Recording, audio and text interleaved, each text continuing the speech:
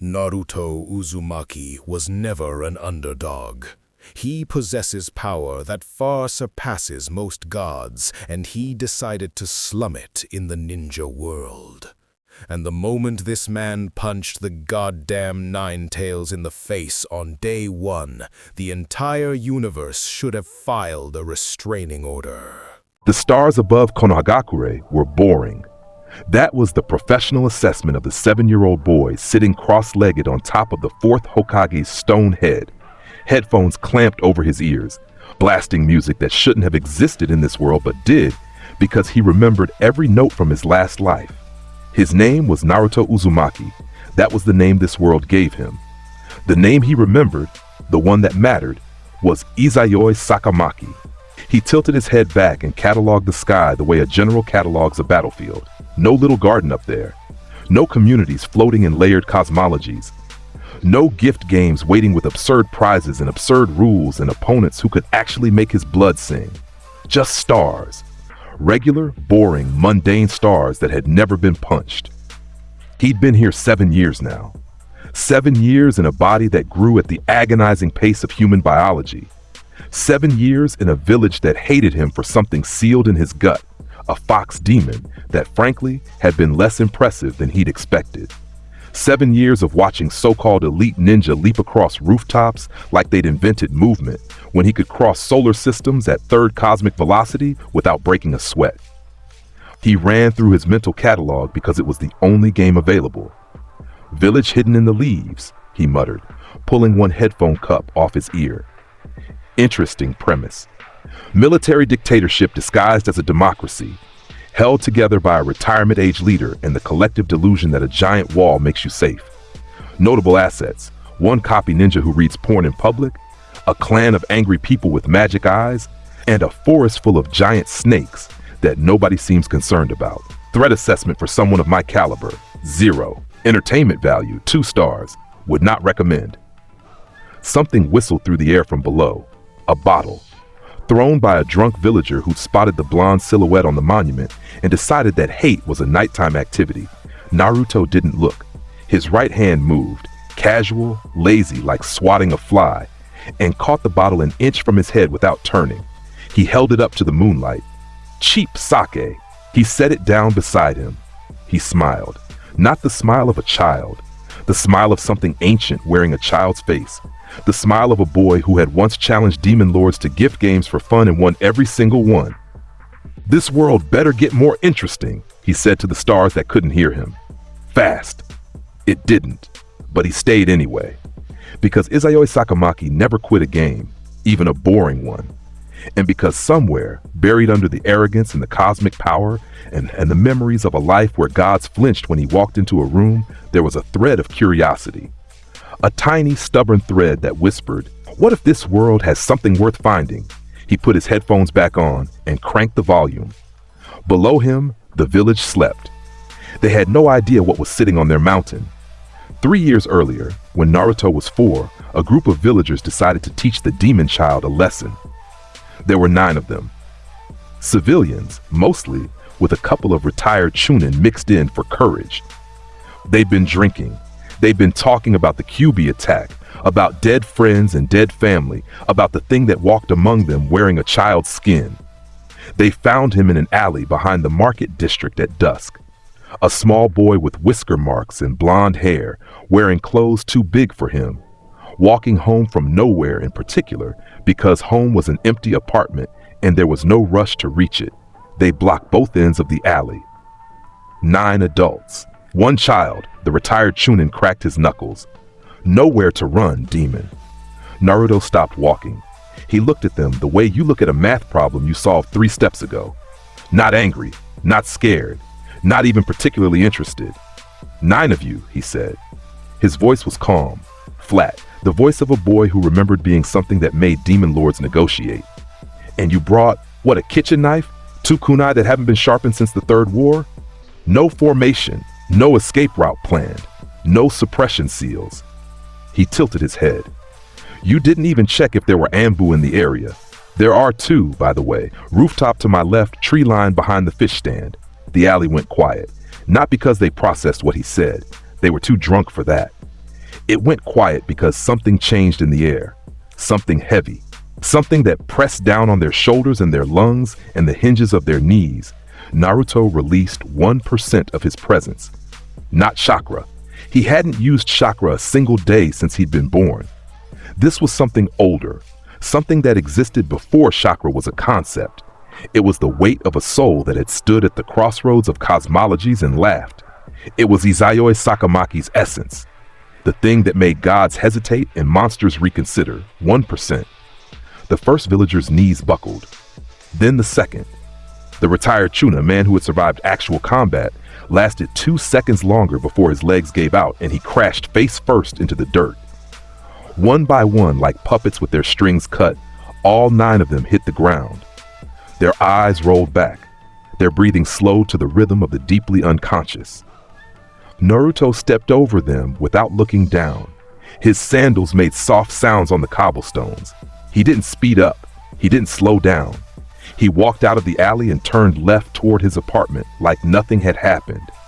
On the rooftop to his left, an Anbu with a cat mask gripped the edge of the building hard enough to crack the tile. Her partner, a man in a bear mask who had served through the Third War and had seen things that haunted his sleep, was already writing his report in his head. He would file it that night. The third Hokage would read it 3 times before setting it down and reaching for his pipe with a hand that was not entirely steady. The report said, the target released an unidentified pressure wave of non-chakra origin. 9 civilians were rendered unconscious without physical contact. Duration of release, approximately 1.3 seconds. Recommend immediate reclassification. The third Hokage did not reclassify Naruto, but he did cancel every scheduled Anbu rotation and assign his 2 best operatives to permanent, invisible surveillance. Not to protect the village from Naruto. To protect Naruto from doing something that would force the Hokage to have a conversation he was not prepared to have. That night, Naruto met the fox. He didn't fall asleep and drift into the mindscape accidentally. He walked in deliberately, the way you walk into a room you own. One moment he was lying on his bed staring at the ceiling. The next, he was standing in a sewer, because apparently his subconscious had the aesthetic sensibility of a drainage worker, facing a cage the size of a cathedral. Behind the bars, 2 massive red eyes opened. Each one was larger than his entire body. The darkness behind them shifted. Fur, muscle, 9 tails, each one capable of flattening mountains, swaying in the dim light like the limbs of something that had been sleeping for far too long. The 9-tailed fox, Kurama, the most powerful of the tailed beasts. A primordial entity of pure chakra and ancient rage. He opened his mouth and roared. The sound was designed to break minds. It carried millennia of fury, of imprisonment, of cosmic loneliness, compressed into a single devastating frequency. The walls of the mindscape shook. The water on the floor rippled outward. The bars of the cage vibrated like tuning forks. Naruto yawned. Not for show. Genuinely yawned. Covered his mouth and everything. "That's your opener?" he said, dropping his hand. "A roar? That's what you've been saving up for. What? 12 years of imprisonment? 4 if we're counting from my birthday." He shook his head. "You know, I once fought a 3-headed dragon that could erase timelines with its breath, and even that guy had better material than Ra!" Kurama's eyes narrowed to slits. "You dare!" Naruto jumped. Not a chakra-enhanced leap, not a ninja maneuver. He jumped the way Izayoi Sakamaki jumped, with legs that could launch him past the gravitational pull of stars. He cleared the cage bars in a single arc, sailed over the gap that was supposed to be uncrossable, and landed on Kurama's snout with the casual grace of a kid hopping a fence. The fox froze. No one had ever entered the cage. No one had ever been crazy enough to try. The seal was designed to be absolute. The bars were reinforced with the 4th Hokage's dying technique, and this 4-year-old child had just jumped over them, like they were a suggestion. "Hey," Naruto said, crouching on the bridge of Kurama's nose, grinning down at an eye that was bigger than he was tall. "You're big. That's neat. I like big things. They make a better sound when they fall." Kurama's response was instinctive, ancient, a surge of killing intent so dense it warped the mindscape itself. Tails lashed, jaws opened. Naruto punched him in the nose, not a child's punch, not even a shinobi's punch. This was a fist backed by the same power that had cracked the armor of a demon lord, powered by muscles that operated on principles physics textbooks hadn't discovered. The impact point was the tip of Kurama's snout, and the shockwave that erupted from it was so violent that the entire mindscape, a psychic construct reinforced by the most powerful sealing jutsu ever created, cracked. The walls fractured, the ceiling split. The water exploded upward in a geyser that hit nothing because there was nothing above them. And Kurama, the nine-tailed fox, the walking apocalypse, the beast that had shrugged off armies and demolished villages, went to his knees, all four of them. His massive head hit the floor of the cage with a sound like a mountain collapsing. His tails went limp. His eyes, wide and unblinking, stared at the small boy who was now standing on the ground in front of him, shaking out his fist like he just knocked on a door too hard. For a very long time, neither of them spoke. Then Naruto smiled. Not cruelly, almost warmly. "Here's how this works," he said. "You're not my prisoner. I don't do prisoners. You're my partner. I don't care if you agree right now. You will eventually, because I'm the most interesting thing that's ever happened to you, and we both know it." He pointed at Kurama's face. "But if you ever call me your vessel, your container, or your jailer again, I will punch you harder. And I was holding back just now." Kurama stared at this impossible boy, this child who should not exist, whose soul smelled like something from outside the boundaries of the world, whose fist had just done what armies, Kaj, and even the sage of six-path sealing techniques had never done, made the nine tails feel small. "What are you?" the fox whispered. Naruto put his hands in his pockets. "Bored," he said, "mostly bored." He turned and walked out of the mindscape. Behind him, Kurama lay on the floor of his cage, all nine tails flat, both eyes open, brain running calculations that would have taken a supercomputer years to complete. The calculation kept returning the same result. Do not fight this one. Ever. From that night, things changed in Konoha. Not visibly. Not in any way the average person could point to and name, but the texture of the village shifted. Children who used to throw rocks at Naruto now crossed the street when they saw him coming. They didn't know why. They just felt something in their stomachs. A primal animal instinct that said that one is not like you. That one is not prey. Move. Jinan avoided his block. Chunin walked faster past his apartment building. Junin were the worst. Junin had finely tuned survival instincts, honed by years of life or death combat. Their bodies were instruments calibrated to detect danger. And every single Junin in Konoha, without exception, had the same experience the first time they made eye contact with Naruto Uzumaki after that night. They looked away first. Every time. Might Guy, the most confident, most boisterous, most aggressively optimistic man in the entire village, made eye contact with Naruto on a Tuesday afternoon near the training grounds. He held the gaze for 4 seconds.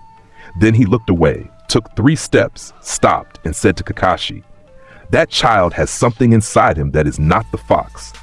Kakashi, reading his book, turned a page, noted, "I am serious, Kakashi. I know you are.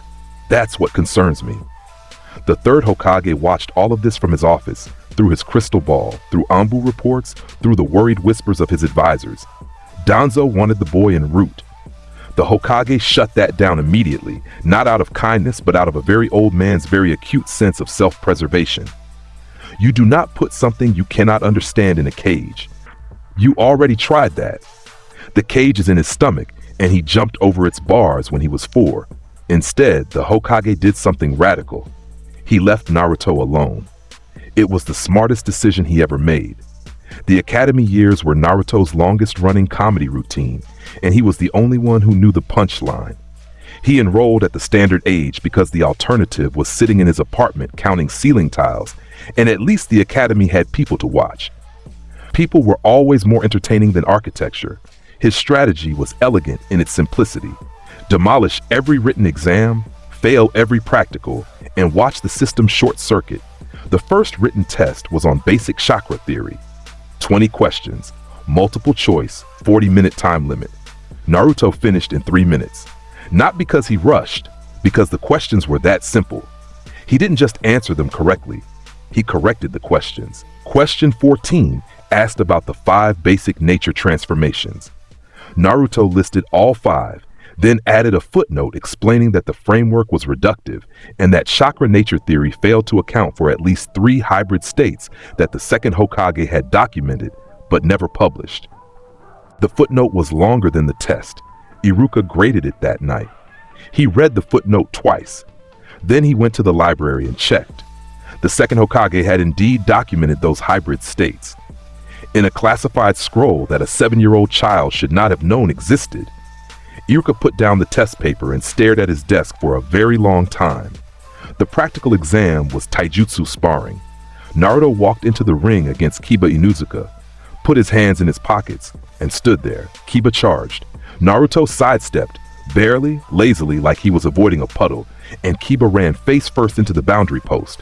The instructor called it a ring out for Kiba. Technically, Naruto had failed to demonstrate any Academy Standard Taijutsu techniques. Fail. His written score, 100, his practical score, 0. His composite grade, exactly average. He did this every single time, for years. The instructors went insane trying to figure out if he was a genius or an idiot. His file was a masterpiece of contradictions. Psychological assessments came back inconclusive because the boy answered every question with another question and somehow made the psychologist feel stupid for asking. Sasuke Uchiha, the so-called Rookie of the Year, noticed him on a Wednesday. They were in the schoolyard. Sasuke was brooding on a bench, his default state, and Naruto was lying in the grass nearby, headphones on, staring at clouds. They hadn't spoken. They were in the same class but existed in different universes. Then Shikamaru Nara, who was lying in the grass 3 feet away doing the exact same thing, said, "You got a perfect score on the chakra theory test again." Naruto didn't open his eyes. And you failed the kunai throwing portion. Again, you missed every target. Did I? Shikamaru was quiet for a moment. Then, I checked the targets after class. Every kunai landed in the exact center of the target behind the one you were supposed to hit. You hit the wrong targets on purpose, and you hit the center every time. Naruto smiled, eyes still closed. Shikamaru, what? You're the first person to notice. Took you 3 months. I expected 2. Disappointing, but respectable. Shikamaru stared at him. Then he lay back down and muttered, troublesome. Sasuke, who had heard every word from his bench, did not say anything. But he looked at Naruto for the first time, actually looked, and something in his chest tightened. Not rivalry. Not yet. Something worse, recognition. The recognition of someone who might be operating on a level Sasuke couldn't even see the bottom of. He pushed the thought away. He was an Uchiha. He was the Avenger. He had a destiny. Naruto, had he known what Sasuke was thinking, would have laughed until he couldn't breathe. The day of the graduation exam, Iruka stood at the front of the classroom and called names one by one. Students went into the testing room. Students came out with headbands or without. The usual drama, the usual tears. Sakura passed. Ino passed. Shikamaru passed while looking like he'd rather be anywhere else.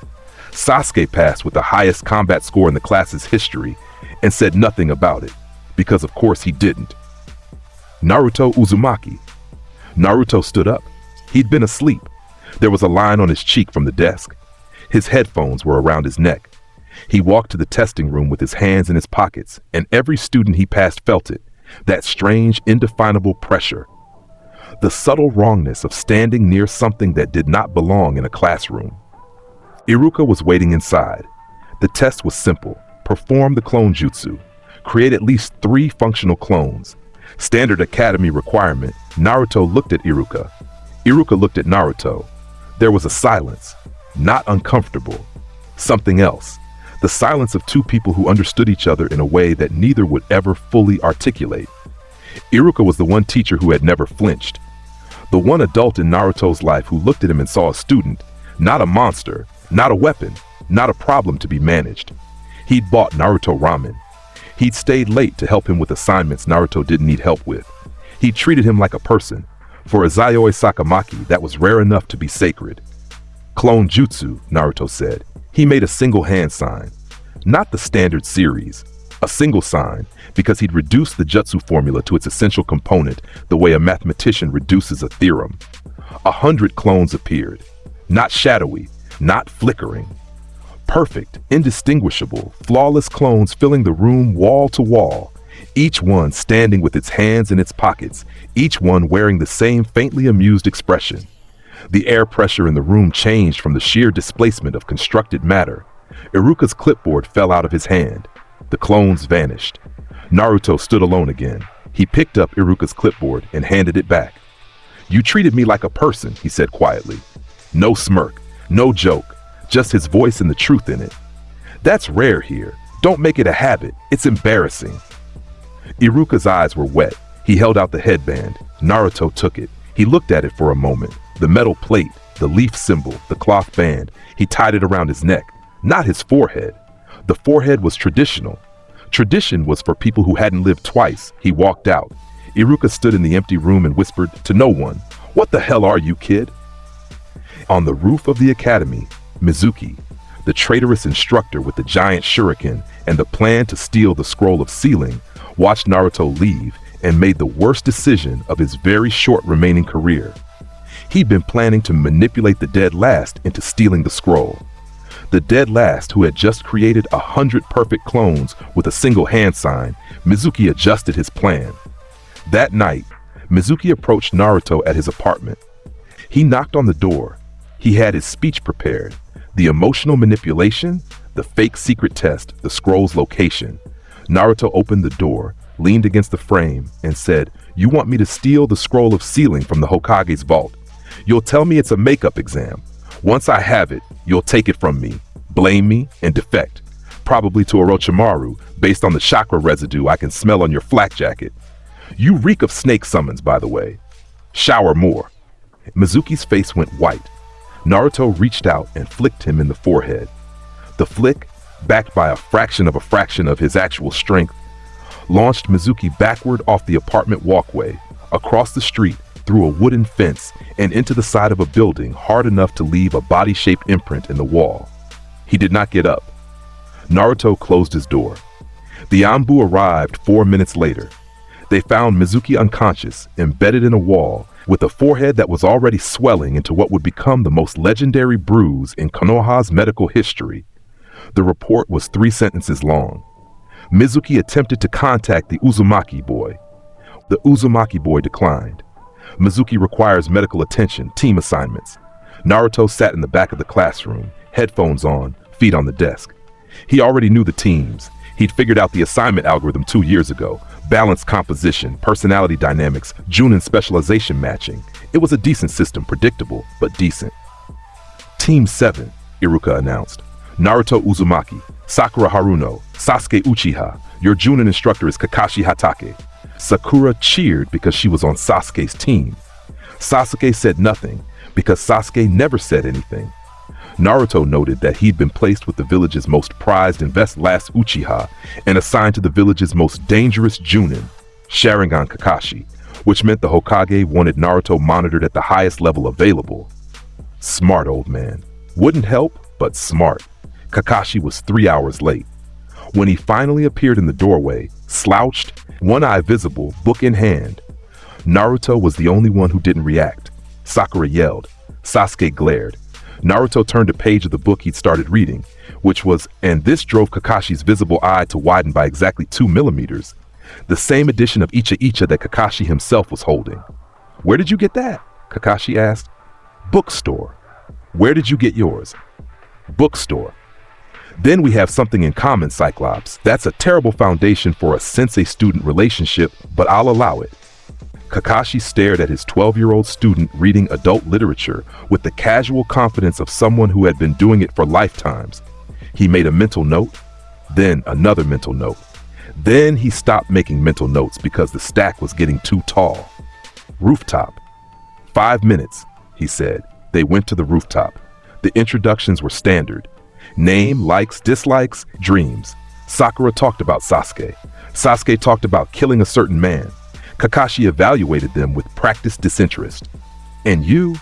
Kakashi pointed at Naruto. Naruto leaned back against the railing, headphones around his neck, arms crossed. "Name? Naruto Uzumaki. Likes music, ramen, fights that are actually worth my time, women with confidence." He glanced at Sakura, who blinked. He winked. She turned red and forgot what planet she was on. Dislikes, boredom, cowardice, thought monologues, and people who confuse being mysterious with being interesting. He looked directly at Kakashi. Dreams, find something in this world strong enough to make me try.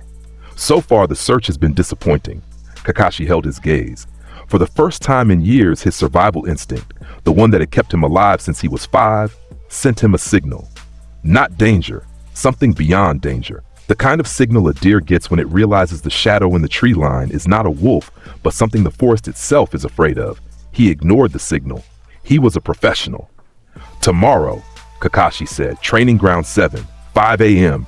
Don't eat breakfast. Naruto smiled. Is that the bell test? Kakashi's visible eye went flat. Excuse me? 2 bells, 3 students, the real test is teamwork. Failure means back to the academy. It's in the Junin Instructor's Handbook. Section 4, subsection 3. I read it last year. It was in the Hokage's office on his desk. He should really lock his door.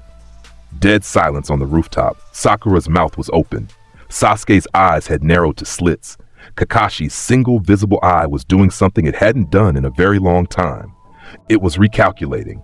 Tomorrow, Kakashi said again, very carefully. 5 a.m. Naruto put his headphones on. Make it interesting, Cyclops, please. He didn't. The bell test was scheduled for dawn. Kakashi arrived at 10 a.m. because he was constitutionally incapable of being on time. Sakura and Sasuke had been waiting for 5 hours, hungry, irritated, and in Sasuke's case vibrating with competitive energy. Naruto arrived at 10:01. 1 minute after Kakashi, he walked up eating from a bag of chips because he was Izayoi Sakamaki, and no one told Izayoi Sakamaki when to eat, with his headphones blasting something upbeat. You're late, Kakashi said. So were you. I was watching from the trees. You showed up 60 seconds before me. Decided to let you have your dramatic entrance. You're welcome. Kakashi set the alarm clock on the memorial stone. He held up 2 bells. The rules are 2 bells, Naruto said. 3 students. We have until noon. Whoever doesn't get a bell goes back to the academy. The real test is teamwork, because a shinobi who abandons the mission is trash, but a shinobi who abandons their comrades is worse than trash. Your sensei, the 4th Hokage, taught you that. He learned it from Jiraiya. Jiraiya learned it from the 3rd. It's a lineage philosophy, not a tactical doctrine. Can we skip the preamble? Kakashi stared at him.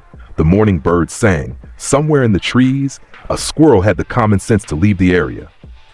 Begin, Kakashi said. Sakura bolted for the tree line. Standard academy evasion. Hide, assess, engage. Smart enough. Sasuke dropped into a combat stance. He had a plan. He was going to engage Kakashi directly, use his superior taijutsu, and Naruto moved. 3rd cosmic velocity, the speed at which an object escapes the gravitational pull of a solar system. Not a metaphor, not an exaggeration. The actual, physical, cosmologically defined velocity that Izayoi Sakamaki's gift granted his body. He didn't blur. Blurring implied that the eye could almost track the movement. There was nothing to track. One frame he was standing in front of Kakashi eating chips. The next frame, the very next perceptible instant, he was standing behind Kakashi. The bag of chips was gone. His hands were in his pockets. The displacement was so sudden and so fast that the air where he'd been standing didn't collapse for a full second. When it did, the resulting vacuum implosion cracked outward in a shockwave that tore the grass from the earth in a perfect circle, launched Kakashi's book out of his hand and into the forest canopy, ripped his mask clean off his face for the first time in front of students, and sent Sasuke skidding backwards 6 feet. Sakura, hiding behind a tree 70 meters away, was knocked flat. Naruto stood behind Kakashi, spinning both bells on one finger. He hadn't punched, hadn't kicked, hadn't used a jutsu. He had walked at a speed that made light look like it was standing still, and taken the bells off Kakashi's belt while the Junin's brain was still processing the sound of the first displacement. Kakashi's hand went to his belt. Empty. He turned around. His mask was gone. His face, the face of Konoha's most mysterious Junin, the face that an entire village had speculated about for decades, was just out there, in the open, looking mildly stunned. Both bells, Naruto said, still spinning them. First try, and you've got a mole on your left cheek. It's cute. Kakashi's Sharingan eye, which he hadn't even had time to uncover, was spinning behind its lid. His normal eye was wide. His mouth, now visible to the world for the first time since his childhood, was slightly open. You're full of openings, Cyclops. Naruto tossed the bells into the air and caught them. Pass us before I get bored and dismantle the training ground. I like this spot. It'd be a shame. Kakashi stood there. The wind blew. A leaf drifted past his exposed face. Sasuke was on his knees in the grass. Not from the shockwave. From something else. From the horrible, vertiginous understanding that he had been preparing to fight a Junin. And the blonde idiot, the dead last, the class clown, the kid who slept through every lesson, had ended the test before Sasuke's brain finished forming its first tactical thought. Sakura peeked out from behind her tree. Her inner self, the loud one, the one that screamed, was completely silent for the first time in her life. You pass, Kakashi said. His voice was different, quieter. The voice of a man who had just realized that the thing he'd been assigned to monitor was not something he could monitor. All three of you. Naruto tossed the bells to Sasuke and Sakura. Teamwork lesson. I did everything. You're welcome. Next time, try to be useful, or at least entertaining. He put his headphones on and walked toward the village. Kakashi stood in the training ground for 20 minutes after the students left. Then he went home, sat at his desk, and wrote his mission report. It said, Team 7 passed. Note, the Uzumaki boy is a national security issue. Recommend Hokage-level briefing immediately. Also, he saw my face. This is somehow the least concerning part of today. The Hokage read the report. He read it again. He put it down. He picked up his pipe. He put his pipe down. He picked up the report again. Then he poured himself a drink, and it wasn't even noon. The first few D-rank missions were exactly as terrible as Naruto expected. Catch the cat, pull the weeds, paint the fence. The fundamental infrastructure of a ninja village, apparently, ran on child labor and the tears of Genin. Naruto caught Tora the cat on the first mission. He walked into the forest, sat down, and waited. 5 minutes later, the cat walked out of the bushes and sat in his lap, voluntarily purring. The cat that had drawn blood from every Genin team in Konoha for the past decade sat in Naruto's lap like a kitten and refused to move. How? Sakura said. Animals are smarter than people. They can sense who's at the top of the food chain. He scratched behind Tora's ears. Isn't that right, Fleabag? Tora purred louder. Sasuke watched this from 10 feet away and felt his left eye twitch. After 2 weeks of D-ranks, Naruto walked into the Hokage's office, uninvited, sat down in the chair across from the third Hokage, and said, Give me a real mission. The Hokage looked at him over his pipe. Naruto, the ranking system exists for... Your ranking system is a bureaucratic relic designed for average genin with average capabilities following average career trajectories. None of those words apply to me, and you know it. You've read the Anbu reports. You've talked to Kakashi. You're stalling, old man, and we both know why. The Hokage's eyes were ancient and sharp, and they did not waver. Why then? Because if you give me a real mission and I succeed, which I will, you lose plausible deniability. You can't pretend I'm a normal genin anymore. The council finds out, Danzo finds out, and then everyone starts fighting over who gets to point the weapon. Naruto leaned back. I'm not a weapon. I'm a person who is extraordinarily bored. Give me a C rank before I start redecorating the village with craters. The next morning, Team 7 was assigned the escort mission to the Land of Waves. Tazuna, the bridge builder, walked into the briefing room drunk and skeptical, looked at the 3 12-year-olds assigned to protect him and said, These kids are supposed to protect me? The blonde one looks like he's about to take a nap. I am about to take a nap, Naruto confirmed. Start walking. I'll protect you in my sleep. The road to Wave Country was quiet for exactly 47 minutes. Naruto sensed them before the puddle. Genome Tree, his gift, his passive, his constant companion, read the environment the way a supercomputer reads data. The 2 puddles on the side of the road registered immediately. Wrong temperature, wrong density. Chakra construct masking human biorhythms. Chunin level, poison gauntlets. Demon brothers. Missing them from Kirigakure, he ranked the threat D+. He almost didn't bother.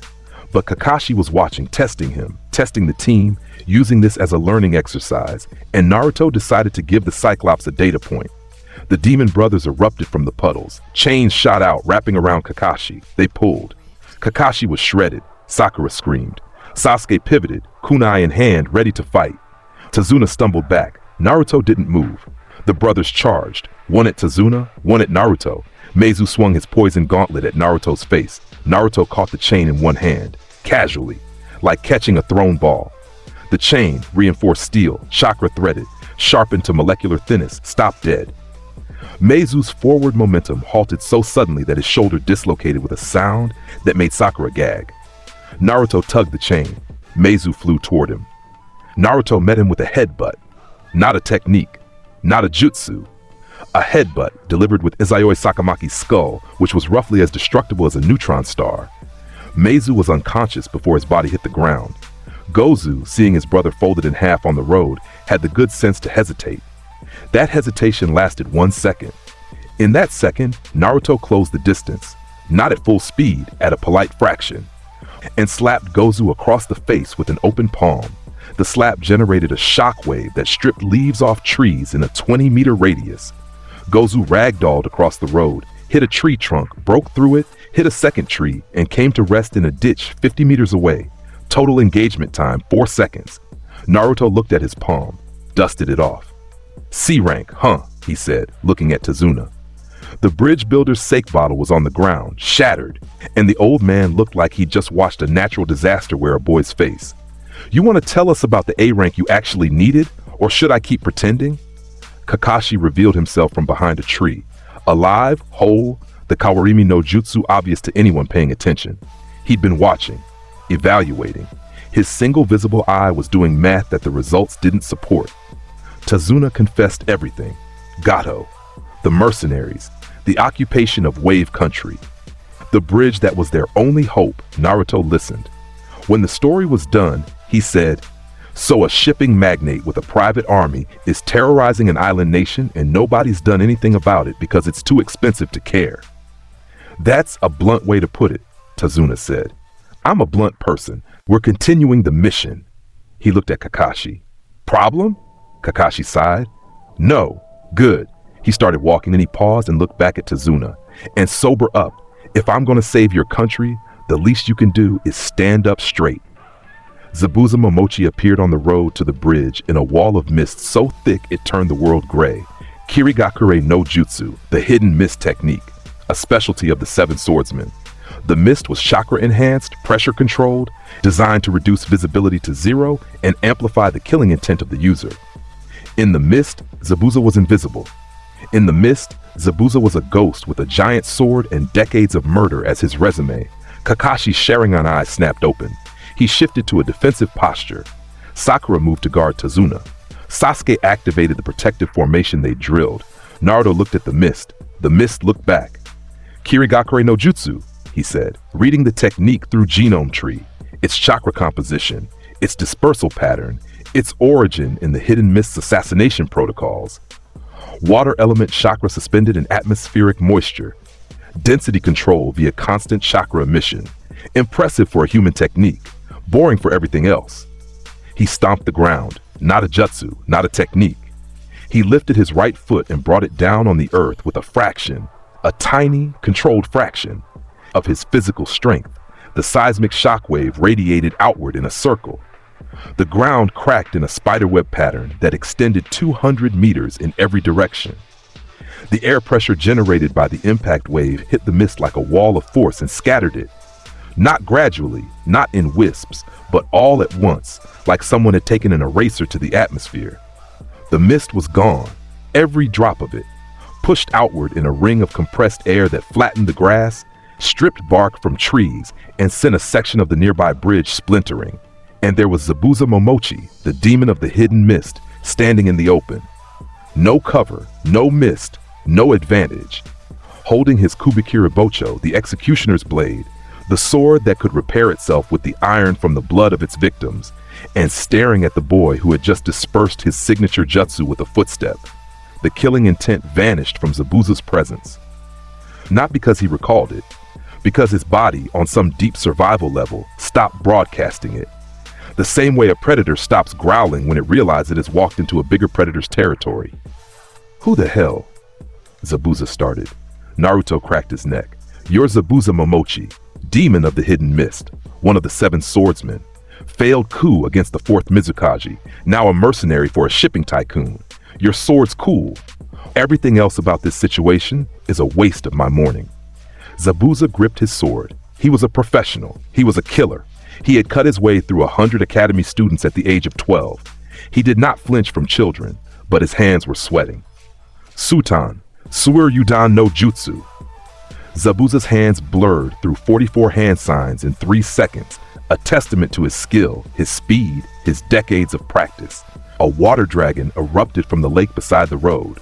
It was massive, 30 feet of pressurized water shaped into jaws and scales, roaring with enough force to crush stone. It charged Naruto. Naruto raised his right hand, palm open, and let the dragon hit him. Gift destruction. The water dragon struck his palm and unraveled. Not splashed, unraveled. The jutsu came apart at the molecular level, the chakra binding the water into shape, dissolving on contact with his skin. Genome Tree read the jutsu formula, identified its structural components, and annihilated them. The dragon became ordinary water. Then the water lost cohesion entirely and fell around Naruto's feet like someone had turned off a hose. He wasn't wet. Zabuza's eyes went wide above his bandages. One more, Naruto said. He held up a finger. You get one more try. Make it count. Zabuza was not a coward. He was not a fool. But he was alive because he knew when a fight was over. This fight had been over before it started. Still, he swung. Because he was Zabuza Momochi, and he did not go quietly. Mizubunshin no Jutsu. 3 water clones materialized, each at a fraction of his strength, each wielding a replica of the executioner's blade.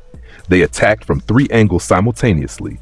The real Zabuza came from above, bringing Kubikirabocho down in a vertical arc meant to split Naruto from skull to navel. Naruto punched upward. His fist met the executioner's blade, a legendary weapon forged from a unique ore, reinforced with decades of absorbed iron, one of the 7 great swords of Kirigakure. The sword shattered. The blade, the indestructible, self-repairing Kubikirabocho, fractured into 100 pieces on impact with Naruto's knuckles. The shockwave from the punch continued upward, hit Zabuza in the chest, and launched him skyward. He went up 200 feet. The water clones exploded into spray from the air pressure alone. Zabuza came back down a quarter mile away in the forest, where the sound of his landing was a small thunderclap of broken trees. Naruto lowered his fist. His knuckles were unmarked. The silence that followed was the loudest thing any of them had ever heard. Kakashi's Sharingan eye was spinning so fast it hurt. He had copied nothing. There was nothing to copy. That was not a jutsu. That was not a technique. That was just a boy punching a sword hard enough to break physics. The sword shattered, Kakashi said. His voice was carefully neutral. The voice of a man refusing to have an emotional reaction because the alternative was collapsing. It was just metal, Naruto said. He rolled his shoulder.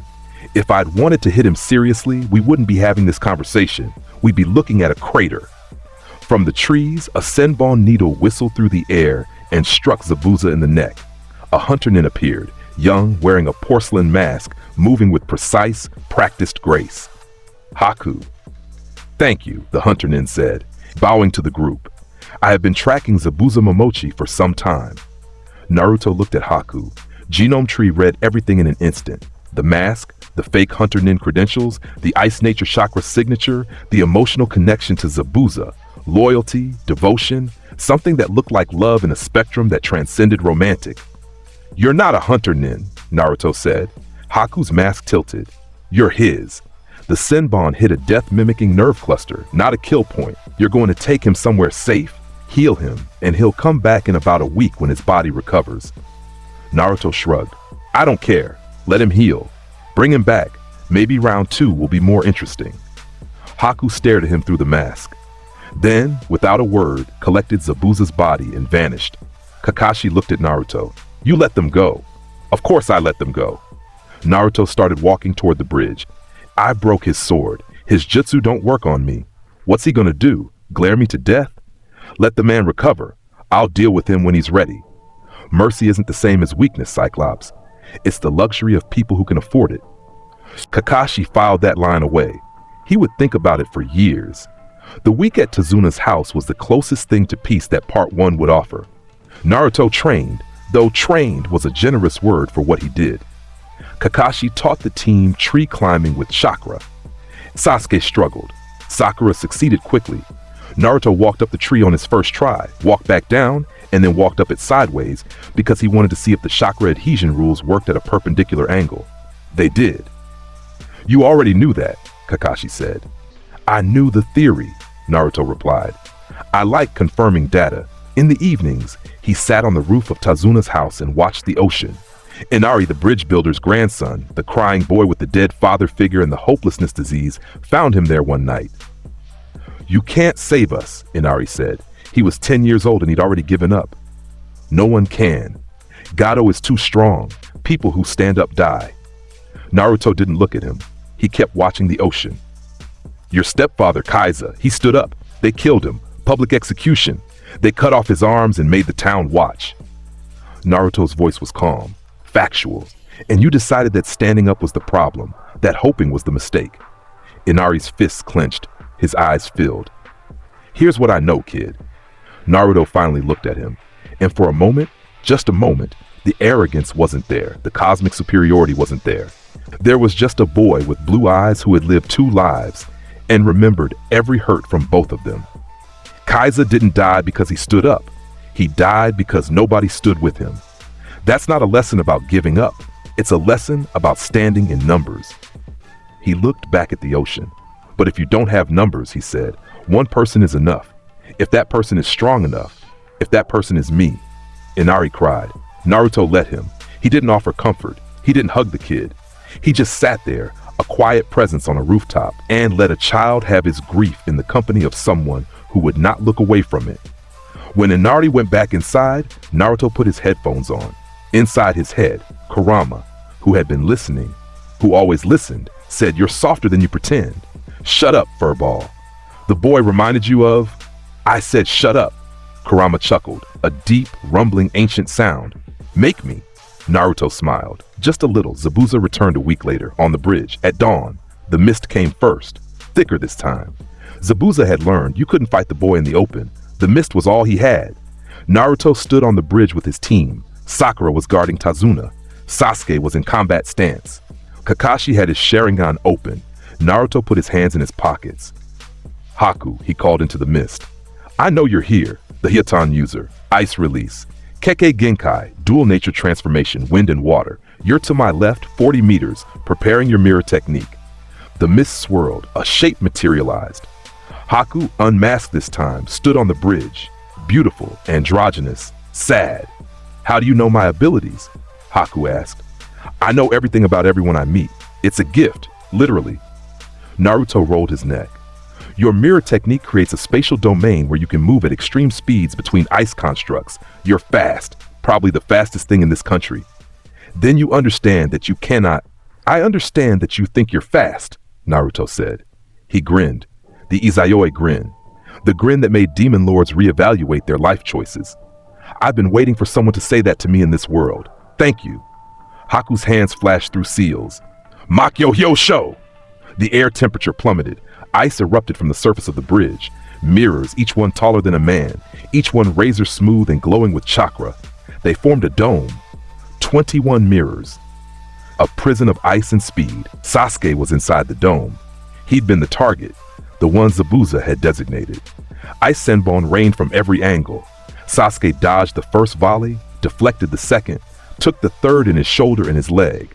Blood hit the ground. Naruto stepped into the dome, not through a gap, through a mirror.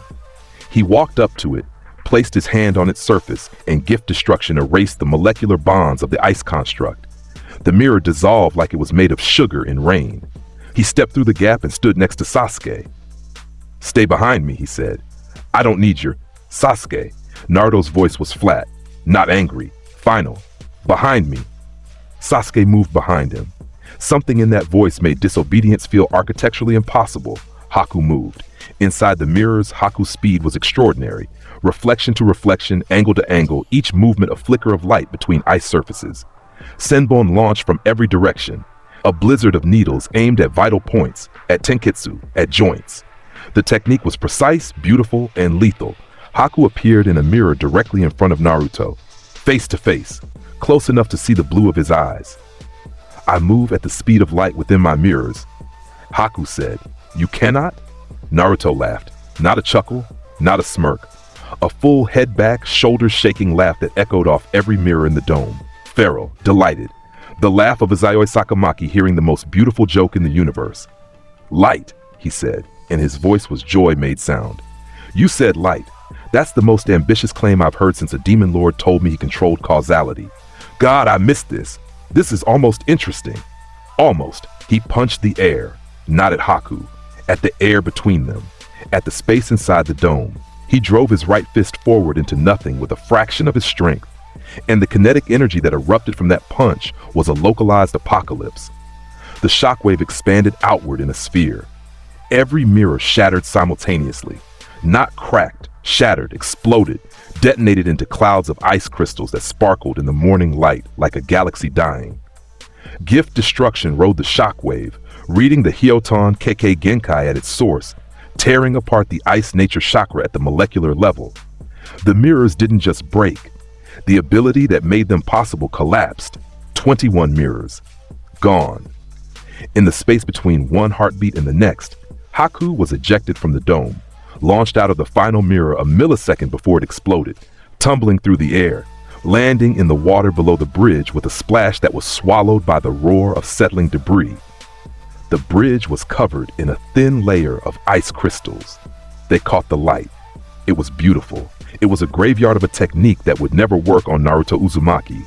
Sasuke stood in the middle of the shattered dome, untouched. He looked at the space where 21 indestructible mirrors had existed 2 seconds ago. He looked at Naruto's back. He looked at Naruto's fist, the one that had just destroyed an entire Kekkei Genkai with air pressure. Something broke inside Sasuke's chest. Not dramatically, quietly. A hairline fracture in the foundation of his self-image, the first of many. Haku pulled herself out of the water. She was alive, bruised, shaken, her chakra network scrambled, but alive. "How? Don't." Naruto's voice was gentle, not mocking. "Don't ask how. It won't help you. Go get your master. I broke his sword last time. If he behaves, I won't break him." On the other end of the bridge, Kakashi and Zabuza were fighting. Kakashi with his Sharingan copying water jutsu. Zabuza with a replacement blade and diminished confidence. Naruto didn't intervene. It was Kakashi's fight. He respected that, until Gato arrived. The shipping magnate appeared at the far end of the bridge with an army, 200 mercenaries. Thugs, samurai, missing nin, the dregs of every country's criminal underworld. Gato stood behind them, smug, short, and wearing a suit that cost more than most people's houses. "Kill them all," Gato said.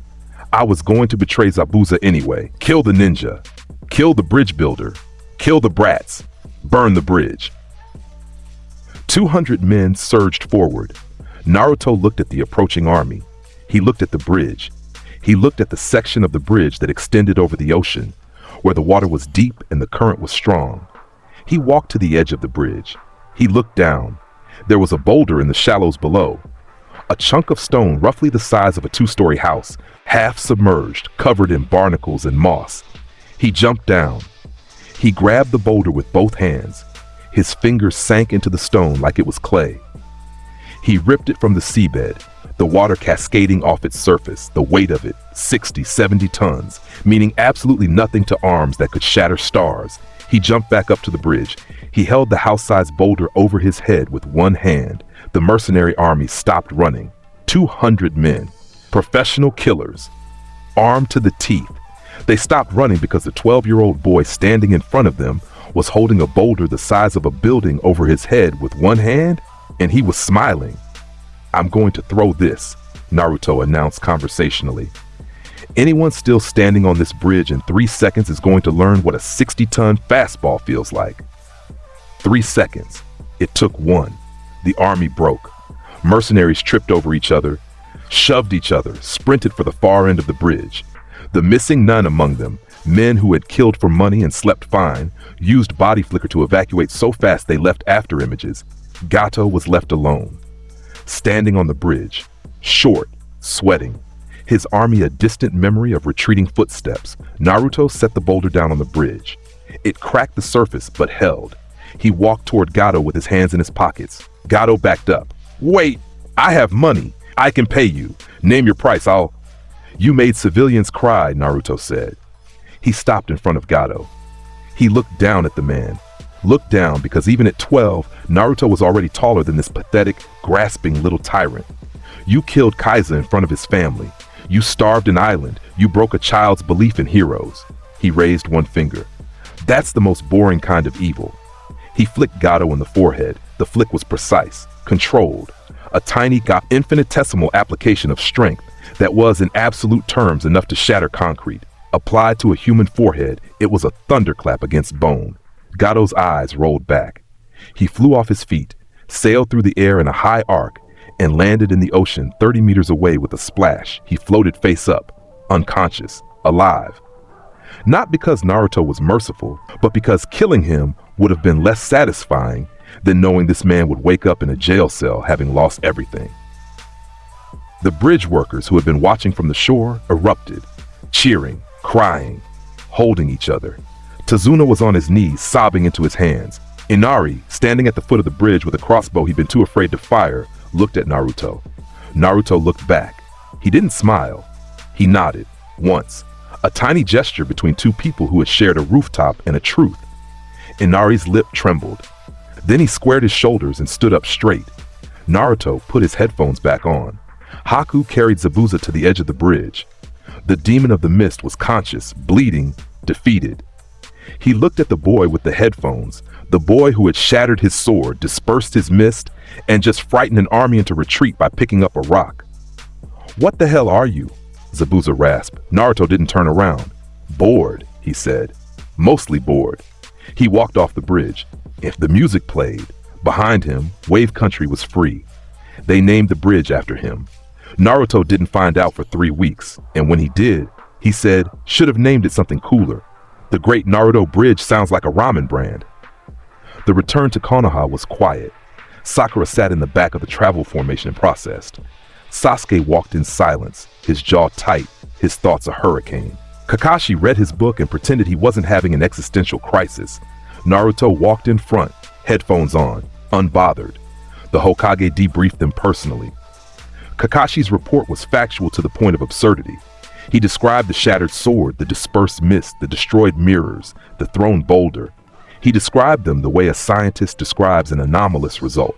Precise, detached, and deeply unsettled. The Hokage dismissed Sakura and Sasuke. He kept Naruto and Kakashi. The Chunin exams begin next month, the Hokage said. Naruto looked up from examining his fingernails. And I'm entering Team 7. We've been genin for a month. Yes. Naruto stared at the old man. Then he smiled. A real smile. The kind that made the Hokage remember that this was still, underneath everything, a 12-year-old boy. You want to see what I can do, Naruto said. In front of people, in a controlled environment, with foreign dignitaries watching, so the political implications of what I am become everyone's problem instead of just yours. The Hokage puffed his pipe. I have no idea what you're talking about. You're a better liar than most, old man, but you're still a liar. He stood up. Fine. I'll do your exams, but if the fights are boring, I'm leaving. He walked out. Kakashi and the Hokage sat in silence for a long moment. Lord Hokage, Kakashi said carefully. Yes? I don't think the exams are ready for him. I don't think anything is. The Hokage tapped his pipe against the ashtray. That, he said, is precisely what concerns me. The Chunin exam selection was announced to Team 7 the next morning. Sakura was nervous. Sasuke was hungry for it, desperate to test himself, to prove something, to measure the gap between himself and the phantoms that haunted him. Naruto accepted the application form, filled it out in 4 seconds, and handed it back. Under special skills, he had written everything. Kakashi looked at the form, looked at Naruto, decided not to comment. The first exam, the written test, room 301, filled with genin from every nation. Sand, sound, rain, grass, waterfall. The room buzzed with killing intent and adolescent anxiety. Abiki Morino stood at the front, the head of Konoha's torture and interrogation division, a man whose face was a topographical map of scars and whose eyes could make veteran Junin confess to crimes they hadn't committed. The test was a psychological operation disguised as a written exam. 9 questions designed to be unsolvable through normal study. The real test was intelligence gathering. Could you cheat without being caught? Could you handle the pressure of the 10th question? Naruto sat down. He looked at the paper. 9 questions. He picked up his pencil. 45 seconds later, he put it down. Every question answered. Every answer correct. Not just correct, annotated. Question 6 asked about the trajectory calculation for a thrown kunai at variable wind speeds. Naruto solved it, then added a footnote explaining that the question's assumed drag coefficient was wrong and providing the correct value. Question 8 referenced a tactical scenario from the Second Great War. Naruto answered it, then added a second answer describing what he would have done differently and why it would have worked better. He folded his arms on the desk, put his head down, and went to sleep, the proctor monitoring his row. A chunin with a clipboard watched the boy fall asleep after 45 seconds of writing. He looked at the answer sheet. He read the answers. He read the footnotes.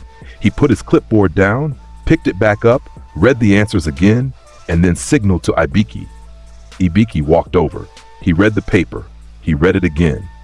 His scars seemed to deepen. He walked back to the front of the room without saying a word. He picked up the internal communication scroll on his desk and wrote a single line to the Hokage. The Uzumaki boy finished the exam in under a minute. He corrected 3 of our questions. He is now asleep. I am recommending immediate threat assessment. The rest of the exam proceeded. Jinin cheated. Jinin panicked. Teams were eliminated. The 10th question was posed. Accept the risk or leave. Naruto was asleep through all of it. Sakura nudged him when it was over. He woke up, stretched, and said, "Did I miss anything?" The entire psychological component of the exam. Was it interesting? It was terrifying. Then I didn't miss anything. The second exam, the Forest of Death. Anko Mitarashi briefed the remaining teams at the entrance to Training Ground 44. She was loud, aggressive, borderline unhinged, and wore a trench coat with fishnet underneath because intimidation was as much about aesthetic as attitude. She threw a kunai past Naruto's face, her standard opening gambit, designed to test reflexes and establish dominance. Naruto caught it between 2 fingers without looking at her. He twirled it once and held it back to her. Handle first. Nice throw, he said. Then he looked at her, actually looked, and his brain, carrying the full weight of Izayoi Sakamaki's shameless appreciation for attractive and dangerous women, provided him with a single perfectly calibrated observation. Also, nice coat. The fishnet's a bold choice. On anyone else, it'd be trying too hard. On you, it works. He smiled. The Izayoi smile, confident, zero shame. You should wear it more. Anko Mitarashi, the woman who had trained under Orochimaru, survived the curse mark and spent her career making Junin uncomfortable, opened her mouth to respond. Nothing came out. For the first time in her professional career, Anko Mitarashi was speechless. She stood there, kunai in hand, mouth open, brain buffering. The genin behind Naruto were frozen. This 12-year-old had just flirted with the proctor of the exam, the proctor who was holding a weapon, the proctor who was known to stab people for less. Anko closed her mouth, opened it again, closed it again. Gate opens in 10 minutes, she said, turned around and walked away. Naruto put his hands in his pockets. Behind him, Sakura whispered, "Did you just—" "Yes, she could have killed you." "No, she couldn't." Sakura wanted to argue. She couldn't find the flaw in his logic. That was the worst part. The Forest of Death was designed to be a survival crucible. 5 days. 2 scrolls. Heaven and Earth. Find the matching scroll. Reach the tower in the center. Don't die. Team 7 entered the forest. Naruto's genome tree was already running. Passive, constant, reading every living thing in a 3-kilometer radius. He tracked every team, every predator, every insect. The forest was an open book, and he'd read it before they passed the first tree. Team from Rain, northwest 300 meters. They have a heaven scroll. We have Earth. Naruto pointed without looking. We can finish this in 20 minutes. Sasuke bristled. We should strategize. I am strategizing. The strategy is, I walk over there, take their scroll, and we go to the tower. Coffee break. Done. Sakura raised her hand like she was in class. What if they fight back? Naruto looked at her with the patient expression of a man explaining gravity to a fish. Sakura. Yes? What happened to the last person who fought me? Sakura thought about the boulder. She thought about the bridges of ice shattering like glass. She put her hand down. They got the scroll in 11 minutes. The Rain team didn't fight back. They handed it over. Not because Naruto threatened them. Because he walked into their camp, sat down on a log, and said, "You can give me the scroll and walk out of this forest with all your bones intact, or we can do the other thing. I'm fine with either. Pick one." They picked the scroll. Wise Team 7 reached the tower in under 2 hours. They were the first team to arrive. The previous record was 12 hours, set by a team from Kumogakure 8 years ago. They opened the scrolls. Iruka appeared in a puff of smoke, congratulated them, and then looked at Naruto, who was leaning against the wall, headphones on, eating an apple he grabbed from a tree on the way, and had the expression of a man watching his student become something that transcended the concept of student. "How?" Iruka said. "Walk fast, hit hard, don't overcomplicate things." Naruto bit into his apple, the secret to success in every field. But the forest wasn't done with them. On the second day, while Team 7 waited in the tower for the other teams to arrive, Naruto sensed something. Genome Tree screamed. Not a warning, a klaxon. A red alert at the highest frequency. Something had entered the forest that didn't belong. Something old and wrong and powerful in a way that made the trees themselves lean away from it. Naruto's eyes opened. He'd been napping in one of the tower's upper rooms. Orochimaru, Sakura, and Sasuke both looked at him. One of the legendary Sannin, student of the third Hokage, snake summoner, obsessed with immortality, currently operating as a missing nin with a personal army and a god complex. Naruto stood up. He just entered the forest. He's heading for us. Us? Sakura's voice cracked. Specifically Sasuke. Naruto looked at the Uchiha. He wants your eyes, your bloodline. He's going to try to mark you with something called a curse seal, a parasitic chakra brand that functions as both a power amplifier and a loyalty leash. It's how he recruits. Sasuke's jaw tightened. How do you know all of... I know everything. We've established this. Keep up. Naruto cracked his knuckles. Stay here. Both of you. I mean it. This is not your fight. This is not a fight at all. This is pest control. He walked out of the tower. The forest was dark. The canopy above was so thick that the sunlight barely penetrated. Everything was green and shadow and the sound of things moving in the undergrowth. Naruto walked between the trees with his hands in his pockets. His headphones were around his neck. He was whistling. Orochimaru found him. Or rather, Orochimaru arrived where Naruto had decided the meeting would happen. A clearing large enough to absorb damage, far enough from the tower that the shockwaves wouldn't reach his team. The Sannin descended from the canopy like a nightmare made flesh. Pale skin, yellow eyes with slit pupils, a tongue that extended further than any tongue had a right to. His chakra radiated outward in waves of killing intent, so dense that the grass beneath him browned and the insects in the area died. "Naruto Uzumaki," Orochimaru said, his voice a silken whisper that crawled across the skin. "The Nine-Tails Jinchuriki. I wasn't expecting you to come to me. And I wasn't expecting a Sannin to be sneaking around a children's exam like a creep. Life is full of disappointments." Orochimaru's smile widened. It was not a human smile. It was the expression a snake made before it ate something. "I came for the Uchiha boy," Orochimaru said. "Step aside, and I'll..." No, the word hit the clearing like a dropped anvil. Orochimaru blinked. Not because of the refusal, because of the weight behind it. The single syllable had carried something that shouldn't have existed in a child's voice. Authority. Not the authority of a Kage, the authority of something that existed on a tier above authority. "No?" Orochimaru repeated, amused. "Do you understand who I..." Orochimaru of the Sannin.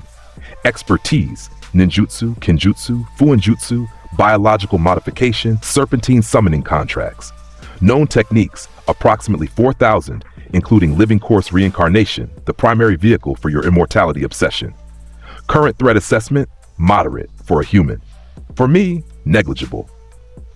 Orochimaru's smile didn't waver, but his eyes changed. Something in those yellow slit pupil eyes recalculated. "You're well informed," the Sannin murmured. "I'm well everything." Naruto took his hands out of his pockets. "Here's what's going to happen. You're going to try your best attack. It's going to fail. Then I'm going to hit you. Then you're going to leave this forest. The only variable is how much pain you experience between step 2 and step 4. Orochimaru attacked. Kuchiyose no Jutsu. His palm hit the ground. The ceiling array blazed. The earth erupted. Manda, the king of serpents, the greatest of the snake summons, a creature so massive that his body could coil around an entire district of a hidden village, burst from the ground with a roar that shook the forest for miles in every direction. Trees toppled, birds scattered. The sky above the canopy darkened with the displacement of air. Manda was ancient. Manda was enormous. Manda was a primordial predator whose existence predated civilizations. Naruto looked up at the snake. The snake looked down at him. Naruto jumped. He went up like a rocket, straight vertical, the air shattering behind him in a sonic boom that blew a crater in the clearing floor. He cleared Manda's head in a fraction of a second and reached the apex of his leap directly above the serpent's skull.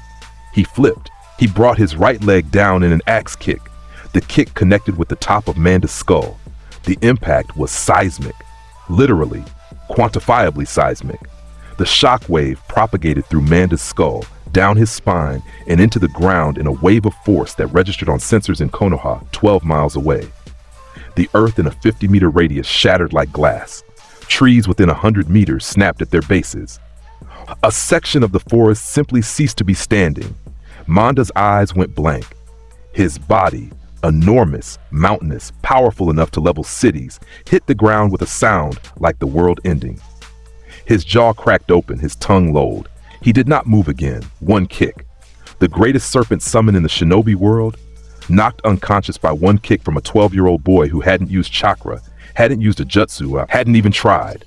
Manda despawned in a cloud of smoke so massive it looked like a volcano had erupted. The smoke cleared. Naruto landed in the crater where the snake's head had been.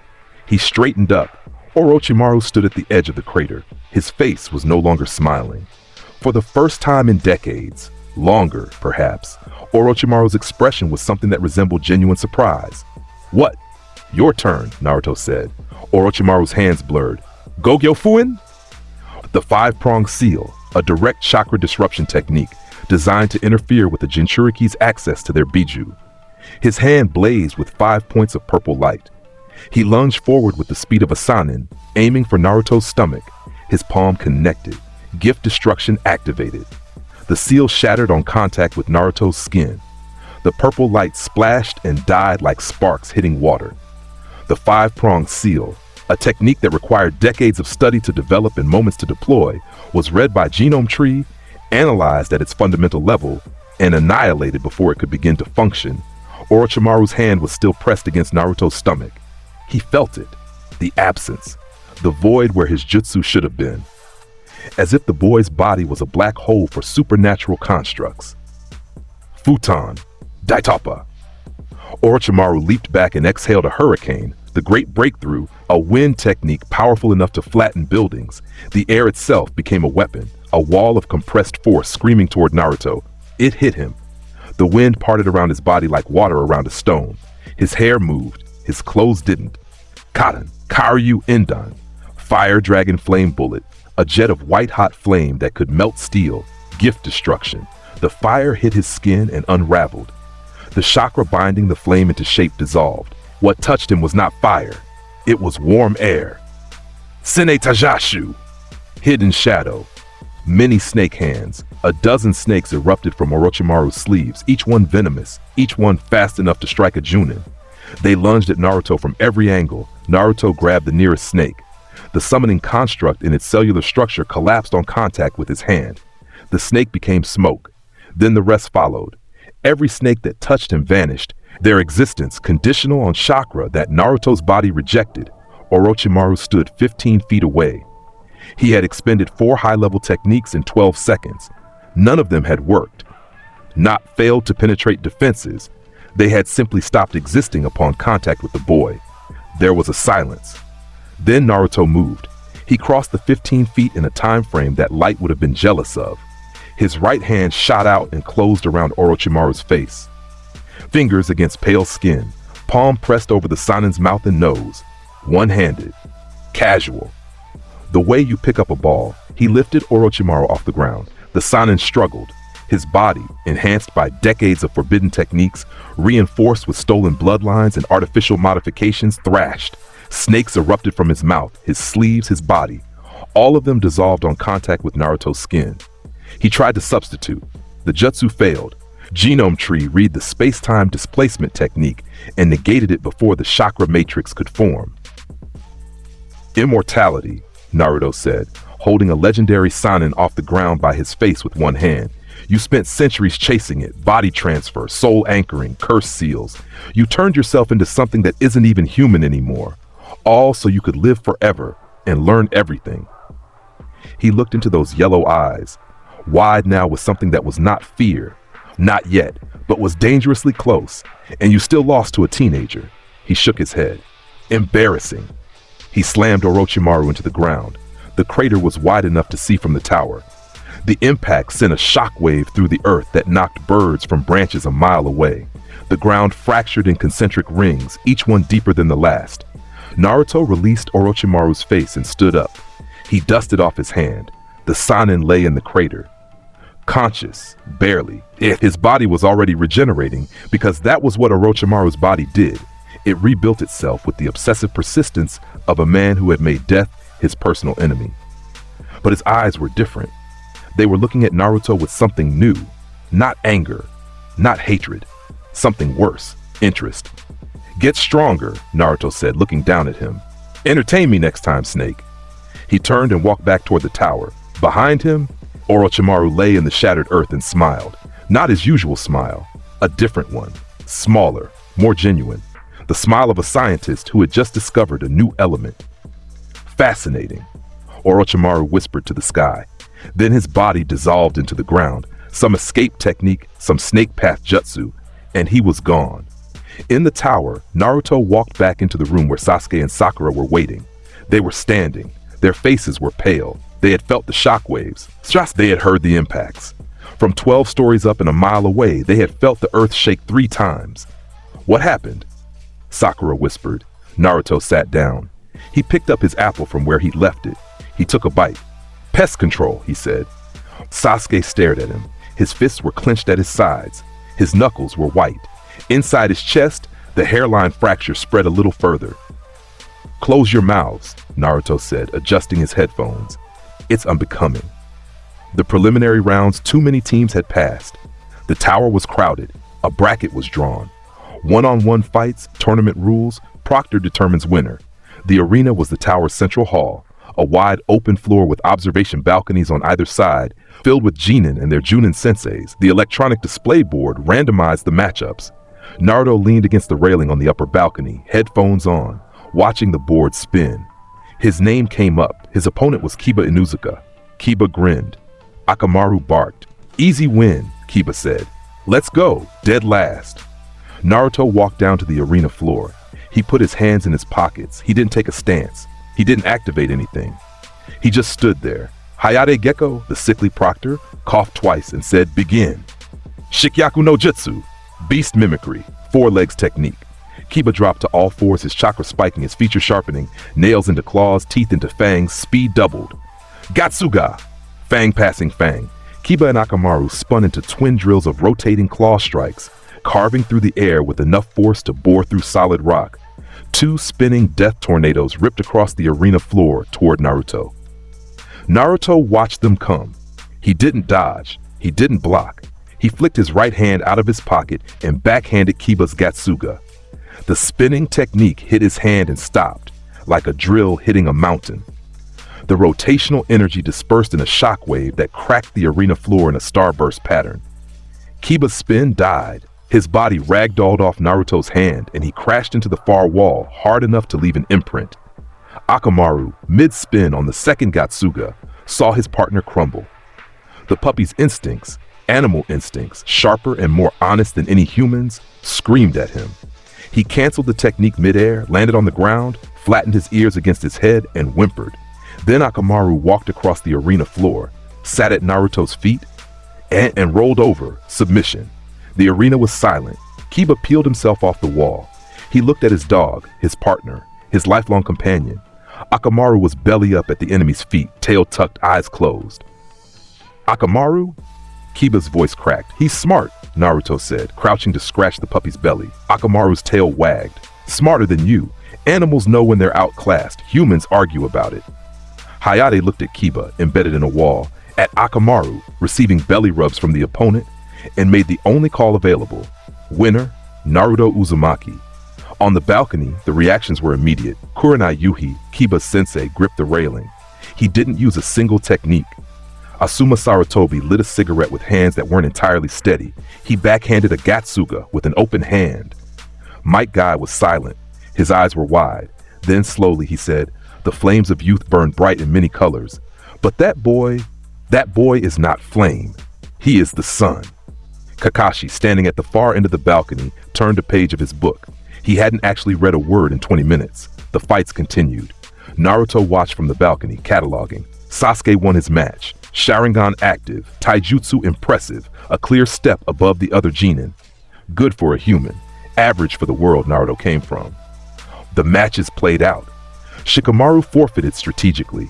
Hinata lost to Neji in a fight that made Naruto's jaw tighten, not from the combat, but from the Hyuga's monologue about fate and destiny and the predetermination of who mattered. Fate, Naruto muttered. The word of people too lazy to fight their circumstances. Neji overheard him. Their eyes met across the balcony. Naruto held the gaze. Neji looked away first. Everyone always looked away first. The month of preparation before the finals was supposed to be training time. Kakashi took Sasuke aside for special training. Chidori, the thousand bird technique, Kakashi's personal assassination jutsu. Sakura studied. Shikamaru complained. Naruto went to the hot springs. He sat in the water, headphones carefully balanced on a rock beside him, and thought about the stars. About Little Garden, about the games he'd played and the people he'd known, and the version of himself that had lived and died and been reborn into a world that felt like a downgrade. He missed it. Sometimes, in the quiet moments. He missed Black Rabbit and her panicked face. He missed Asuka and Yu and their stubborn competence. He missed the games that actually challenged him. This world was small, but it had its moments. Iruka's ramen, Inari standing up straight, Kurama grumbling in the back of his mind like a cosmic roommate, Kakashi pretending he wasn't terrified.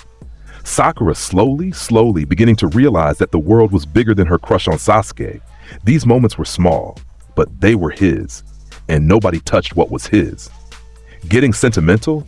Kurama's voice rumbled in the back of his mind. Getting warm. This hot spring is decent. 6 out of 10. You rate everything. Everything deserves evaluation. Even me? Naruto smirked. Especially you. Current rating, annoying but useful. 7 out of 10. 7? Keep talking and it drops to 6. Kurama growled. But there was no threat in it. There hadn't been threat in Kurama's voice for years. The fox had accepted his reality. He was bound to something that defied the natural order of every world it existed in. And the best he could do was ride the wave and hope it didn't get boring. It wouldn't. Not with Naruto. The Chunin exam finals. The arena was packed. Thousands of civilians, shinobi from every rank, dignitaries from allied nations, feudal lords in their boxes, the third Hokage in his observation booth. The atmosphere was electric, a stadium full of people who had come to watch children fight and had no idea they were about to witness something that would redefine their understanding of power. The matches were announced. Naruto's first opponent in the tournament bracket was Neji Hyuga. Neji descended to the arena floor with the calm certainty of someone who believed the outcome was predetermined. His Byakugan was active, veins bulging around his eyes, 360-degree vision mapping every chakra point in Naruto's body. Fate has decided this match, Neji said. You are a dropout, a dead last. You cannot. Skip it. Neji blinked. What? The speech. Skip it. I've heard it. Fate, destiny. You're a caged bird. The branch family suffers. You've turned your trauma into a philosophy that conveniently absolves you of responsibility. I get it. It's boring. Fight me or forfeit. The crowd murmured. The Junin in the stands leaned forward. Nobody talked to a Hyuga like that. Nobody talked to anyone like that. Neji's expression hardened. His pride, the one thing that held him together, had been dismissed in 4 sentences by a boy who hadn't even taken his hands out of his pockets. Hake Rokujuyon Sho. 8 trigrams, 64 palms. Neji launched forward with the signature technique of the Hyuga clan's main branch. A technique he had learned through observation and genius alone, proof of his talent, proof that he was worthy of. Naruto didn't move. He stood there, hands in pockets, and let Neji hit him. 64 strikes.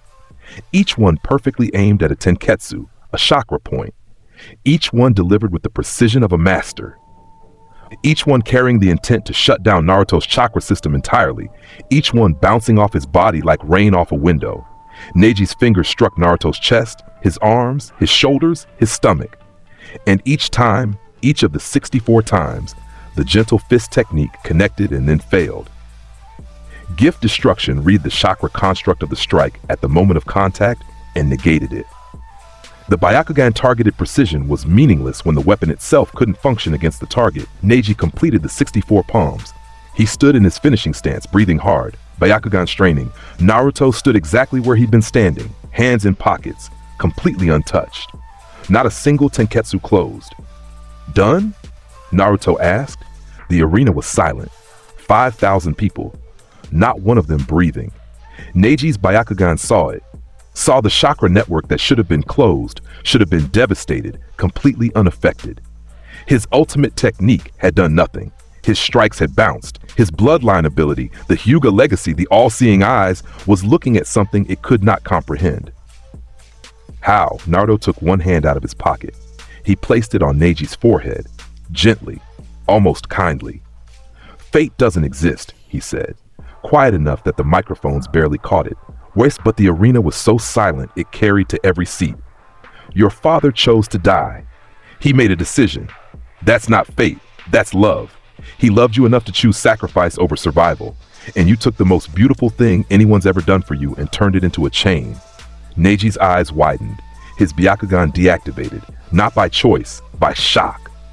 Stop being a prisoner of your own philosophy, Naruto said. It doesn't suit you. He flicked Neiji's forehead. Neji went out like a light. The Hyuga prodigy crumpled to the ground, unconscious from a flick, bearing a bruise that would last for days and a conversation that would last forever. Winner, Naruto Uzumaki. The arena erupted, cheering.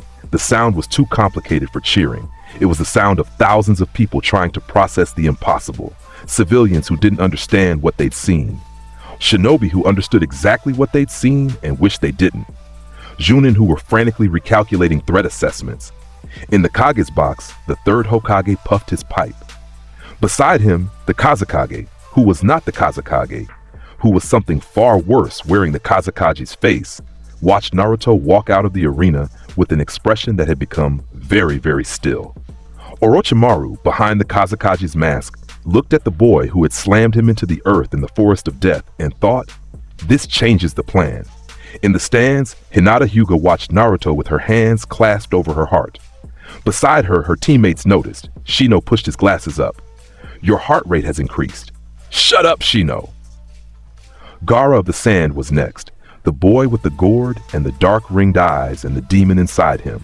Shukaku, the one-tail, the sand spirit that whispered murder into its host's mind every waking moment. Gaara had never been injured. His sand defense, automatic, absolute, had never been penetrated. He killed without emotion. He existed as proof of concept. This is what a Jinchuriki becomes when the world gives them nothing. Naruto looked at Gaara across the arena floor and saw, for one flashing moment, what he could have been. If he hadn't been Izayoi Sakamaki. If he hadn't had the memories, the power, the unshakable foundation of a soul that had already won at life once. If he'd been just Naruto, just the orphan with the fox, it would have been Gaara, that dead-eyed emptiness, that worship of pain, that belief that love was a lie. The moment passed. Naruto put his hands in his pockets. Your sand, he said. Automatic defense, mother's chakra, infused with the one-tail's power. It protects you whether you want it to or not. You've never been hurt. Gaara's eyes were flat. Mother's love protects me. Mother wants your blood. Your mother is dead and the voice in your head is a tanuki with an attitude problem. Naruto said it flatly. No cruelty, just truth. But we'll get to that. First, let me show you something. He moved. Gaara's sand exploded upward, reflexive, instantaneous. A wall of defensive granules that had stopped everything from kunai to high-level jutsu. The shield of sand, Naruto's fist went through it. Not around it, not under it, through it. His knuckles connected with the sand wall and the sand parted.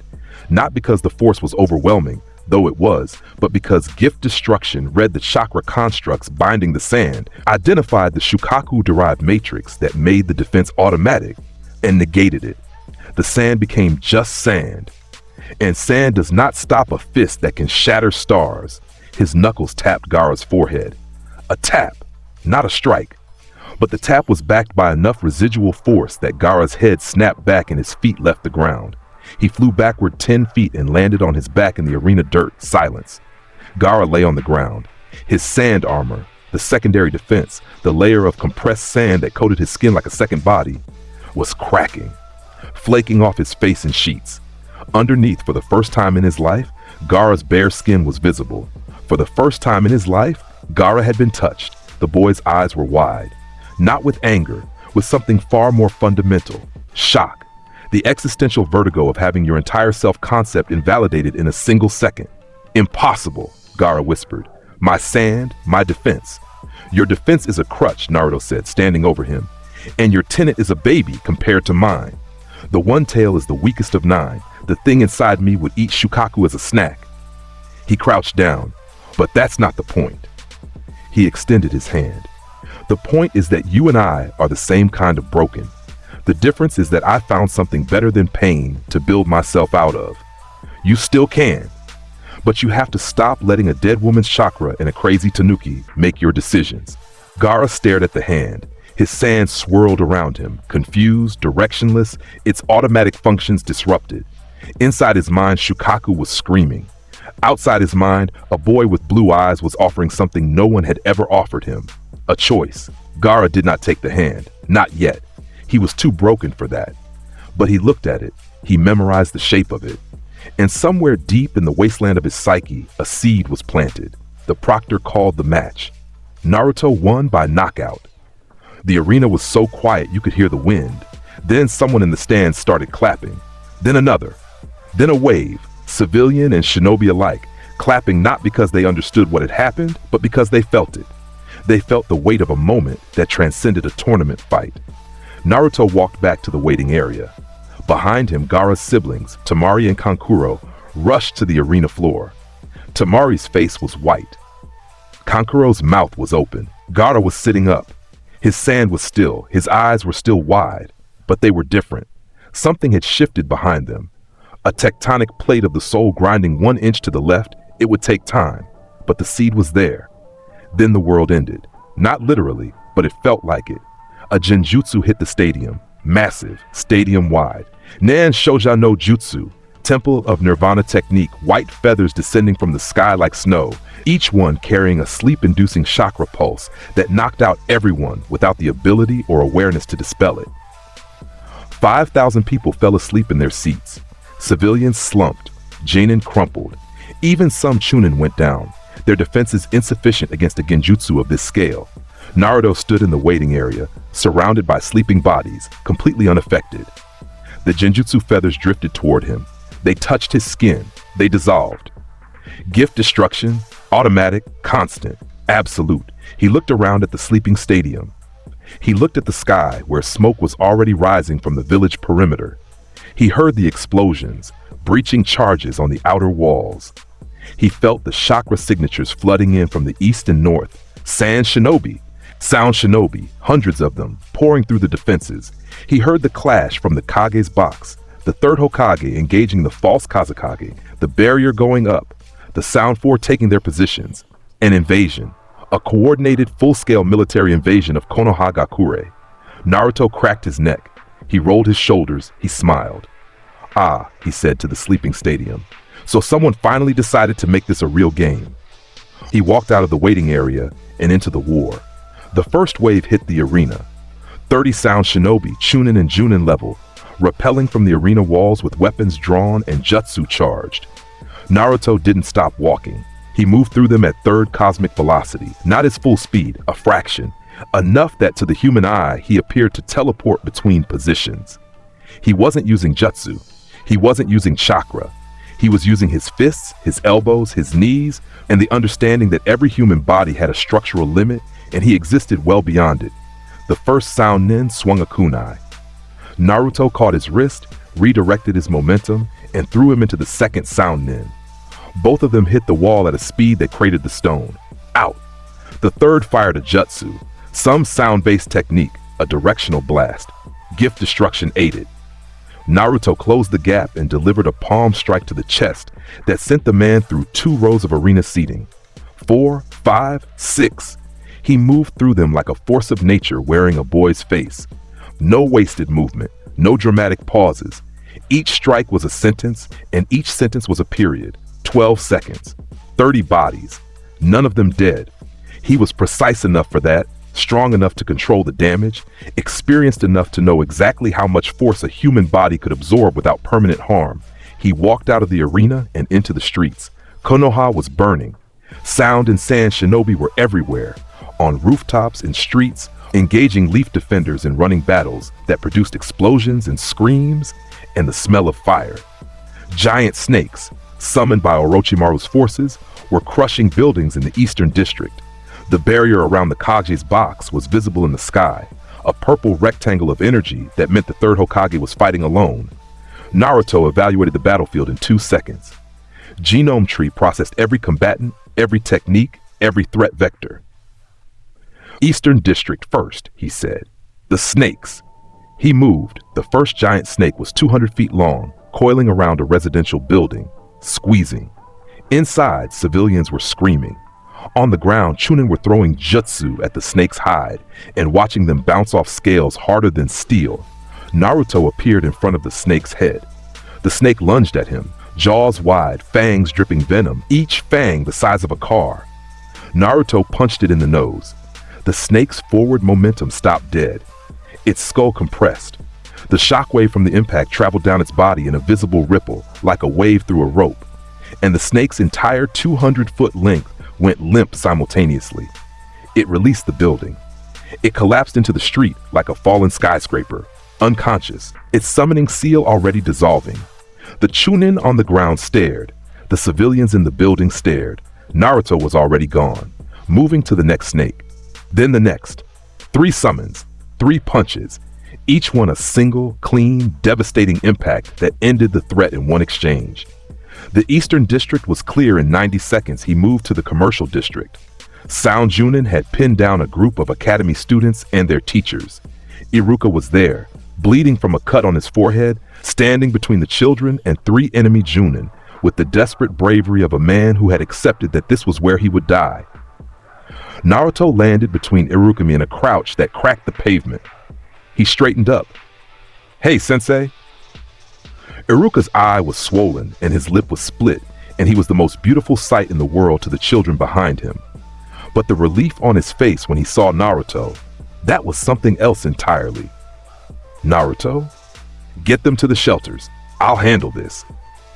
The 3 Sound Junin assessed the new arrival. Small, young, blonde, not a threat. The middle one formed hand signs. Doton, Doryuheki. Earth style, earth wall, a defensive technique that raised a wall of compressed earth between the caster and the target.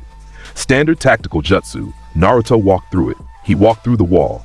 His body hit the compressed earth and the earth parted like a curtain. Not destroyed, ignored. His momentum didn't change. His stride didn't change. He walked through a wall of stone like it was made of smoke. He emerged on the other side and grabbed the middle Junin by the front of his vest. "You pointed weapons at a school teacher," Naruto said. He headbutted the Junin. The man crumpled. He threw the unconscious body at the second Junin. Both of them went down in a tangle of limbs. The third Junin turned to run. Naruto appeared in front of him. Third cosmic velocity. No warning, no transition, just there, hands in pockets, expression bored. Going somewhere? A knee to the stomach. The Junin folded. A chop to the back of the neck. The Junin hit the ground. 6 seconds. 3 Junin. 0 effort. Iruka ushered the children toward the shelters. As he passed Naruto, he paused. The words were there, the gratitude, the awe, the complex emotions of a teacher watching his student become something beyond teaching. "Go," Naruto said. "I have a village to save. We'll do ramen after." Iruka went. The children went with him. One of them, a tiny girl with pigtails, looked back at Naruto standing in the ruined street, backlit by fire, hands in his pockets, headphones around his neck. She would remember that image for the rest of her life. She would tell her own children about it. The boy who stood in the fire and wasn't burning. Naruto cleared the village district by district. He was everywhere. He was a one-man army that the invading force had not planned for, because planning for Naruto Uzumaki was like planning for a hurricane. You could draw diagrams and you could build shelters, but when it arrived, none of it mattered. He punched through a Soundnin barricade on the main road. He kicked a section of collapsed wall off trapped civilians. He caught a thrown explosive tag out of the air, crushed it in his palm, and felt gift destruction negate the combustion seal. He saved Konohamaru and his friends from a sand chunin by appearing behind the man and tapping his shoulder. The sand chunin turned around. Naruto said, "Boo." The man's survival instincts, those ancient deep brain reflexes that kept humans alive in a world of predators, fired every alarm they had. The chunin passed out standing up. He found the Ino Shikacho formation, the next generation, Ino, Shikamaru, and Choji, pinned down by a squad of sound elites. Shikamaru was trying to coordinate, but they were outgunned. Choji was shielding Ino with his body. Naruto landed in their midst like a meteor, a controlled, precise landing that was still heavy enough to crack the road and send the sound elite stumbling. 5 against 3? He looked at the Soundnin. That's not a fair fight. He cracked his knuckles. For you, 30 seconds, 5 unconscious Soundnin. Shikamaru, from his position on the ground, said that was the least troublesome rescue I've ever experienced. You're welcome, Shikamaru. I didn't say thank you. You were thinking it. I could tell by the way your eyebrow twitched. Shikamaru sighed. But there was something in his eyes that might have been respect. On the rooftop, the barrier held. Inside it, the third Hokage was fighting Orochimaru. The old man, the god of shinobi, the professor, the man who had mastered all 5 nature transformations and 1,000 jutsu, was holding his own. But he was old, and Orochimaru had brought the Edo Tensei, the reanimation jutsu, and the coffins were opening and the dead were rising. Naruto felt it. Genome Tree read the technique from a mile away, the forbidden jutsu, the soul-binding seals, the chakra of the dead being forced back into constructed bodies. He read the signatures of the reanimated. 2 of them. Powerful. Kaj level. The first and second Hokage. Hashirama Senju and Tobirama Senju. Brought back from the dead. Stripped of their free will. Forced to fight their successor. Naruto stood on a rooftop overlooking the barrier. He could see the fight inside, the old man against his student, against the resurrected legends, against his own mortality. He could break through the barrier. Gift destruction would eat it. He could end Orochimaru in seconds. But the third Hokage had not asked for help. This was the old man's fight, his student, his failure, his responsibility. Naruto understood that. In his first life, Izayoi had understood the weight of personal battles, the fights that belonged to you alone, not because you could win them, but because they were yours. He watched. The third Hokage performed the dead demon-consuming seal, the Shiki Fujin, the technique that summoned the Shinigami, the death god itself, to seal the target's soul at the cost of the caster's life. Naruto felt the Shinigami manifest. Genome Tree read it. Divine entity, soul-claiming authority, a being that existed on a plane above physical reality. The old man reached into Orochimaru's body and pulled. Not the whole soul. Orochimaru struggled, fought, raged against the seal. But the old man got his arms, the Sanin's jutsu-weaving hands, sealed forever, and the third Hokage, Hiruzen Sarutobi, died. Naruto stood on the rooftop. The barrier fell. Orochimaru's forces retreated. Their leader injured, his arms dead, the invasion broken. The Sound Four carried him away. The Sand Forces surrendered. The village was saved. The Hokage was dead. Naruto stood on that rooftop for a long time. His headphones were off. His hands were at his sides. The wind blew through his hair. He did not cry. Izayoi Sakamaki did not cry. But something in his eyes, something that might have been wet if you looked just the right angle and just the right light, said that he felt it. The loss. The specific particular weight of losing someone who had mattered, even if you hadn't said it, even if you'd roasted them for their governance policies and their pipe habit and their tendency to dodge hard questions. The old man had been kind to him, in his way, quietly, without fanfare. That was enough to matter. He was a good man, Kurama said softly in the back of his mind. He was a tired man, Naruto said. He carried this village for too long and it broke him. That's not kindness. That's tragedy. Same thing sometimes. Naruto put his headphones back on. He walked down from the rooftop, The village mourned. Naruto attended the funeral. He stood in the back, in the rain, and did not speak. When it was over, he walked to the Hokage monument, sat on the third stone head, and watched the village he just saved grieve for the man it had never deserved. Tsunade came next. The new Hokage, or rather, the person Jiraiya was sent to retrieve so she could become the new Hokage. Naruto went with him, not because he was asked, but because Jiraiya was interesting. A Sannin, a spy master. His godfather, though neither of them acknowledged it openly, and the author of the books Naruto read for entertainment. And because staying in the village during the mourning period was suffocating, they found Tsunade in a gambling den. Drunk, bitter, running from everything she'd lost. Dan, Nawaki, her faith in the village, her belief that being strong meant you could protect people. Naruto walked into the bar. Tsunade was at a table, sake bottles surrounding her like a defensive formation. She was beautiful in the way that powerful broken women were beautiful, intimidating and sad in equal measure. Legendary medical ninja, granddaughter of the first Hokage, the slug princess. Naruto sat down across from her. "You're Tsunade?" he said. He looked at her. Genome tree read everything. The seal on her forehead storing years of chakra, the medical technique keeping her appearance youthful, the damage to her liver that the technique was also managing, the grief in her chakra signature like a bruise on her soul. He also noticed, because he was Izayoi Sakamaki, and Izayoi Sakamaki noticed, that she was staggeringly attractive. And because he was who he was, his brain provided a comment before his filter could engage. "The textbooks don't do you justice," he said, "though the transformation technique is doing a lot of heavy lifting." Jiraiya choked on his drink. Tsunade's eye twitched. "What did you just—" "I said you're beautiful and also using a jutsu to look 30 when you're 50. Both of those things can be true at the same time." Tsunade stared at this child. This 12-year-old child who had just casually acknowledged her vanity jutsu, complimented her, and insulted her in the same breath. Jiraiya was making frantic cutting motions across his throat. "Stop! Stop talking! She will kill you. She has killed people for less." "I like you," Tsunade said. Jiraiya fell off his chair.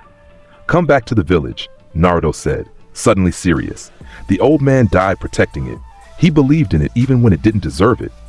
You can honor that, or you can keep running. But I'll tell you this, the village doesn't need another legend running away. It needs one standing still." Tsunade's eyes went sharp. The sake haze burned off. She was looking at him, really looking. And what she saw was not a child. What she saw was someone who had lived before. Someone who understood loss in a way that a 12-year-old had no business understanding. "You remind me of someone," she said softly. "I remind everyone of someone. It's a curse." He stood up. "Take the hat, Tsunade. The village needs a Hokage who can hit harder than the problems. And from what I've heard, you hit pretty hard." He walked out of the bar. Tsunade looked at his retreating back. She looked at the sake in her hand. She looked at the necklace around her neck, the first Hokage's necklace, the cursed thing that had cost her everyone she loved. She put the sake down. On the road back to Konoha, Itachi Uchiha and Kisame Hoshigaki intercepted them. Akatsuki, 2 S-rank missing nin. One of them a legendary swordsman from the Hidden Mist, the other, the real threat, a prodigy who had massacred his entire clan in a single night and possessed the Mangekyo Sharingan, a visual jutsu so powerful it could warp reality. They appeared on the road in their black cloaks with red clouds. Dramatic, ominous. The kind of entrance that was designed to make people's blood run cold. Naruto saw them and stopped walking. Akatsuki, 2 members, Itachi Uchiha, Sharingan specialist, Genjutsu master, Kisame Hoshigaki, former 7 swordsman, wielder of Samahata, a sentient sword that eats chakra. He paused. "Better sword than Zabuza's. At least this one is alive." Kisame grinned. "Shark teeth. Kid knows his stuff." Itachi said nothing. His Sharingan spun, 3 tome, then Mangekyo, the pattern shifting into its evolved form. "Naruto Uzumaki, we've come for the 9 tails." "You've come for nothing," Naruto said. He put his hands in his pockets. "But I appreciate the entertainment value. I've been bored." Kasame swung Samahata. The sentient blade howled as it arced toward Naruto. A lateral strike designed to shave chakra on contact, the sword's scales already rippling with hunger. Naruto caught the blade. His hand closed around Samahata's bandaged surface. The sword screamed. Not a metaphorical scream. Samahata was alive, sentient, and it was screaming because gift destruction was reading its biological matrix and systematically dismantling the chakra absorption mechanism that was its fundamental purpose. The scales retracted. The sword went limp. Naruto held Samahata in one hand like a dead fish. He looked at Kasame. "Your sword just fainted," he said. Kasame's grin disappeared. Naruto tossed Samahata back to Kasame. The shark man caught his weapon, bewildered, holding a sword that was whimpering. Tsukuyomi. Itachi's left eye blazed. The Mangekyo Sharingan's most powerful genjutsu, a technique that trapped the victim in an illusion where the caster controlled space, time, and matter. 3 days of psychological torture compressed into a single second. It had broken Junin. It had shattered minds. It was, by any reasonable assessment, one of the most powerful techniques in the shinobi world. The genjutsu touched Naruto's consciousness. For a microsecond, the briefest, most infinitesimal fraction of time, the red and black world of Tsukuyomi began to form around him. Then gift destruction read it. The genome tree processed the Mangekyo Sharingan's authority, its origin in Indra's bloodline, its connection to the Sage of Six Paths, the specific chakra formula that allowed it to override perception. It processed all of this in the time it took a synapse to fire, and then it annihilated the genjutsu at its root. Tsukuyomi shattered. Itachi staggered. Blood ran from his left eye, not from the strain of using the technique, from the backlash of having it broken from the inside. His Mangekyo spun and then stopped, the pattern flickering. Naruto stood where he'd been standing, hands in pockets. Expression unchanged. "Your best genjutsu lasted a nanosecond against me," he said. "Your partner's sword had a panic attack. I'm going to be generous and give you 30 seconds to leave before I stop being polite." Itachi's remaining functional eye studied Naruto. Behind the calm, behind the pain, there was something calculating, something that was reassessing every plan, every contingency, every long-game strategy that Itachi Uchiha had been running since the night he killed his family. "Kasame," Itachi said quietly, "we're leaving." "What? We're leaving." Kasame looked at his whimpering sword. He looked at Naruto. He looked at the road behind them that suddenly seemed very appealing. Fine. They vanished. Body flicker. Gone. 2 S-rank missing Nin, retreating from a 12-year-old boy who hadn't moved from the spot where he was standing. Jiraiya, who had been preparing his own battle stance behind Naruto, slowly lowered his hands. "You know," the Sannin said, "when Minato told me to look after son, I imagined there'd be more for me to do." Naruto glanced back at him. "You can carry the bags." Jiraiya sighed. Then he laughed. It was the laugh of a man who had seen impossible things and decided to find them funny rather than terrifying. Tsunade returned to Konoha. She took the hat. She became the 5th Hokage. On her first day, she summoned Naruto to her office. "Sit down," she said. He sat. He put his feet on her desk. She looked at his feet. She looked at him.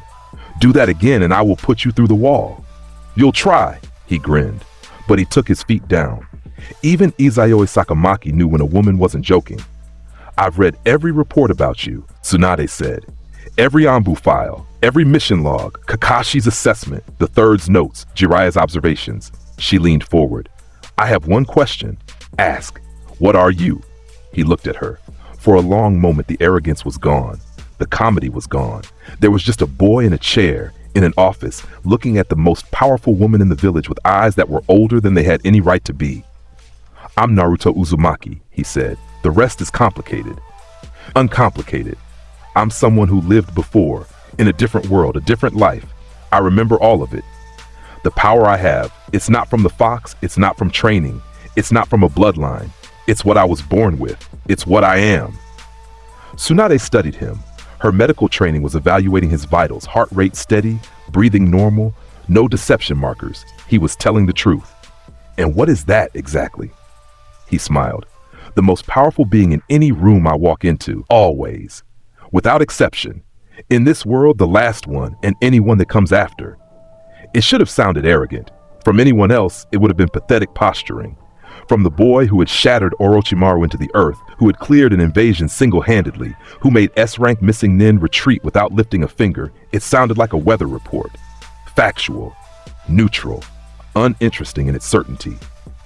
Okay, Tsunade said. She leaned back. Then I have a second question. You said one. I lied. Why do you stay in the village? You could leave. You could go anywhere, do anything. Why stay? The answer came after a pause. A real one, not dramatic, genuine.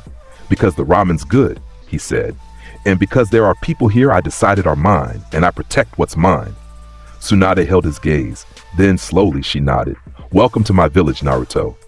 It's not your village. You just work here. Get out of my office. Given that, he left laughing. Sasuke left on a Tuesday. No one expected it, and everyone should have. The signs were there. The brooding that had deepened into something toxic. The silence that had teeth. The way he looked at Naruto with an expression that alternated between rage and worship, and the terrible, humiliating understanding that the gap between them was not a gap but an abyss. Orochimaru's offer came through the sound for power, training, the Mangekyo Sharingan. Everything Sasuke thought he needed to kill Itachi and fill the hole in his chest where his family used to be, he left at night. Packed nothing, said nothing, walked out of the village gates and into the dark. Sakura found him on the road. She begged him to stay. She cried. She offered to go with him. She said she loved him. He knocked her unconscious and left her on a bench. Naruto found out at dawn. Sakura told him through tears. He listened. He didn't interrupt. When she was done, he said, I'll bring him back. You promise? He looked at her. I don't make promises. I make statements of intent. I'm going to get Sasuke and drag him back by his collar. That's not a promise. That's a schedule. Tsunade organized the retrieval team. Shikamaru led it. Naruto, Neji, Kiba, Choji, and Lee. Good squad. Competent. Motivated. Naruto didn't need them. He knew that. They knew that. But this was a lesson for the village and the team and Sasuke himself. People came for you. When you walked away, people followed. The Sound Four intercepted them in the forest north of the village. Each one a specialized combatant. Kidomaru, Taiyuya, Sakon, and Ukon, Jirobo. Curse seal users, each capable of transforming into something monstrous. The retrieval team split off one by one to engage them. Neji took Kidomaru, Shikamaru took Taiyuya, Kiba took Sakon, Choji took Jirobo. Lee arrived late and backed up where needed. Naruto kept moving. He ran through the forest at a fraction of his speed, fast enough to close the distance, slow enough that the trees didn't explode from air pressure. He tracked Sasuke's chakra signature through Genome Tree, like following a lit match in the dark. The Valley of the End. He arrived at the border of the Land of Fire, where two massive stone statues flanked a waterfall. Hashirama Senju and Madara Uchiha, the founders of the village, frozen in their eternal confrontation. The water fell between them in a curtain of white noise and mist. Sasuke stood on Madara's head. He was wearing different clothes, the sound outfit, the white shirt, the dark pants, the rope belt. The curse seal was visible on his neck, its black marks pulsing with Orochimaru's borrowed power. He looked down at Naruto on Hashirama's head. You came, Sasuke said, obviously. Naruto stood with his hands at his sides, not in his pockets, not relaxed. This was different. You're making a mistake. You don't understand. I understand everything about you, Sasuke. That's the problem. I understand the massacre. I understand Itachi's shadow. I understand the suffocation of being average in a world that demands you be legendary. I understand all of it, and I'm telling you, what Orochimaru is offering isn't power. It's a leash. Sasuke's Sharingan activated. 3 tomoe spinning in each eye. You don't get to tell me what power is. You were born with yours. You didn't earn it. You didn't suffer for it. You just have it. Like it's nothing. Like it's air. And that makes you angry. It makes me sick. Naruto looked at Sasuke, the boy who had been his teammate, his annoyance, his project, the closest thing to a rival this world had produced, which wasn't saying much, but it was something. Sasuke, his voice was different now, quiet, not the Izayoi performance, not the comedy. I'm gonna ask you once, come back, not for the village, not for Sakura, not for me. Come back because the path you're on leads to a cage with Orochimaru's name on it, and you deserve better than being a body he wears. Sasuke's fists clenched. The curse seal pulsed. The marks spread across his skin, black, geometric, consuming. I'm done being second, Sasuke whispered. I'm done being the one who watches. I'm gonna kill Itachi. I'm going to surpass everyone. I'm gonna surpass you. You can't. 2 words, not said with cruelty, not with arrogance, with the specific exhausted honesty of someone stating a fact that they wish weren't true. You can't. The curse seal erupted. Stage 2. Sasuke's body transformed, skin darkening to gray, hair lengthening to silver blue, a cross-shaped mark appearing on his face. Bone-white hand-shaped wings erupted from his back. His chakra spiked to a level that made the trees around the valley wither and the water of the falls churn. He was a monster. He was beautiful. He was desperate and furious and heartbroken, and he was pouring every ounce of it into the black lightning that formed in his left hand. Chidori. Not a normal Chidori. A black Chidori. Enhanced by the curse seal, powered by Orochimaru's chakra, screaming with a sound that was not the 1,000 birds but something darker. The lightning was black-purple, crackling with malevolent energy. Concentrated into a single point that could pierce nearly anything, Sasuke screamed and dove. He came at Naruto with everything, every year of suffering, every night of crying alone, every time he looked at Naruto and felt the horrible gravity of being near something he could never match. Naruto took his headphones off. He set them gently on the stone head of Hashirama Senju. He placed them down with the careful precision of someone putting away something precious. Then he straightened up. That gesture, the headphones coming off. Everyone who had ever watched Naruto fight knew what it meant. It meant the game was over. It meant the performance was done. It meant whatever came next was real and serious and final. He looked at Sasuke diving toward him, the black lightning, the monster wings, the screaming boy inside the transformation, and his expression was not angry. It was not excited. It was not the Izayoi grin. It was sad. Genuinely, quietly, ancient sad. The sadness of someone who had been in this exact position before, across from someone they cared about who was choosing wrong and knew how it ended. You think some snake's hickeys make you a demon, Sasuke? Naruto's voice carried over the roar of the Chidori, over the waterfall, over the wind. You've been borrowing power your whole life. Your eyes, his mark. You've never earned a single thing with your own hands. Sasuke screamed. The black Chidori surged. He closed the distance. Naruto raised his right fist. No chakra, no jutsu, no enhancement. Just a fist. Just knuckles. Just the physical body of something that did not belong in this or any world. The black Chidori met his bare fist. The lightning shattered. Not deflected. Not redirected. Shattered. The Chidori, one of the most refined assassination techniques in the elemental nations, enhanced by a curse seal, powered by desperation and darkness and everything Sasuke had left to give, broke apart on contact with Naruto's knuckles like glass hitting diamond. The chakra construct disintegrated. The lightning scattered in all directions, arcing into the water, into the stone, into the sky. Gift destruction, read the technique. Kakashi's creation, refined through the Sharingan, amplified by Orochimaru's parasitic chakra, and annihilated every component simultaneously. Sasuke's hand, the hand that held the Chidori, broke. Not just the technique, the bones, the radius, the ulna, the metacarpals. The impact traveled up Sasuke's arm like a wave, shattering structural integrity as it went. His forearm fractured, his elbow dislocated, his shoulder wrenched. Sasuke screamed, a different scream. A scream of shock and pain and the horrible understanding that he had thrown his absolute best at Naruto, and it had lasted less than a second. The curse seal flared. Orochimaru's chakra surged through Sasuke's network, trying to repair the damage, trying to push more power, trying to keep its investment alive and functional. The black marks writhed across Sasuke's skin, pulsing, stretching, reaching. Naruto felt it. Genome Tree read the curse seal in real time. Its origin in Orochimaru's chakra, its structure in Go's enzyme, its authority over the host's body and mind. He read its formula the way a mathematician reads a simple equation, and he decided it was finished. Gift destruction activated. Not passively, actively, deliberately. Naruto reached out and placed his left hand on Sasuke's neck, directly over the curse seal, and let his gift do what it did best. The curse seal began to die. It writhed. It screamed, a silent chakra frequency scream that only those with the ability to sense such things could perceive. The black marks retracted, pulled back from Sasuke's skin like a tide retreating. They concentrated at the seal point, pulsing, fighting, Orochimaru's will embedded in every particle, refusing to let go of its prize. Gift destruction didn't care what Orochimaru's will wanted. The seal cracked, then it fractured. Then it shattered like black glass and the fragments dissolved into nothing, not into chakra, not into energy, into absolute nothing, as if they had never existed. Sasuke's transformation collapsed. The gray skin faded, the wings dissolved, the cross on his face vanished. He was human again. Small, broken. A boy with a broken arm and tears on his face and no more borrowed power to hide behind. Naruto held him by the collar. Sasuke dangled.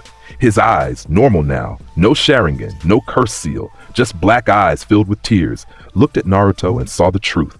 The full, terrible, beautiful truth. The gap was not a gap. It was the distance between the ground and the sky.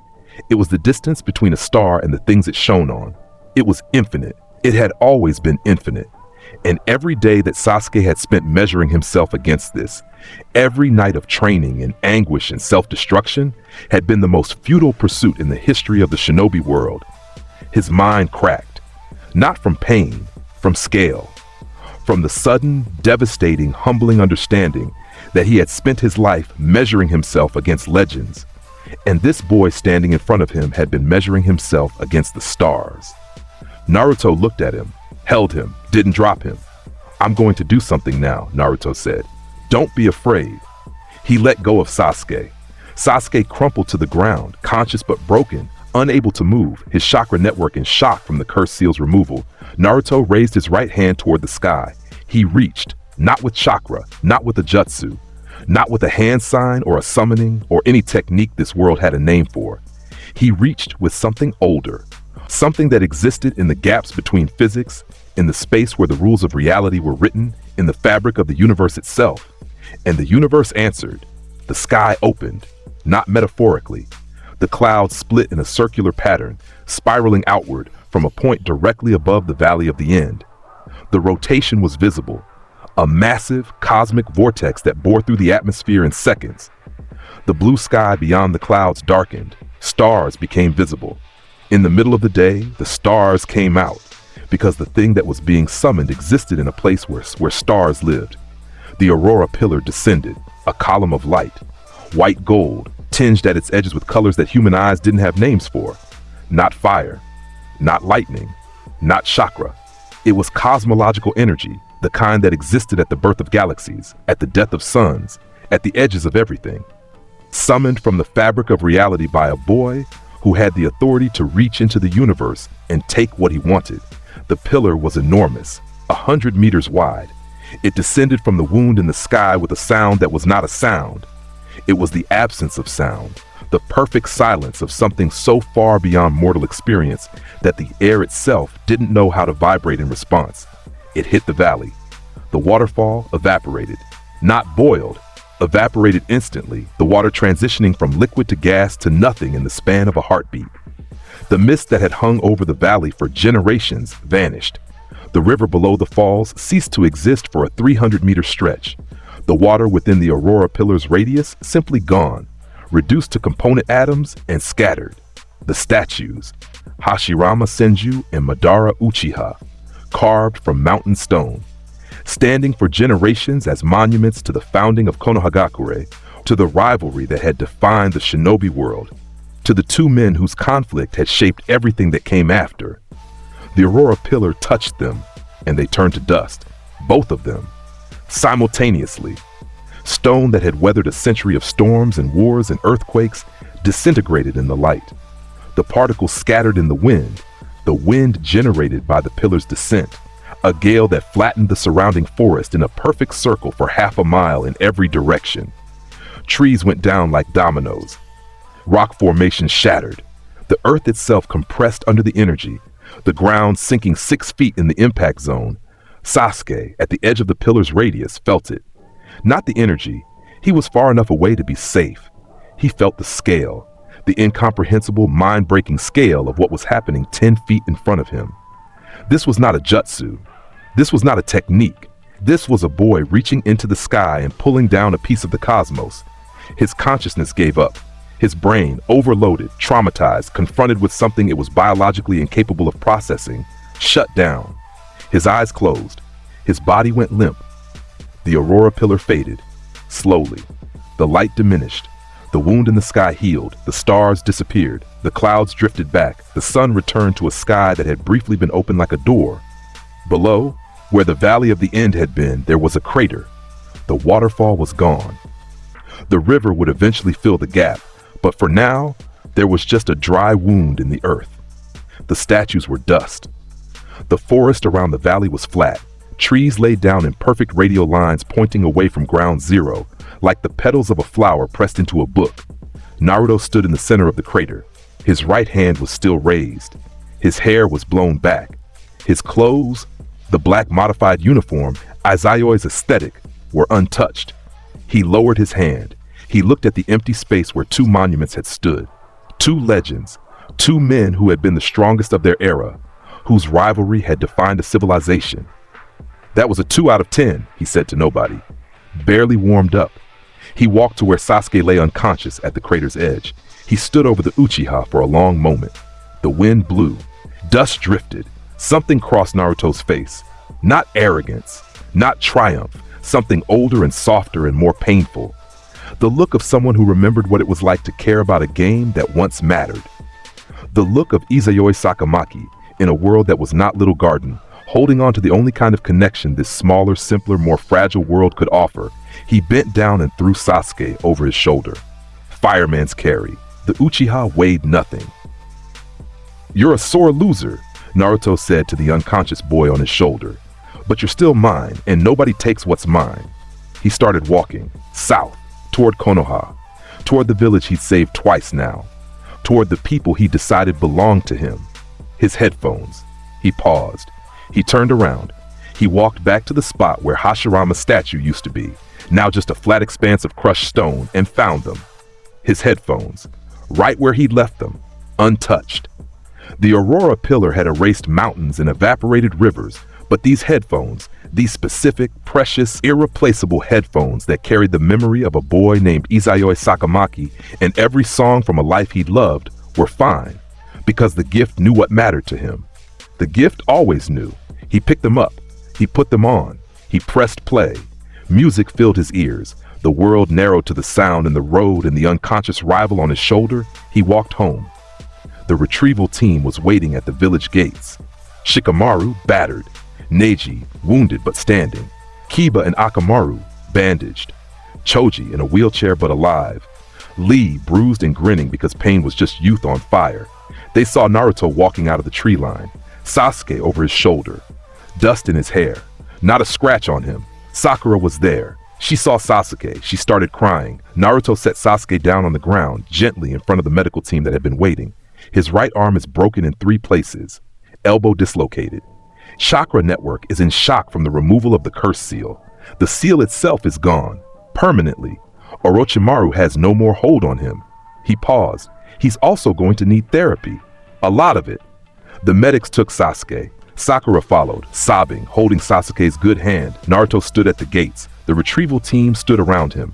Shikamaru was looking at him with the expression of a man doing math he couldn't finish. "The Valley of the End," Shikamaru said. "We felt the shockwave. It was registered at the Hokage Tower. They thought it was an earthquake. It wasn't. The Anbu scouting team reported that the valley is gone. Both statues are gone. The waterfall is gone. There's a crater." "Yes." Shikamaru stared at him. "What did you do?" Naruto took off his headphones and let them hang around his neck. He looked at Shikamaru. He looked at all of them. The battered, brave, stubborn genin who had charged into enemy territory because a teammate needed them. "I ended the fight," he said, "and I brought him home." He walked through the gates. Behind him, Kotetsu and Izumo, the eternal gatekeepers, watched him go. Kotetsu turned to his partner. "I'm putting in for a transfer," he said. "To where?" "Anywhere this kid isn't. Did you feel that shockwave? I want to live to see 30. In the hospital, Sasuke slept. The curse mark was gone. A clean absence on his neck where the hatred seal had been. His arm was set in a cast. His body was healing. His mind, when it woke, would be different. Changed by what he'd seen. By the scale of it. Whether that change would be better or worse was Sasuke's choice. Naruto had given him that. A choice, stripped of Orochimaru's leash, stripped of borrowed power, stripped of everything except himself. What Sasuke did with that self was his game to play. In the Hokage's office, Tsunade read the mission reports. She read the seismic data. She read the satellite equivalent intelligence from the barrier team that had detected an energy signature at the Valley of the End that didn't match any known classification. She looked out the window. Naruto was walking down the main street below, headphones on, hands in pockets, heading for Ichiraku Ramen like he hadn't just reshaped a geographic landmark. "Shizune?" Tsunade said. "Yes, Lady Tsunade. The file on Naruto Uzumaki, classification level. Currently A rank, Lady Hokage. Change it to S. S rank? For a genin? Change it to SS." Shizune paused. "That classification doesn't exist. Create it." At the ramen stand, Naruto sat on his usual stool. Tochi, the owner, set a bowl in front of him without being asked. "Miso, extra pork, the same order every time." "Heard there was a commotion out east," Tochi said casually. "Just a work trip." Naruto picked up his chopsticks. "The valley is gone, Naruto. Valleys come and go. It was a national landmark, and now it's a national crater.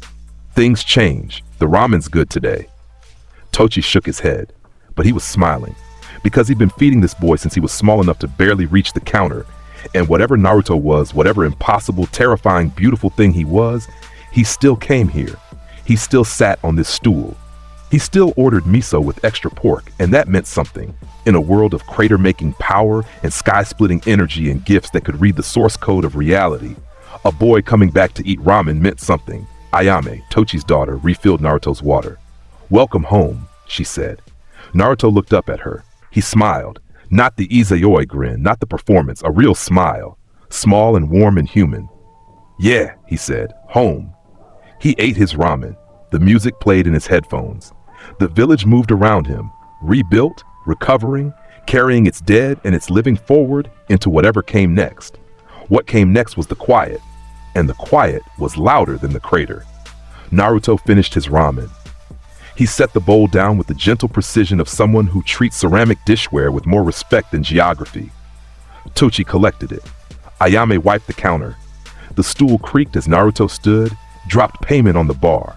Exact change. Always exact change. Because Izayoi Sakamaki did not fumble with coins, and walked out into a village that was still trying to figure out what had happened to its most famous waterfall. It started at the mission desk. Jinma Shiranui was working the late shift when Izumo came in with a sealed scroll from the barrier detection team.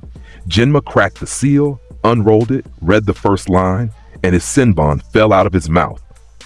The senbon had not left his mouth during the Third War.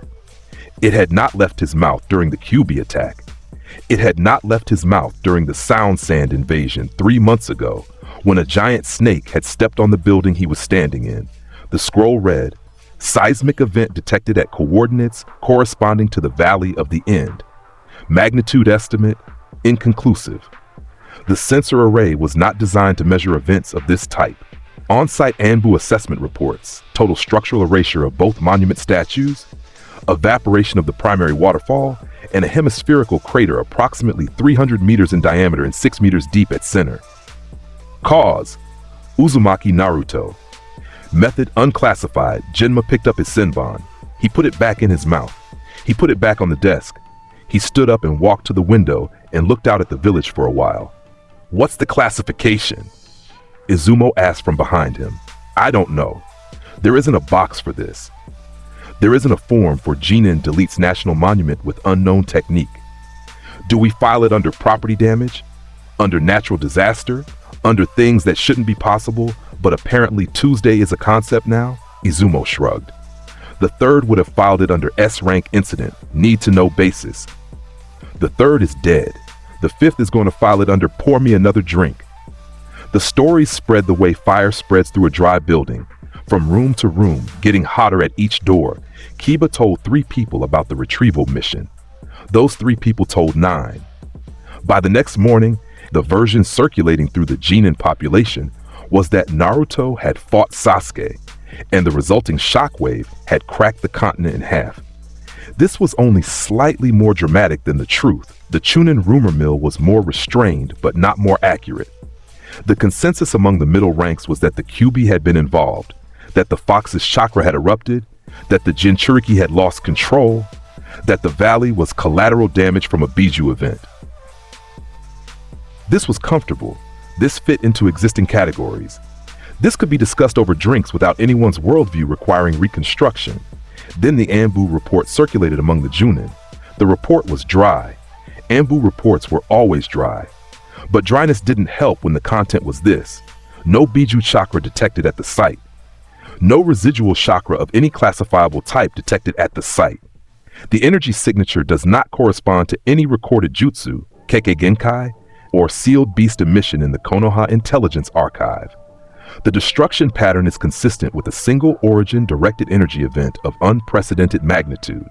Recommend Hokage level review. Asuma read it in the Junin lounge. He set it down, picked up his cigarettes, lit one, smoked it to the filter in 4 drags, and lit another. Kurenai read it over his shoulder. "That's not possible," she said. "Which part?" "The part where a 12-year-old genin erased a valley without using chakra." "Ah, that part." Asuma exhaled smoke. "Yeah, I don't have a response to that part." Might Guy read it standing up because Guy did everything standing up. His face went through 7 distinct expressions in 11 seconds. The last one settled into something that was either enlightenment or a minor stroke. "I must train harder," Guy said. "Guy," Asuma said carefully, "I don't think training covers this. All things can be achieved through the power of..." Guy. He evaporated a waterfall with his foot. Guy opened his mouth, closed it, opened it again. For the first and only time in his career, Might Guy had nothing to say about youth or effort or the power of the human spirit. He stood in the Junin lounge, mouth open, brain running, and arrived at the only conclusion available. "I will train harder anyway," he said quietly, "because that is who I am. But I acknowledge that there may be a ceiling I cannot see, and the boy is standing on it." The silence that followed was the most respectful silence Guy had ever received. Kakashi, notably, was not in the Junin lounge. Kakashi was at the memorial stone, standing in front of the names of the dead, his book closed for once, his single visible eye staring at Obito's name without reading it. He had carried Naruto's report to the Hokage personally. He had delivered it with the professional detachment of a man whose career had been built on emotional suppression.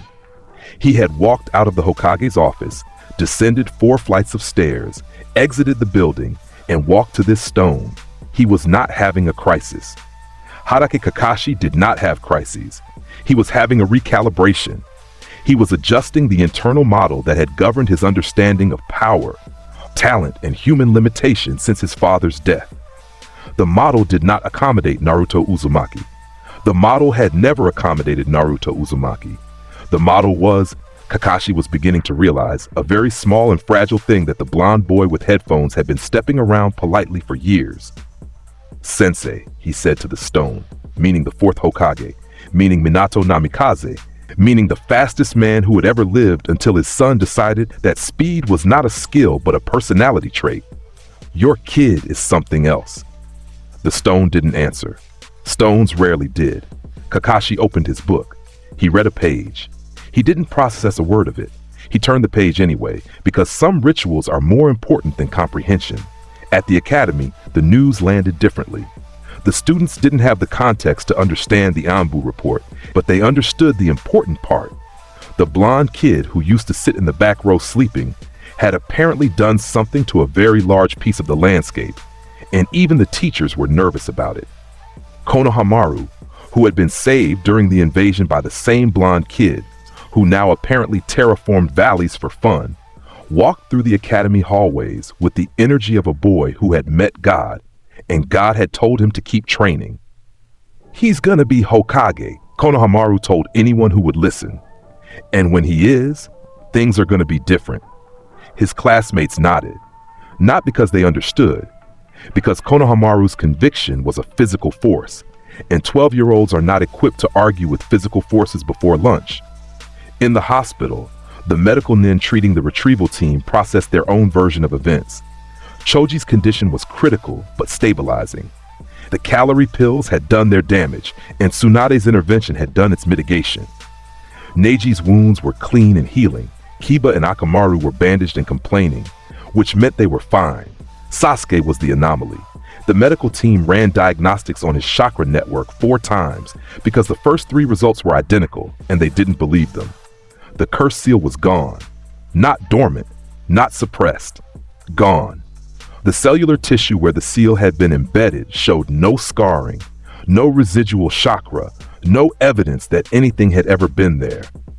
It was as if the seal had been not removed but erased from history, like someone had gone back in time to the moment before the seal was applied and convinced the universe it had never happened.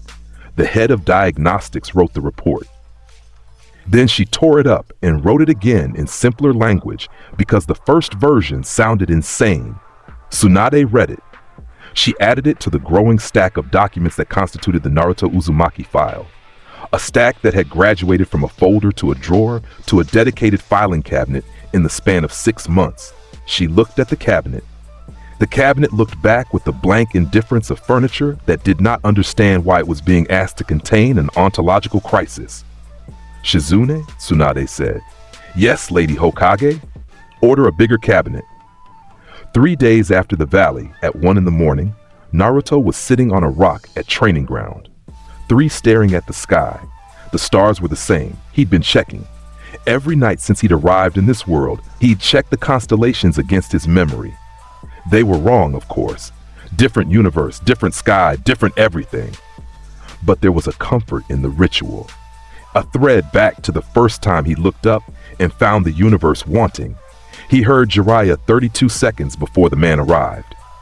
The Toad Sage moved well for someone his size, but well was a relative term when the person listening could track a heartbeat through 3 walls at 400 meters. Footsteps in the grass. The faint scent of ink and road dust and something floral that was definitely a hot springs complimentary soap. A slight hesitation at the tree line. Jiraiya deciding on his approach, choosing between theatrical entrance and genuine conversation. The pause lasted 2 seconds. He chose genuine. Smart. Jiraiya walked into the clearing and sat on a rock across from Naruto without being invited.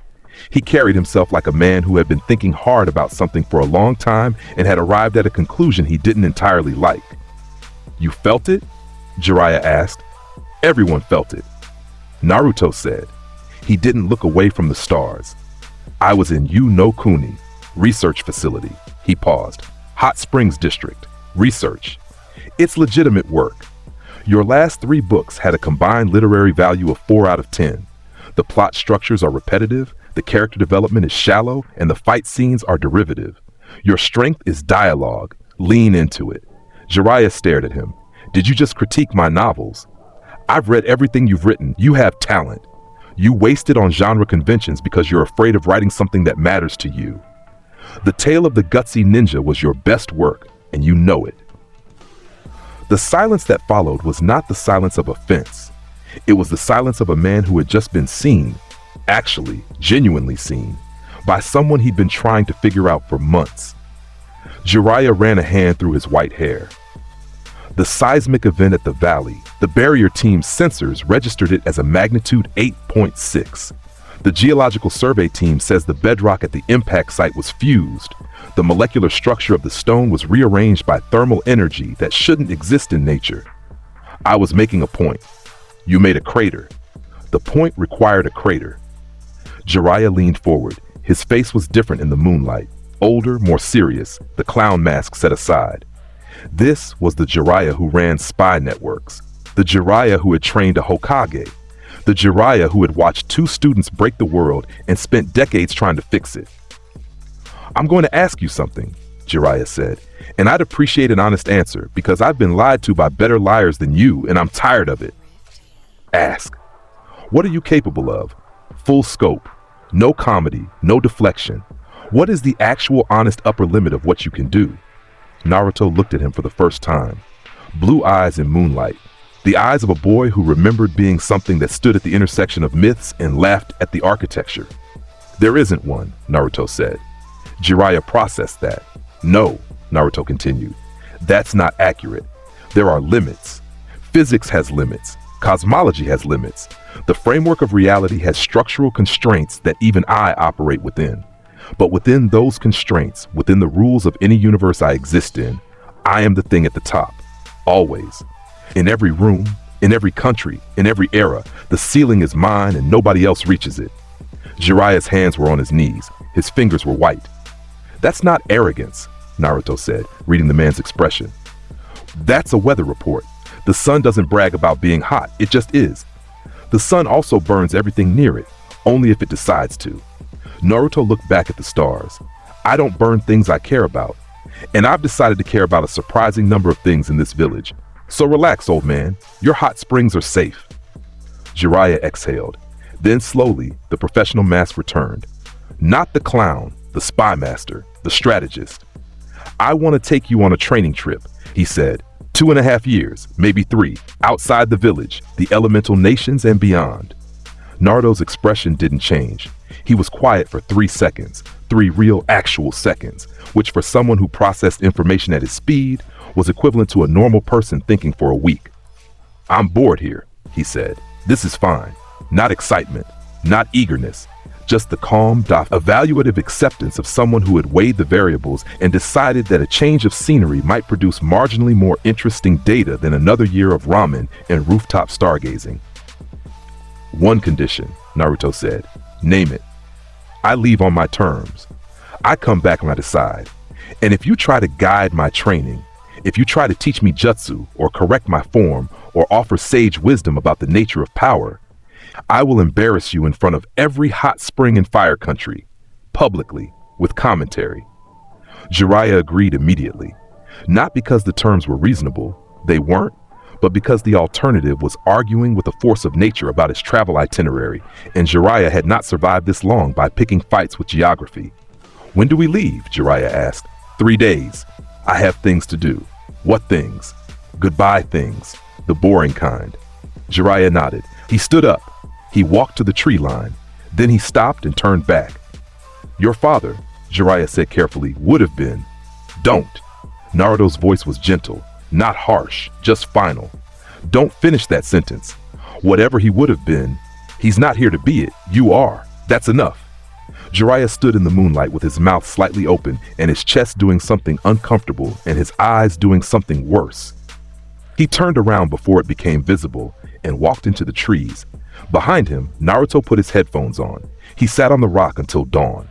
Day 1 of 3. Iruka found him at Ichiraku for dinner. Or rather, Naruto found Iruka. He'd sent a note through the academy mail system that said, Ichiraku, 7 p.m. I'm buying. And Iruka had shown up because Iruka always showed up. They sat side by side. Naruto ordered miso with extra pork. Iruka ordered shoyu. The silence was comfortable, the way silences are between people who have said enough important things to each other that the unimportant ones can be skipped. I'm leaving the village, Naruto said halfway through his second bowl. Training trip. Jiraiya. 2.5 years. Iruka's chopsticks stopped moving. They hovered over his bowl for 4 seconds. Then they resumed. His jaw tightened. His eyes did something. That's a long time, Iruka said, his voice admirably steady. Time is relative, for me more than most. Will you be safe? Naruto looked at him. The look said everything that the words didn't. Iruka almost laughed, almost. Right, Iruka said. Stupid question. They ate. The bowls emptied. Tochi refilled without being asked because he'd been feeding these two long enough to know the rhythm. When the meal was done and the payment was settled, Naruto's money, as promised, and Iruka didn't fight him on it because the boy's expression made it clear that fighting was not a viable option. They stood outside the stand in the warm night air. Iruka's eyes were wet. He was pretending they weren't. He was doing a terrible job. Naruto patted him on the shoulder, twice. 2 precise, measured pats, firm enough to mean something, light enough to not be dramatic. From anyone else, it would have been nothing. From Naruto Uzumaki, who touched no one voluntarily, who maintained a physical distance from the world that was part preference and part cosmic policy, those 2 pats were a full embrace. They were a promise and a thank you and an acknowledgement that this man, this ordinary, mortal, beautifully human man, had done something that gods and demons hadn't managed. He treated Naruto like a person first. Iruka cried, openly, standing outside a ramen stand, tears running down the scar across his nose. He didn't wipe them. Naruto pretended not to notice. He turned and walked away with his hands in his pockets. Come back safe, Iruka called after him. Naruto raised one hand in a backward wave. He didn't turn around. He didn't need to. The wave said everything. Day 2. The hospital was quiet at visiting hours. The hallway to Sasuke's room smelled like antiseptic and regret and the specific kind of institutional sadness that permeated all places where broken people were stored while the world decided what to do with them. Naruto walked in without knocking because he had never knocked on a door in either of his lives and saw no reason to start. Sasuke was awake. He was lying in bed, arm in a cast, staring at the ceiling with the intensity of someone who was either deep in thought or had simply run out of other things to look at. His neck was bare. The skin where the curse seal had been was clean and unmarked, and Sasuke's free hand kept drifting to the spot, touching it, confirming its absence, over and over, like pressing a bruise that was no longer there. Naruto sat in the chair beside the bed. He didn't announce himself. He didn't need to. Sasuke had sensed him the moment he entered the building, not through chakra, through something more basic. The animal awareness of a prey species that has learned to track its most significant predator by instinct. They didn't say anything for 11 minutes. Naruto pulled his headphones off his neck. He held one cup against Sasuke's ear, the right one, the side closest to the chair, and put the other cup against his own. The cord stretched between them. Music played. Something calm, something with strings and a melody that wandered without urgency. Sasuke didn't move. His eyes stayed on the ceiling, but his breathing changed. The tight, controlled rhythm loosened by degrees. His jaw, which had been clenched since Naruto walked in, relaxed. They listened together. Two boys in a hospital room. One who had tried to leave everything behind and one who had dragged him back. The music filled the space between them with something that words would have ruined. After 7 minutes and 43 seconds, Naruto counted. He always counted. He stood. He pulled the headphones away gently. He walked to the door.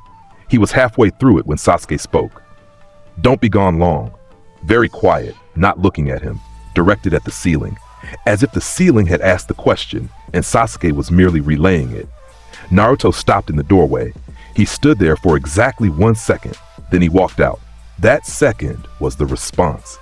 Sasuke heard it the way you hear a door closing gently instead of slamming, the deliberateness of it, the choice in it, the answer embedded in the pause. It meant, "I'll be back." Naruto did not visit Sakura. Instead, at 3 a.m, he placed a folded note on her doorstep. The note was written on a piece of paper torn from a training scroll, in handwriting that was precise and angular, and nothing like what a 12-year-old should produce. It said, "Train harder. You have potential.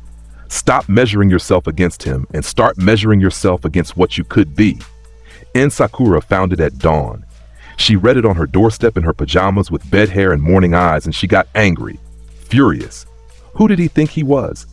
Telling her to train harder? Measuring herself against, what did that even mean? She wasn't measuring herself against anyone. She stopped. She read it again. She read it a third time, standing in the early light, and something in her chest shifted. Not dramatically, not with a gasp or a revelation or a cinematic swell of music, just a small, quiet click.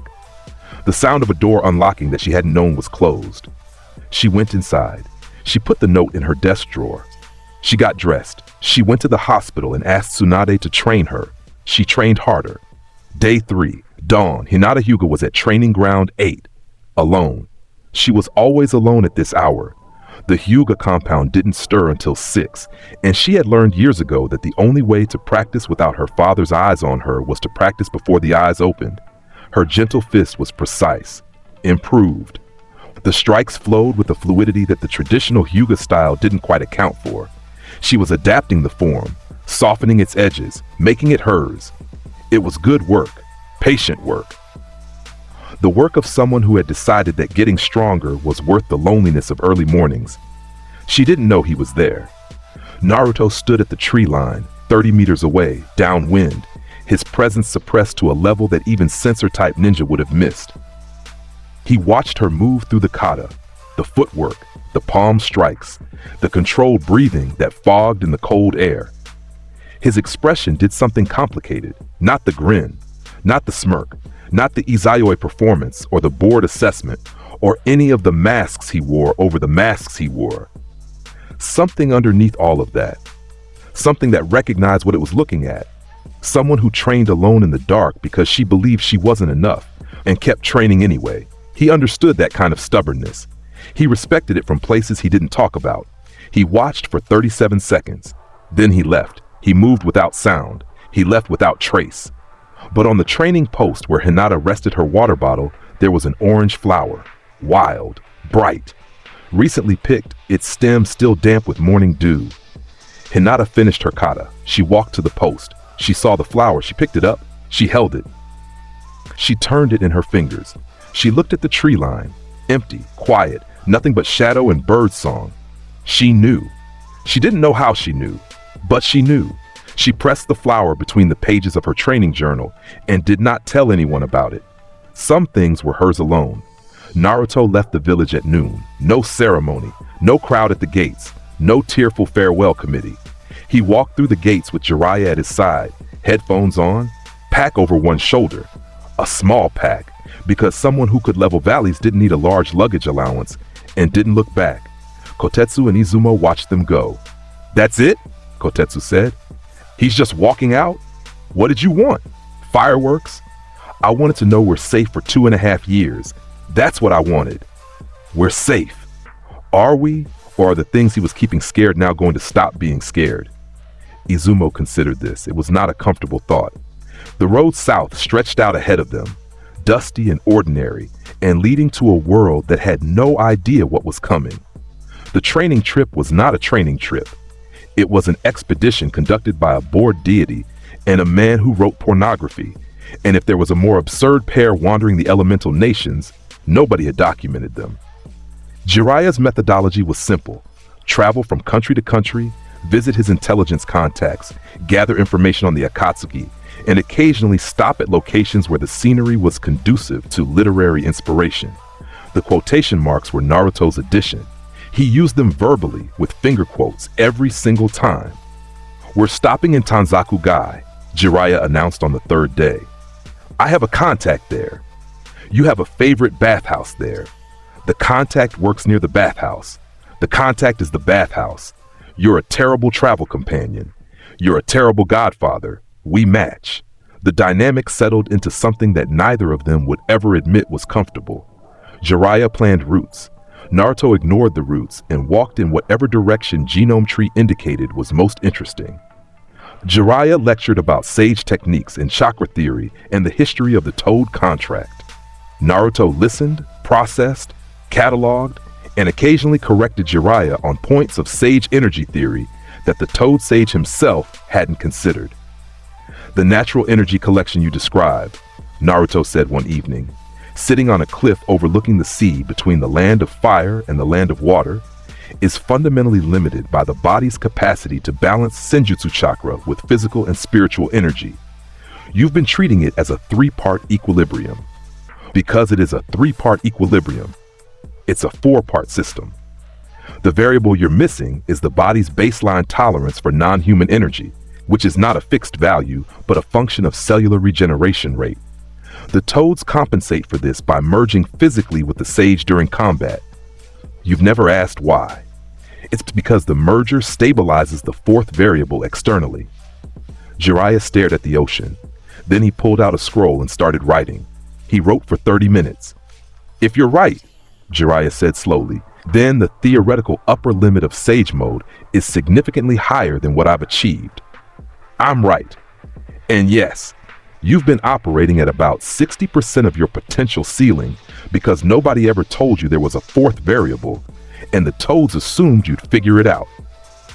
Why didn't you mention this earlier? You told me you didn't want me to guide your training. I told you I was going to guide your..." Jiraiya stopped, rewound the conversation, realized what had happened. "You reversed the condition." Naruto grinned. The Izayoi grin, full wattage. "Took you 11 days to notice. I expected 9. Disappointing, but respectable." Jiraiya sighed, but he kept the scroll. The countries they traveled through were varied and, to Naruto, uniformly small. The land of tea had a coastline that was pretty, and a political system that was feudal, and a cuisine that was adequate. 6 out of 10. The land of rivers had a gorge that was impressive by human standards, and a missing 9 problem that was solved before they finished crossing the bridge. The missing Nin incident was instructive. There was a cell of them, 4 B-rank Nukenin who had established a toll operation on a major trade route. They had a reputation, they had a body count, they had a fortified camp in the canyon with supply lines, lookout posts, and a rotation schedule that suggested someone among them had read a tactics manual. Jiraiya approached the camp with professional caution. He was preparing a strategy: shadow clones for reconnaissance, toad summons for suppression, a flanking maneuver that would.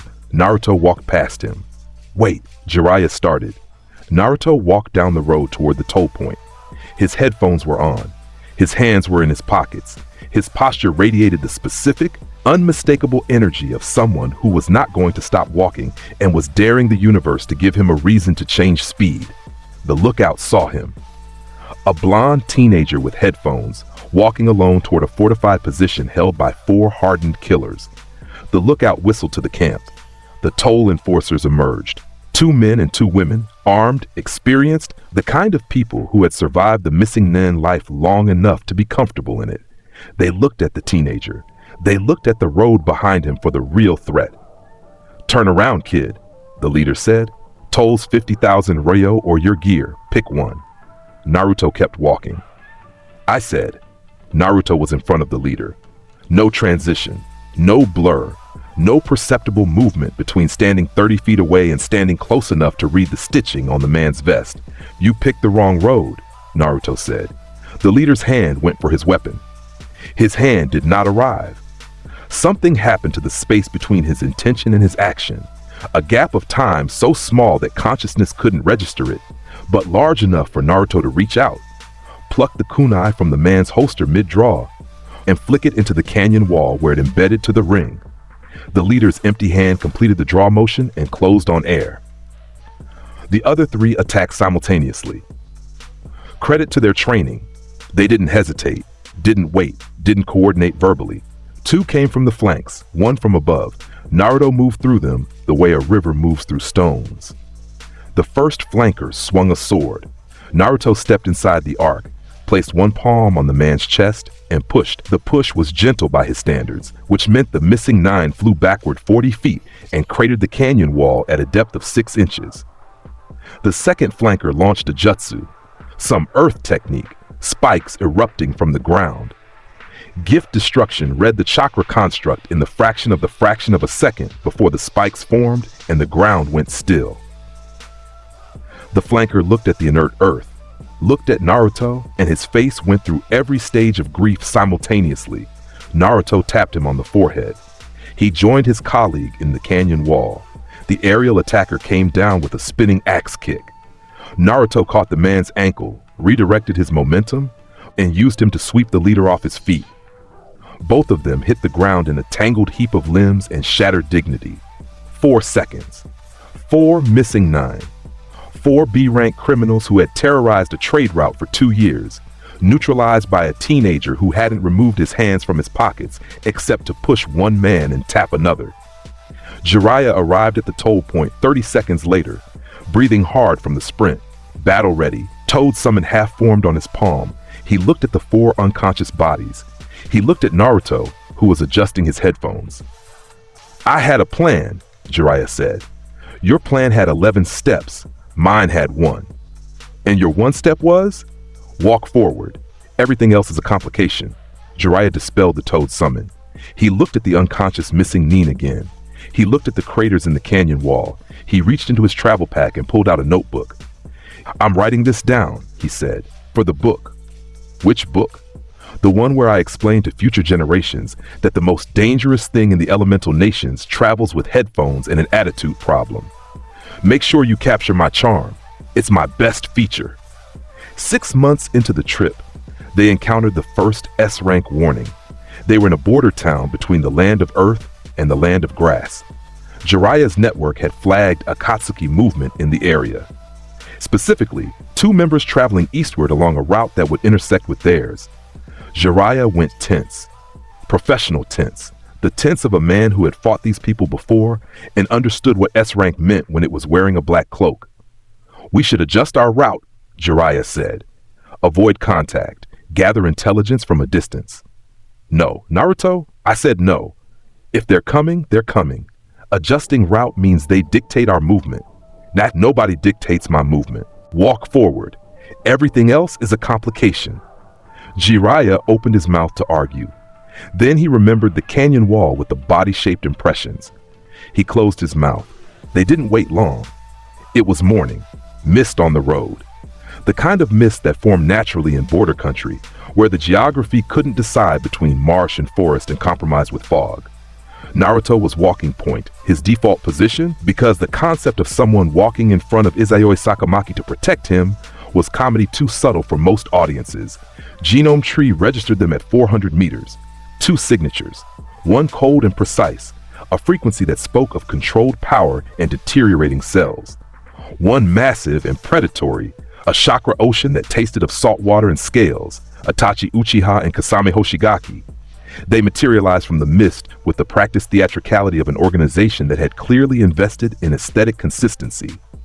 Black cloaks, red clouds, straw hats that they removed with synchronized movement because drama was apparently a line item in the Akatsuki budget. Kasame was grinning. The shark teeth were wet with mist. Samahata was on his back, its scales bristling, the living sword already sensing the chakra in the area and getting hungry. Well, Kisame said. The Jinchuriki, we got a memo about you. You got a memo, Naruto said, stopping 10 feet from them, hands in pockets. That's adorable. Was it laminated? It said you were dangerous. It said I was dangerous. Naruto tilted his head.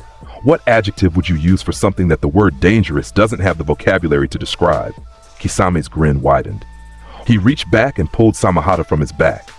The sword screamed, a high-pitched vibration of anticipation, scales flaring, the living weapon sensing chakra and wanting to feed. I've been looking for someone who can match me, Kisame said. He swung Samahata in a lateral warm-up arc that split the mist. The last 3 Jinchuriki we harvested were disappointing. That sword eats chakra, Naruto observed, looking at Samahata with genuine interest for the first time. Genome Tree was running, reading the blade's biological matrix, its absorption mechanism, its sentient core, its evolutionary origin in the scales of some prehistoric deep-sea predator. Cute. It doesn't eat what I have. Everything has chakra, kid. I don't. Kasame's grin faltered by a fraction. Not enough to be visible. Enough to be real. He swung anyway. Because Kasame Hoshigaki was a man who resolved uncertainty with action, and Samahata was already committed to the strike. The living blade connected with Naruto's raised forearm. Samahata screamed. Not the hungry scream of anticipation. A different sound. The sound of a sentient organism encountering something its design had never accounted for. The scales made contact with Naruto's skin, and the absorption mechanism activated.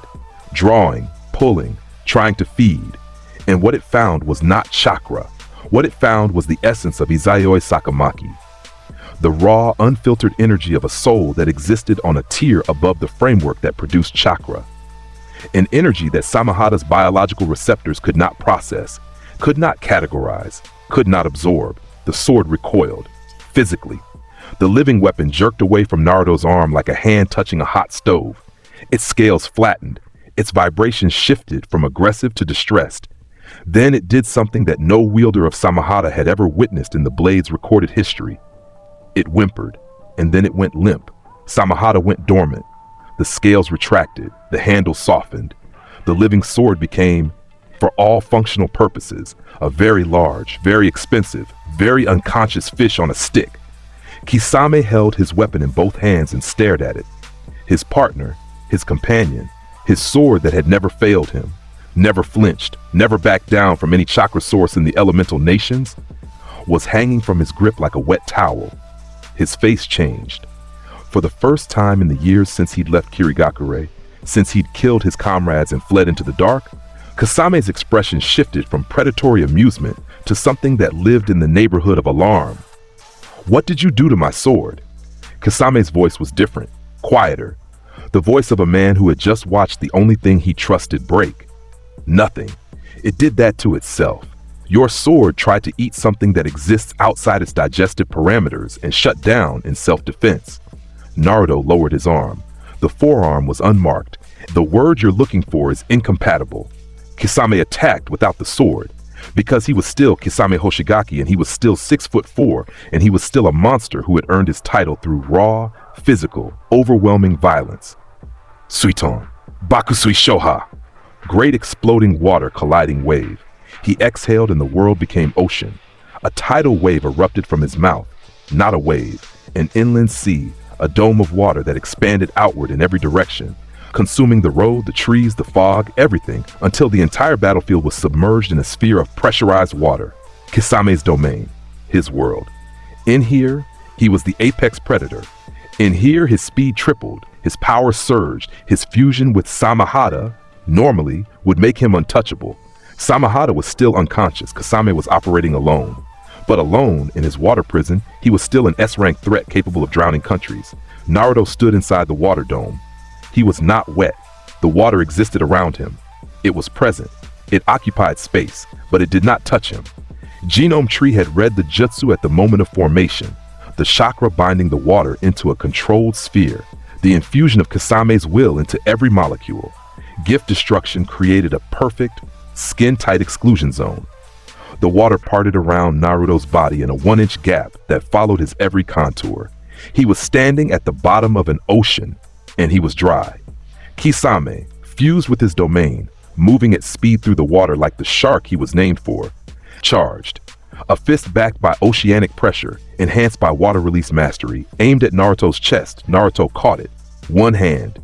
Open palm. Kisame's fist hit Naruto's palm, and the kinetic energy, which should have been enough to punch through reinforced steel, stopped. Dead. Complete transfer. Zero residual momentum. Kisame's arm vibrated from the arrested impact. His entire body shuddered. In the water, where his senses were sharpest, he felt it clearly for the first time. The thing he was fighting was not a Jinchuriki. It was not a shinobi. It was something from outside the system that his entire existence was built within. Naruto squeezed Kisame's fist. The shark man's eyes went wide. The bones in his hand compressed. Not breaking. Naruto was precise, but grinding together hard enough that the pain was immediate and absolute. Naruto pulled Kisame forward and delivered a single headbutt to the bridge of the shark man's nose. Inside the water dome, the impact generated a pressure wave that traveled outward through the liquid medium and hit the dome wall, distending it outward in a visible bulge before it corrected. The water dome, 400 meters in diameter, had just shuddered from a headbutt. Kisame's consciousness disconnected. His body went limp. The water dome began to collapse. The jutsu losing cohesion as its caster lost awareness. The ocean fell. The water crashed downward in a torrent that flooded the road, flattened the fog, and turned the border crossing into a temporary marsh. Naruto stood in the receding water. Dry. His headphones still worked. He adjusted them on his neck. Kisame lay face down in 6 inches of water, unconscious. Samahada beside him. Both of them neutralized with a combined engagement time of approximately 9 seconds. Itachi had not moved. The elder Uchiha stood where he had been standing at the beginning of the fight. His Sharingan was active, 3 tomoe spinning in each eye, the visual jutsu processing everything it had just witnessed. His face was impassive. His body language was still. But his hands inside his cloak were not still. They were trembling, not from fear. From recalculation, Naruto turned to face him. The humor was gone from his expression. Not anger in its place, something more considered. Something that had been building since the first time they'd met on the road, and Itachi's genjutsu had shattered on contact. He looked at Itachi Uchiha. And Genome Tree, ever present, ever reading, laid the man's biology bare. "You're dying," Naruto said. The words hit the damp air like stones hitting still water. Itachi's Sharingan stopped spinning. "Your lungs are operating at 43% capacity. There's cellular degradation in the alveolar tissue that's been progressing for approximately 4 years. Your ocular nerves are fraying. The Mangekyo Sharingan consumes more of them every time you use it, and you're supplementing with medication that slows the progression but doesn't stop it. At your current rate of decline, you have," Naruto paused, "not for drama, for accuracy. 2 years. 18 months if you keep using the Mangekyo. 8 if you use Susanoo." Itachi's face did not change, but something behind it, something deep, something structural, shifted. The way the foundation of a building shifts before the building decides whether to stand or fall. You're protecting your brother by making him hate you, Naruto continued. You killed your clan on orders, Danzo's initiative, the third's reluctant approval, the elimination of a coup before it could destabilize the village. You took the mission, you took the blame, you took the exile, and your plan is to die at Sasuke's hands so he becomes a hero instead of a traitor's brother. Itachi's lips parted by a millimeter. It's a good plan, Naruto said. It's wrong, but it's good. You think it's the only play available. It isn't. But that's your game to finish, not mine. He stepped forward, not aggressively, just closer. Close enough that the rain still dripping from the collapsed water dome fell between them like a curtain. Don't get in my way, Naruto said, and I won't end you ahead of schedule. But consider this a free consultation. There are medical professionals in Konoha who could treat your condition. One of them runs the village, and the truth about the Uchiha massacre is a weapon that should be pointed at the people who ordered it, not buried with you. Itachi studied him. The Sharingan was trying to read something, trying to analyze, categorize, predict. It found nothing. Not because Naruto was hiding, because Genome Tree existed as a passive interference pattern that made the Sharingan's visual genjutsu fail at the input level. Looking at Naruto with the Sharingan was like trying to read a book that was written in a language that preceded the concept of language. You are not what the intelligence reports described, Itachi said. The intelligence reports on me are adorable, Naruto said. They use words like unprecedented and anomalous, as if those words mean something when applied to someone who breaks categories by existing. A pause, rain falling, a shark man unconscious in a puddle. Two people who understood more than either would say. Protect him, Itachi said, quietly, not a request, a test, seeing how the words tasted in the mouth of someone who had never asked for anything. I already am, Naruto said, have been since before you started worrying about it. He's mine. Nobody touches what's mine, not even you. Itachi closed his eyes. When he opened them, the Sharingan was deactivated. Black eyes looked at blue eyes. A dying man looked at an impossible boy. Then Itachi turned.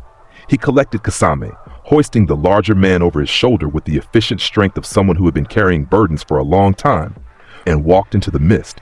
He did not look back. But his shoulders, for the first time in years, were not quite as tight. The Akatsuki received the mission report 3 days later.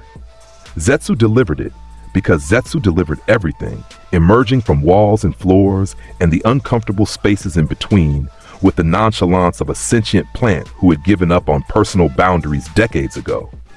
The report was Itachi's. Clinical, sparse. It said, contact made with the Nine-Tails Jinchuriki. Kasame was neutralized in under 10 seconds. Samahada was rendered inoperable upon contact with the target. My Sharingan was unable to process the target's combat data. The target demonstrated abilities that do not correspond to any known Jinchuriki enhancement, Kekkei Genkai, or Jutsu system. The target identified my medical condition, my mission history, and the classified details of the Uchiha incident without prior intelligence access. Recommendation: reclassify the Nine-Tails extraction as a Priority 1 strategic risk. Current asset deployment is insufficient. Deidara read it first. His reaction was immediate, loud, and involved throwing a clay bird into the ceiling of the hideout hard enough to leave a crater. Insufficient? Insufficient? My art is the pinnacle of creative destruction. 1C3 and that brat would be a memory. Itachi's just too cautious, always holding back, always calculating. Art doesn't calculate. Art detonates. Sasori, standing beside him, said nothing. Sasori never said anything when Deidara was performing. He waited for the rant to end the way you wait for weather to pass. He'd read the report and didn't understand it. What the hell does rendered inoperable mean? He broke the sword? How do you break a living sword? Just stab the kid. Jashin doesn't care about fancy moves. Just give me 5 minutes in a circle and shut up, Kakuzu said, reading over Hidan's shoulder. His eyes, old, calculating. The eyes of a man who had survived 90 years by understanding the precise value of everything, were doing mathematics. Risk versus reward. Asset deployment versus probable loss. The numbers were not favorable. The Jinchuriki negated Samahada's absorption. That means he's not using chakra. If he's not using chakra, Hidan, your ritual can't bind him.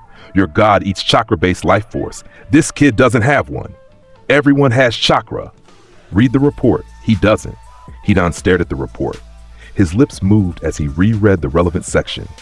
Then his face contorted into something that would have been funny if it weren't also deeply confused. That's heresy, Hidan said.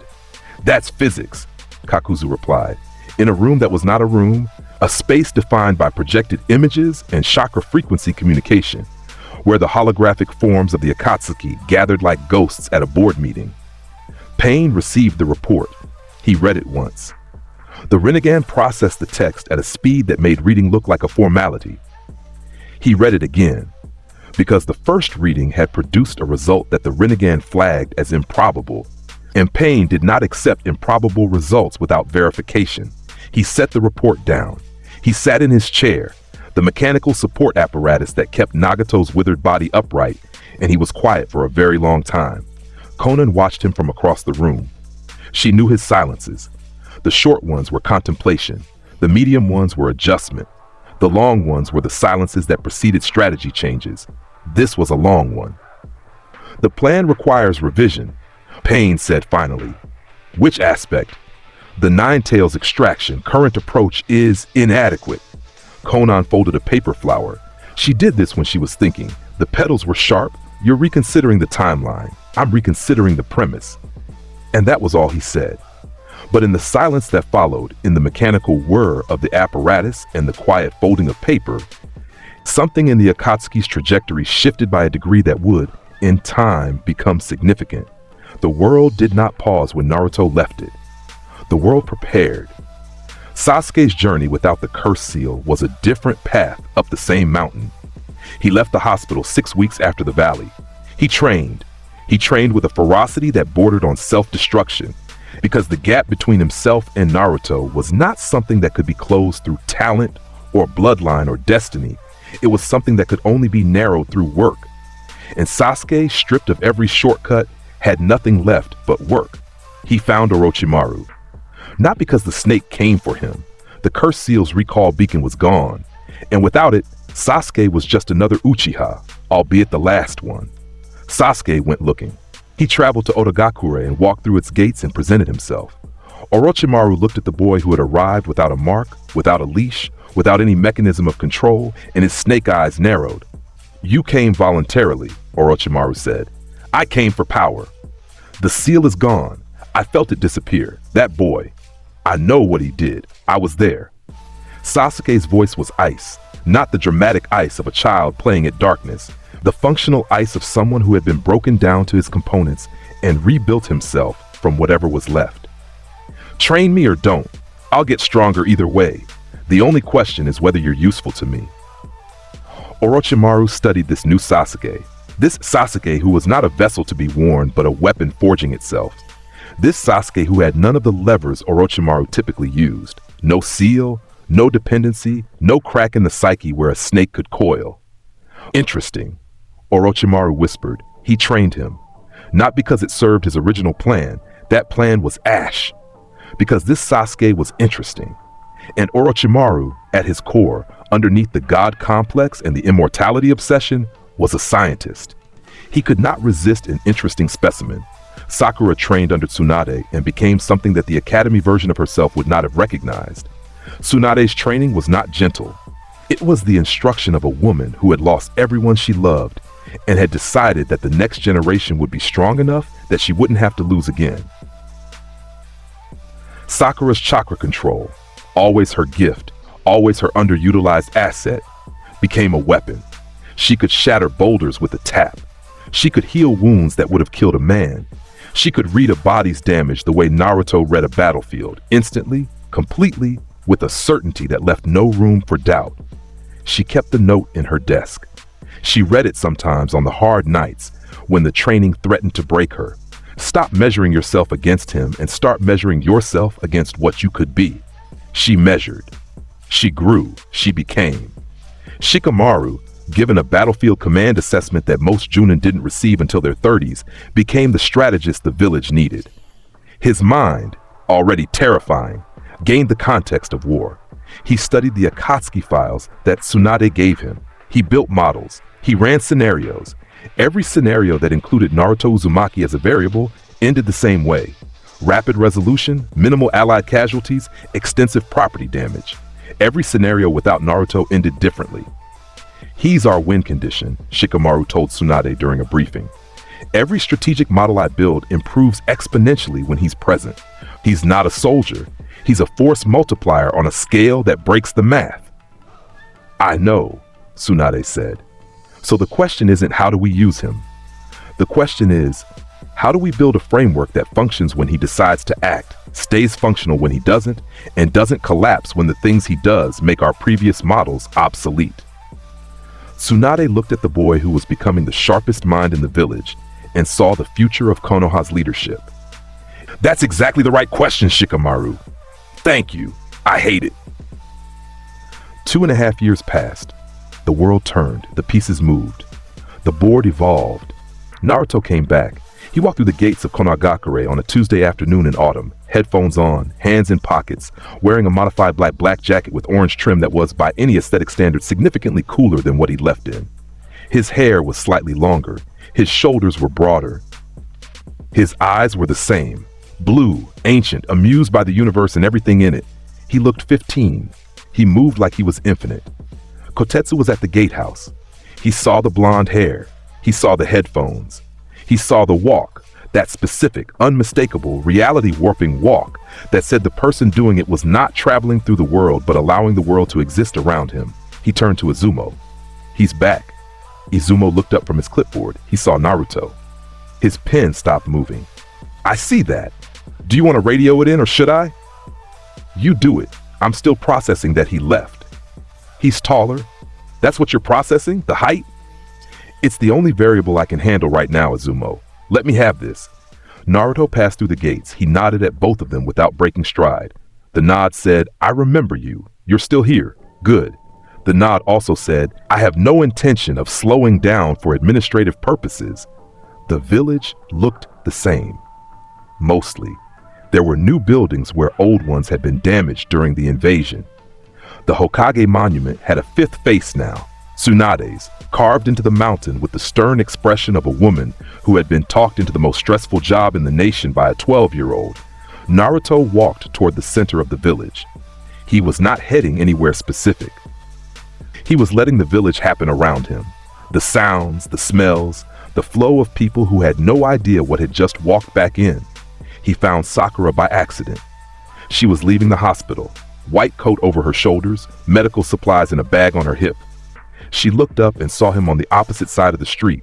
She stopped walking. He stopped walking. 2.5 years. She was taller, stronger. Her eyes had the sharpness of someone who had been broken down and rebuilt by the strongest woman in the village. Her chakra control, which Genome Tree read in the instant of observation, was extraordinary. Hospital-grade precision overlaid on combat-grade reserves. She'd done the work. "Your controls improved," Naruto said across the street. "Casual, observational, the way you comment on the weather to someone you've known forever.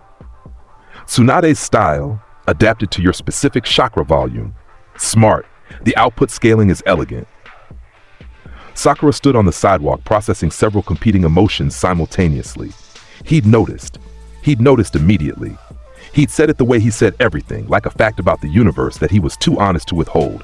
No drama, no ceremony. Just recognition. She wanted to hug him. She wanted to hit him. She settled for neither. "Welcome back," she said. "Thanks. You look like you could punch through a building." "I can punch through too. Show me sometime." He kept walking. Sakura stood on the sidewalk for 10 seconds, feelings doing complicated things behind her eyes. Then she smiled, sharp, proud, the smile of a woman who had earned recognition from someone who didn't give it freely, and went back to work. The new one was at the training grounds. Sai, pale, dark-haired, smile that didn't reach his eyes because the eyes didn't know what reaching meant. Root training. Danzo's product.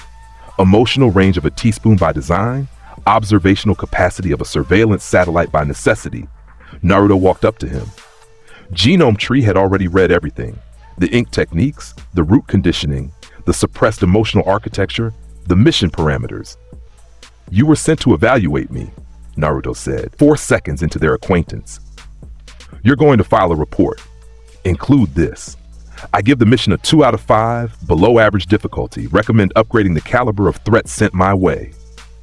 Sai blinked. Then, with the mechanical precision of someone for whom following interesting instructions was indistinguishable from following orders, he pulled out a scroll and wrote it down. Verbatim, including the numerical rating. Naruto watched him write. Something in his expression shifted, a flicker of respect, not for the obedience but for the lack of hesitation. Sai had not questioned, argued, or attempted to maintain his cover. He had simply executed. I like you, Naruto said. You're honest about being dishonest. That's a rare quality. Sai looked up from his scroll. His programmed smile appeared on his face. I read that complimenting people builds rapport. Your hair looks like a wheat field. Thank you. Your social skills are a construction zone. We'll work on it. He got ramen, ichiraku, same stool, miso with extra pork. Tochi set the bowl down and said, 2.5 years.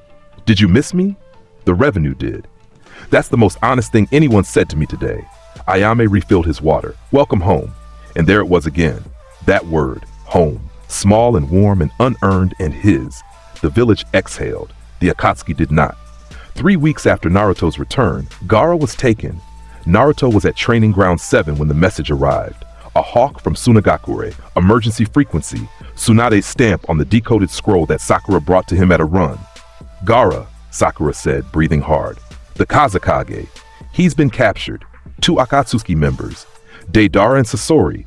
They're extracting the one tail. Naruto set down the scroll. He had read it in the time it took Sakura to speak. Genome Tree had already processed the distance to Suna, the probable extraction timeline, the chakra signatures of every Akatsuki member on file. The math was simple. The math was always simple. The extraction takes 3 days with the standard ritual, Naruto said. They started 6 hours ago. Travel time to Suna at standard Junin pace is 3 days. At Kakashi's pace, 2. Tsunade is organizing a team. We leave in, I leave now. He was gone before the sentence finished. Not at third cosmic velocity. He saved that for enclosed spaces where the vacuum displacement wouldn't flatten buildings. But fast. A speed that Sakura's trained eyes could track for exactly 1 second before it became meaningless. Before the blonde shape became a streak, became nothing, became distance. He crossed the land of fire in 4 hours. He crossed the desert between the fire and wind countries in 30 minutes because sand was not an obstacle to someone who treated terrain the way most people treated suggestions. He arrived at the Akatsuki extraction site, a sealed cave behind a massive boulder with a barrier tag system that the organization clearly considered impenetrable. With approximately 6 hours remaining on the extraction ritual, Naruto looked at the boulder.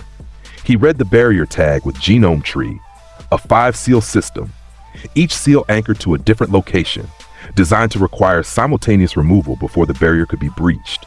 Clever, coordinated, designed to delay. Naruto punched the boulder. The boulder was the size of a house. It weighed several hundred tons. The barrier tags on its surface were reinforced with sealing jutsu that should have redistributed kinetic energy away from the impact point. Gift destruction negated the seals in the microsecond before his fist made contact. Then his fist made contact. The boulder did not crack. It did not split. It ceased. It was a boulder, and then it was dust. An expanding cloud of pulverized stone that blew outward from the impact point in a hemisphere of particulate matter that took 6 seconds to settle. Behind where the boulder had been, the cave opened like a wound in the mountainside. Inside, the extraction ritual was in progress.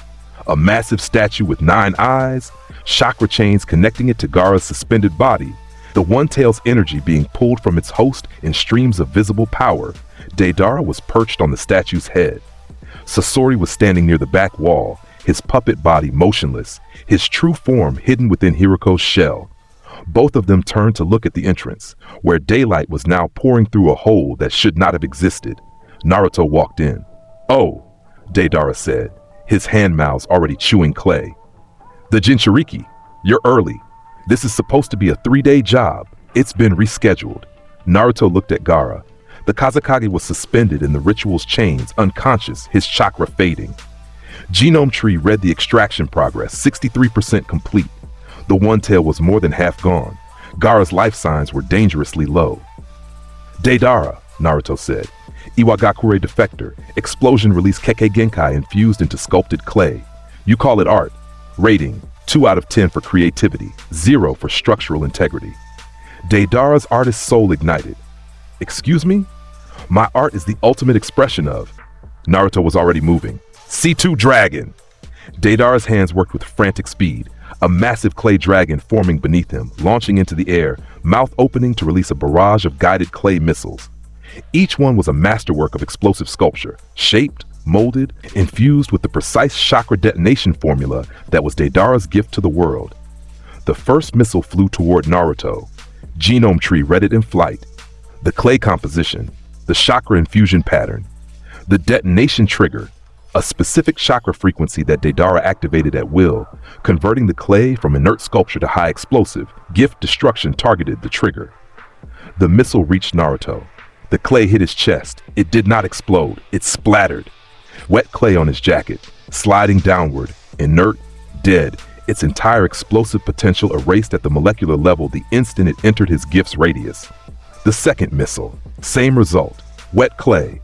The third, the fourth, an entire barrage of precision-guided explosive art reduced to pottery supplies. Deidara stared from the back of his dragon. His face went through something that was not disbelief. It was existential crisis. His art, his purpose, his reason for existing, turned into mud by a teenager who hadn't changed his expression. That is an insult to art, Deidara screamed. He was airborne, circling the cave ceiling on his clay dragon, hands working faster now, crafting something larger, something final. 2 out of 10 for creativity, Naruto said, looking up at him. He was standing in the center of the cave, covered in clay that was definitely ruining his jacket, completely unbothered. And a 0 for structural integrity. I stand by the rating. C3, Deidara's ultimate technique. A massive clay sculpture, the size of a man, compressed with the maximum explosive payload that his Kekkei Genkai could produce. Enough explosive force to level a village. He dropped it from the dragon's altitude with the gravity-assisted velocity of something that did not need to be subtle because its purpose was annihilation. Naruto jumped. He met the C3 in midair. His fist connected with it at the apex of his leap. A clean, surgical strike that looked casual and was anything but. Gift destruction read the explosive formula on contact and annihilated it. Then his fist continued through the deactivated clay, through the sculpture, through the air beyond it, and connected with Deidara's dragon. The dragon unraveled. Its clay body lost cohesion as the chakra binding it into shape dissolved. Deidara fell. No mount, no art, no platform. Tumbling through the cave air with the expression of a man who had just been professionally humiliated, Naruto caught him by the collar on the way down, held him at arm's length. Deidara dangled, sputtering, his hand mouths chomping on nothing. Art is an explosion, Deidara managed. Art is whatever survives contact with the audience, Naruto said. Yours didn't. Sit down. He threw Deidara at the cave wall. The bomber hit stone at a speed that was not lethal but was very persuasive. He did not get up. Sasori hadn't moved. The puppet master stood in his Hiriko shell, watching, evaluating. Sasori was patient. Sasori had spent decades perfecting the art of patience, converting his own body into an immortal puppet, achieving what he considered the ultimate expression of art, eternal beauty, unchanging, everlasting. You're not going to fight me, Naruto said, not looking at him. He was walking toward the extraction statue, toward Gaara. You've been running calculations since I walked in. You know the math. Your puppets are chakra threaded. I negate chakra constructs on contact. Every string you attach, I cut by existing. Your third Kazakage puppet, your 100 puppet technique, your iron sand, all of it runs on chakra, and all of it dies when it reaches me. Sasori's Hiriko shell creaked.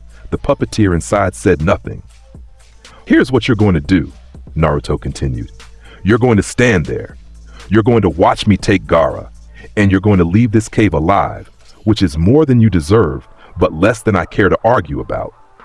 He reached the extraction statue. Gaara hung in the chakra chains, face slack, breathing shallow. The ritual was still pulling. The statue's eyes were still glowing. Naruto placed both hands on the chains and gift destruction screamed through them. The chains were not ordinary constructs. They were powered by the Gedo statue itself, the physical form of the Ten-Tails husk, an artifact of divine tier significance. But Divine Tier was Izayoi Sakamaki's native habitat. The chains read as complex. They did not read as invulnerable. They shattered. Link by link, the chains crumbled, their chakra structure collapsing under the systematic assault of something that existed to unmake systems. The statue's glow flickered. The extraction faltered. Gaara fell. Naruto caught him. The Kazekage was light. Too light. A man who controlled sand should have been heavier, and the absence of weight said everything about what the extraction had taken. Genome Tree read Gaara's body, and the news was not good. The one tail was gone. 63% extracted before Naruto arrived, and the remaining 37% had been pulled during the fight with Deidara. The Biju was in the statue now, and without its chakra, without the Shukaku that had been a part of Gaara since before birth, the Kazekage's life functions were failing. Gaara was dying, had died, was dead. Naruto held the body. He looked at the face, calm in death the way it had never been in life. The dark circles under the eyes, the kanji for love carved into the forehead, the mouth that had never learned how to smile until Naruto had punched through his sand and offered him a hand. Something crossed Naruto's face, not grief, something more fundamental, refusal. The specific, absolute, reality-defying refusal of someone who had been told the rules and decided they were wrong.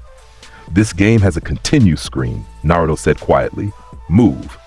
He placed his right hand on Gaara's chest, genome tree activated at full resolution. Not combat mode, analytical mode. The deepest read available. Cellular structure, tissue composition, organ function, neural activity, the fading electromagnetic patterns of a brain that was shutting down, the slowing chemical cascades of cells transitioning from life to death. He found the line. The exact, precise molecular boundary between alive and dead. The last functioning synapses. The final ATP molecules being consumed. The residual electrical charge in the cardiac muscle that was dissipating as he held it, he pushed.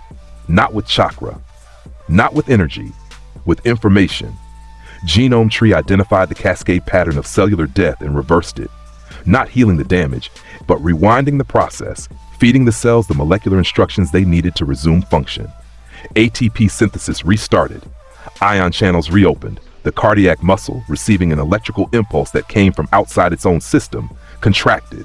Once, twice, a rhythm established. Breathing followed. Brain activity returned. Scattered at first, then organizing, then coherent. Gaara's eyes opened. He was looking at a cave ceiling he didn't recognize. He was lying in someone's arms. He was alive and he should not have been. And the first thing he saw was a pair of blue eyes looking down at him with an expression that was trying very hard to be annoyed and failing. "You're heavy when you're dead," Naruto said. "Eat less sand." Gaara stared at him. His mouth opened. No words came. The cave entrance darkened. The rescue team, Kakashi, Sakura, Temari, Kankuro, Chiyo of the Sand, arrived at a dead sprint, battle-ready, prepared for a war. They found 2 unconscious Akatsuki members, an inert extraction statue, and Naruto sitting on the cave floor with Gaara's head in his lap, looking mildly irritated. Chiyo, the elder of Sunagakure, walked slowly into the cave. She was ancient. She had seen every war.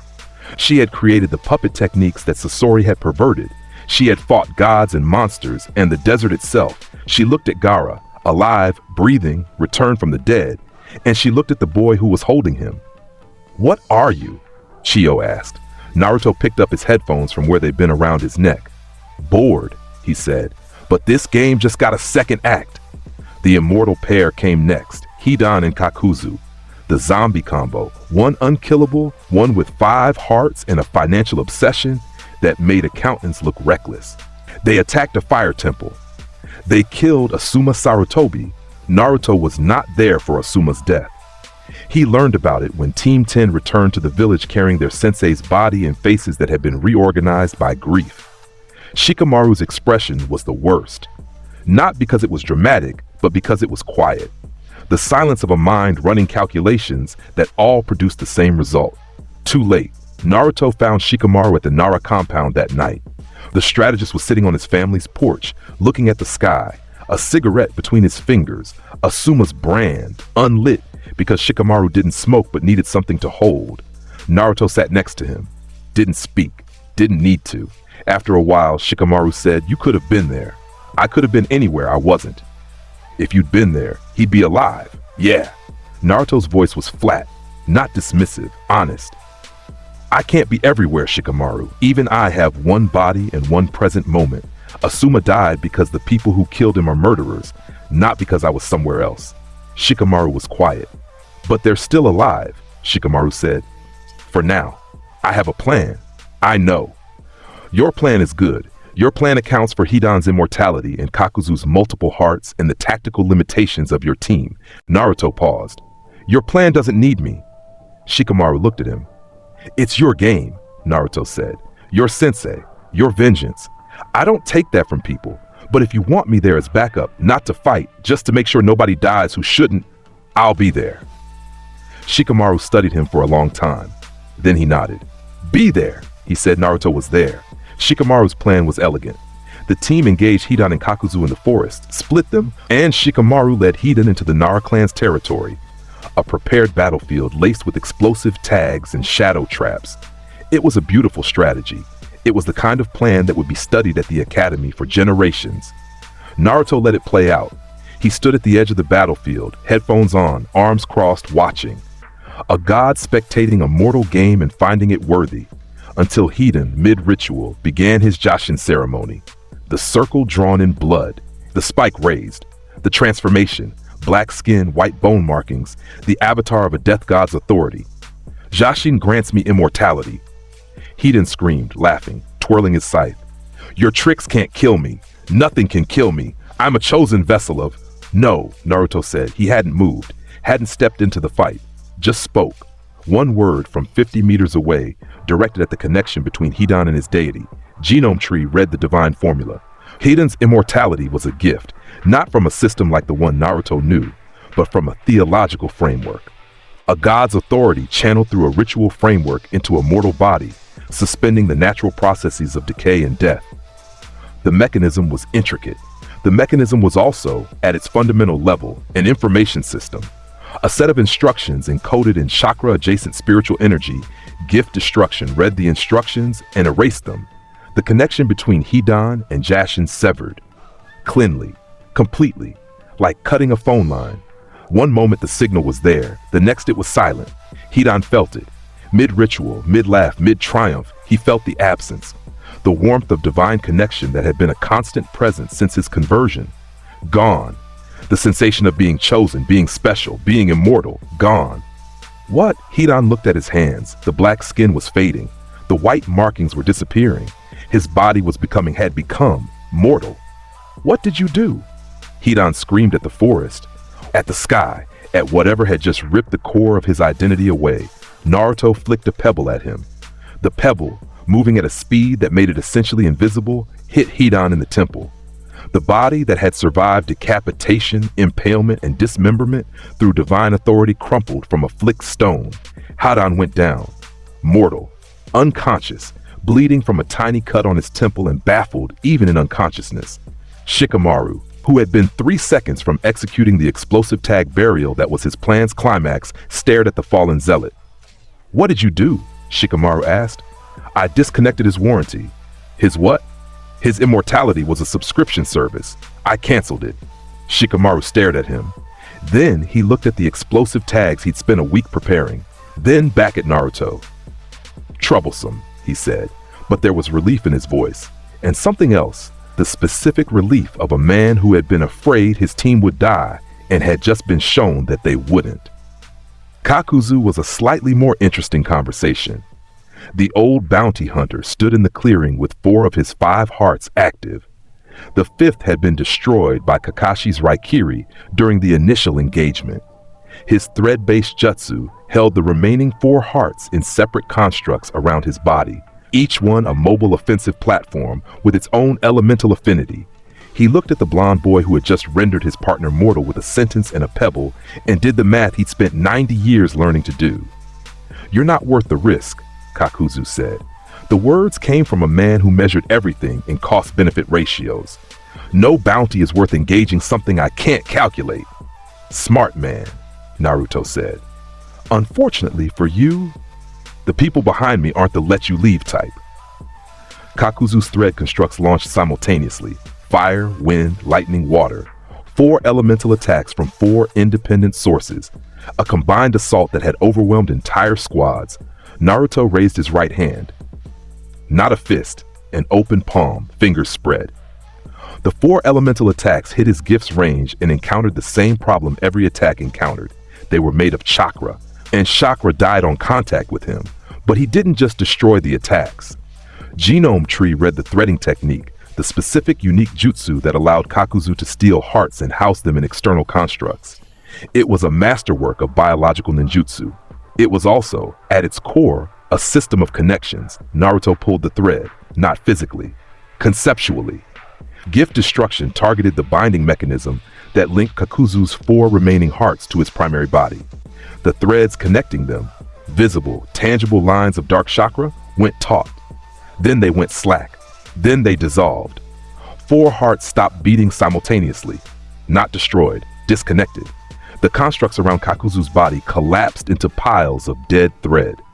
The hearts within them, suddenly untethered from the system that kept them alive, stopped. Kakuzu's body locked. His eyes went wide. One remaining heart, his original, the one in his chest, tried to maintain life functions that were designed to be supported by 5. It couldn't. The systemic shock overwhelmed it. Impossible, Kakuzu said. Nah, Naruto said. Kakuzu fell forward, unconscious. 90 years of survival and accumulated power ended by a teenager who had identified the single point of failure in his architecture and pulled it like a loose thread in a sweater. Naruto carried both of them back, one over each shoulder, because they were war criminals, and Konoha's intelligence division would want to have conversations with them. The interrogation of Hidan was later described by Ibiki Morino as the most theologically confused conversation I have ever moderated. Hidan, stripped of his immortality, faced with mortality for the first time in decades, alternated between existential terror, religious fury, and a very specific kind of betrayal that could only be described as dumped by God. Ibiki's report concluded with a note that he was requesting a sabbatical. Then came pain. The morning was normal, autumn light, market sounds, the smell of cooking food and the hum of a village doing its daily business. Naruto was at Ichiraku. He was eating lunch. The miso was better than usual. Tochi had adjusted the broth ratio and the improvement was notable. Naruto's chopsticks stopped moving. Genome Tree screamed. Not a warning, not an alert, something beyond both. A frequency that Naruto had not felt since the day Orochimaru entered the forest of death. The sensation of something wrong on a fundamental level. Something that did not belong. Something that had just arrived in the airspace above Konoha with the specific deliberate intent of ending everything below it. 6 signatures, 1 origin. The Renegade's authority distributed across 6 bodies like a signal through 6 speakers, each one broadcasting a different frequency of annihilation. Naruto set his chopsticks down, carefully, parallel to the bowl. He reached into his pocket, placed money on the counter, more than enough for the meal and the next 10 after it, and said, "Tochi, Ayame, get underground now." His voice was different. Not the comedy, not the performance, something underneath all the layers he wore over the thing he actually was. Flat, certain, the voice of someone who had calculated the variables and found no room for ambiguity. Tochi looked at Naruto's face and moved. He didn't argue. He didn't ask. He took Ayame by the arm and they left the stand and joined the civilians who were already sensing something wrong, already moving. The survival instinct of a village that had been invaded before pulling them toward the underground shelters. Naruto walked outside. The first Prita path landed on a rooftop 2 streets over. The impact shattered tiles and sent debris cascading into the street below. It was humanoid. It had orange hair and piercings, and the Rinnegan, those concentric circle eyes that carried the authority of the Sage of 6 Paths, spinning in dead sockets. Then the others, one by one, dropping from the sky like ordnance. The Deva path at the center. The animal path, summoning already. The human path, silent and predatory. The Naraka path, with its hidden restoration ability. The Asura path, body already reconfiguring into weapons platforms. 6 paths of pain. 6 bodies, 1 will, 1 set of eyes, 1 mission. Capture the Nine-Tails Jinchuriki. The village erupted. Shinobi mobilized. The barrier team activated the perimeter seals. Tsunade issued orders from the tower. Anbu deployed. Junin engaged, buildings exploded. Summons, massive, multi-headed, impossible creatures materialized in the streets. The animal path alone was producing a menagerie of devastation. The Asura path's mechanical body was firing projectile weapons into the defense lines. The human path was extracting souls from the shinobi who got close enough to be caught. Konoha was dying. Again, Naruto put his headphones on. He pressed play. The music was something he'd found on the road, a song from his first life, reconstructed from memory, carried across the boundary between worlds in the only way anything could be, in the mind of someone who refused to forget. It was fast. It was loud. It had a beat that matched the rhythm of someone walking into a war and winning it. Something settled in his chest. Not the predatory thrill, not the bored contempt. Something he recognized from a life ago, from Little Garden, from the moments before a gift game where the stakes were real and the opponents were worthy and the board was his to dominate. These are mine. This village, these people. These small, fragile, irreplaceable lives that he had spent years pretending not to care about, while caring so deeply it terrified him. This is my board. These are my pieces. And someone has come to flip the table. He walked into the war. The Asura path was the first to find him. Or rather, Naruto was the first thing in the Asura path's target acquisition that didn't run. The mechanical body reconfigured, arms splitting into a projectile launcher, chest opening to reveal a chakra cannon, the entire frame becoming a weapons platform aimed at the teenager standing in the middle of a burning street with his hands in his pockets. The cannon fired. A concentrated beam of chakra energy screaming down the street at Naruto with enough force to punch through the Hokage monument. Naruto didn't stop walking. Gift destruction created a perfect cone of negation in front of his body. The cannon beam hit the cone and split, forking around him, the redirected energy demolishing the buildings on either side of the street, but leaving Naruto's path clear. He walked through the beam the way you walk through a light drizzle. He reached the Asura path. His right hand came out of his pocket, closed into a fist, and drove upward through the path's mechanical chassis. The fist entered at the sternum and exited through the upper back, carrying with it a shower of mechanical components and chakra receivers that Genome Tree read and cataloged and dismissed as derivative. The Asura path dropped. One down, the human path appeared behind him. Silent, fast, hand reaching for the back of his head. The soul extraction technique, touch-based, instant, designed to rip the consciousness from the body like pulling a weed from soil. Naruto felt the hand approach. He didn't turn. He didn't dodge. He let the hand touch his head. The human path's ability activated. It reached into Naruto's consciousness. It found Izayoi Sakamaki. The feedback was instantaneous. The human path's eyes went wide, wider than the renegade's concentric circle should have allowed, and the body seized. Smoke rose from the chakra receivers in its face. The soul extraction technique had attempted to grasp something that existed on a scale so far beyond its operational parameters that the system overloaded. Like plugging a desk lamp into a star, the human path fell, smoking, inoperable. Two down, Naruto kept walking. The animal path threw summons at him. A massive bull, a giant bird, a multi-headed dog that split into more dogs every time it was damaged. Naruto punched the bull. The bull went up. It did not come back down in a timely manner. He punched the bird out of the sky with a vertical leap that produced a sonic boom audible across the village. The multi-headed dog charged. Naruto grabbed it by the nearest head, read its summoning contract through Genome Tree, and gift destruction severed the contract's binding mechanism. The dog unsummoned, not killed, returned to whatever realm it had been called from, its ticket punched, its invitation revoked. He found the animal path inflicted in the forehead. The body hit the ground before the sound of the flick reached the nearest observers. 3 down, 3 remaining. The Naraka path was hiding. Smart. It was the support unit, the one that could repair the other paths using the King of Hell summon. As long as it survived, the other paths could be restored. Naruto located it in 4 seconds. Genome Tree tracked the chakra signal through 3 buildings, 2 basements, and a reinforced shelter where the Naraka path was crouched, waiting, the King of Hell already forming beneath it. Naruto walked through the wall. The reinforced concrete parted around his body like water. He emerged in the shelter, looked at the Naraka path, looked at the King of Hell.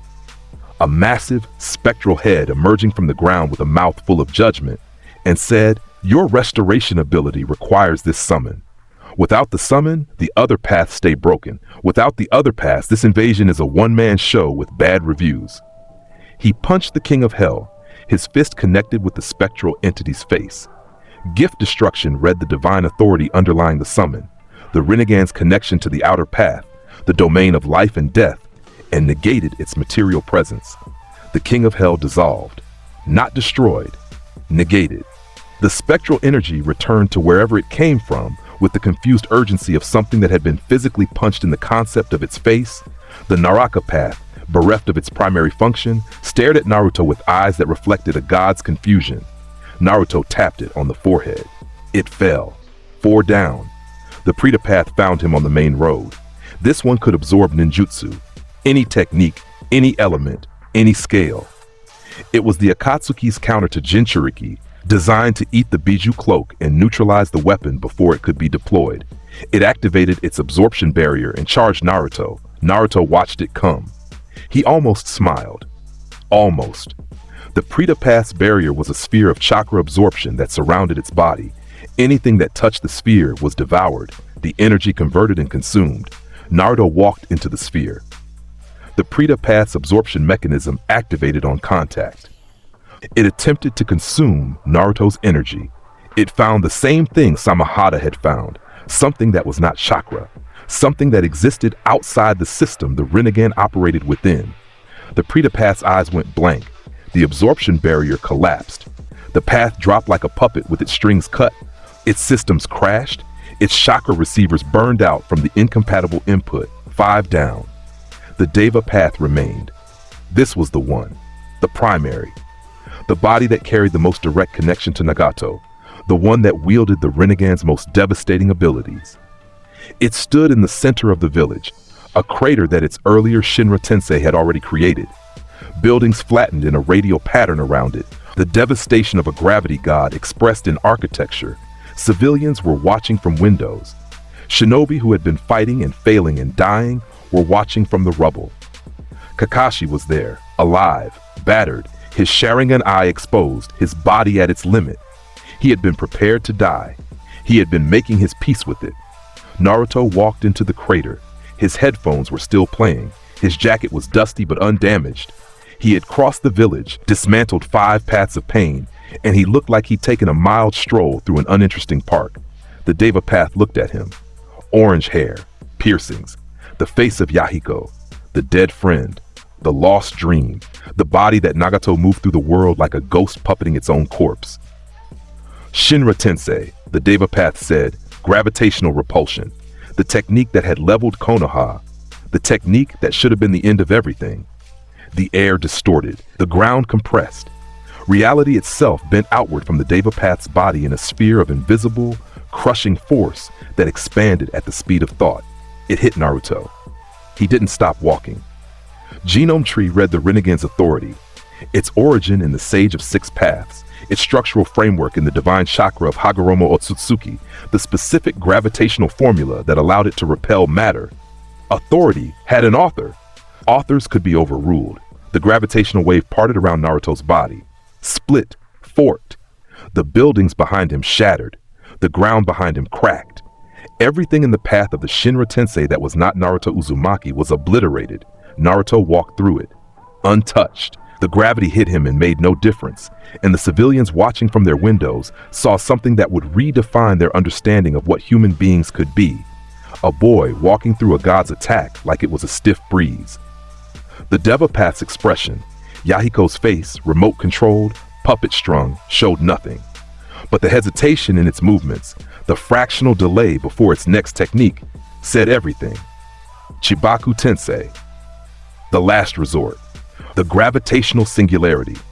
A black sphere of compressed gravity launched into the sky, pulling everything toward it.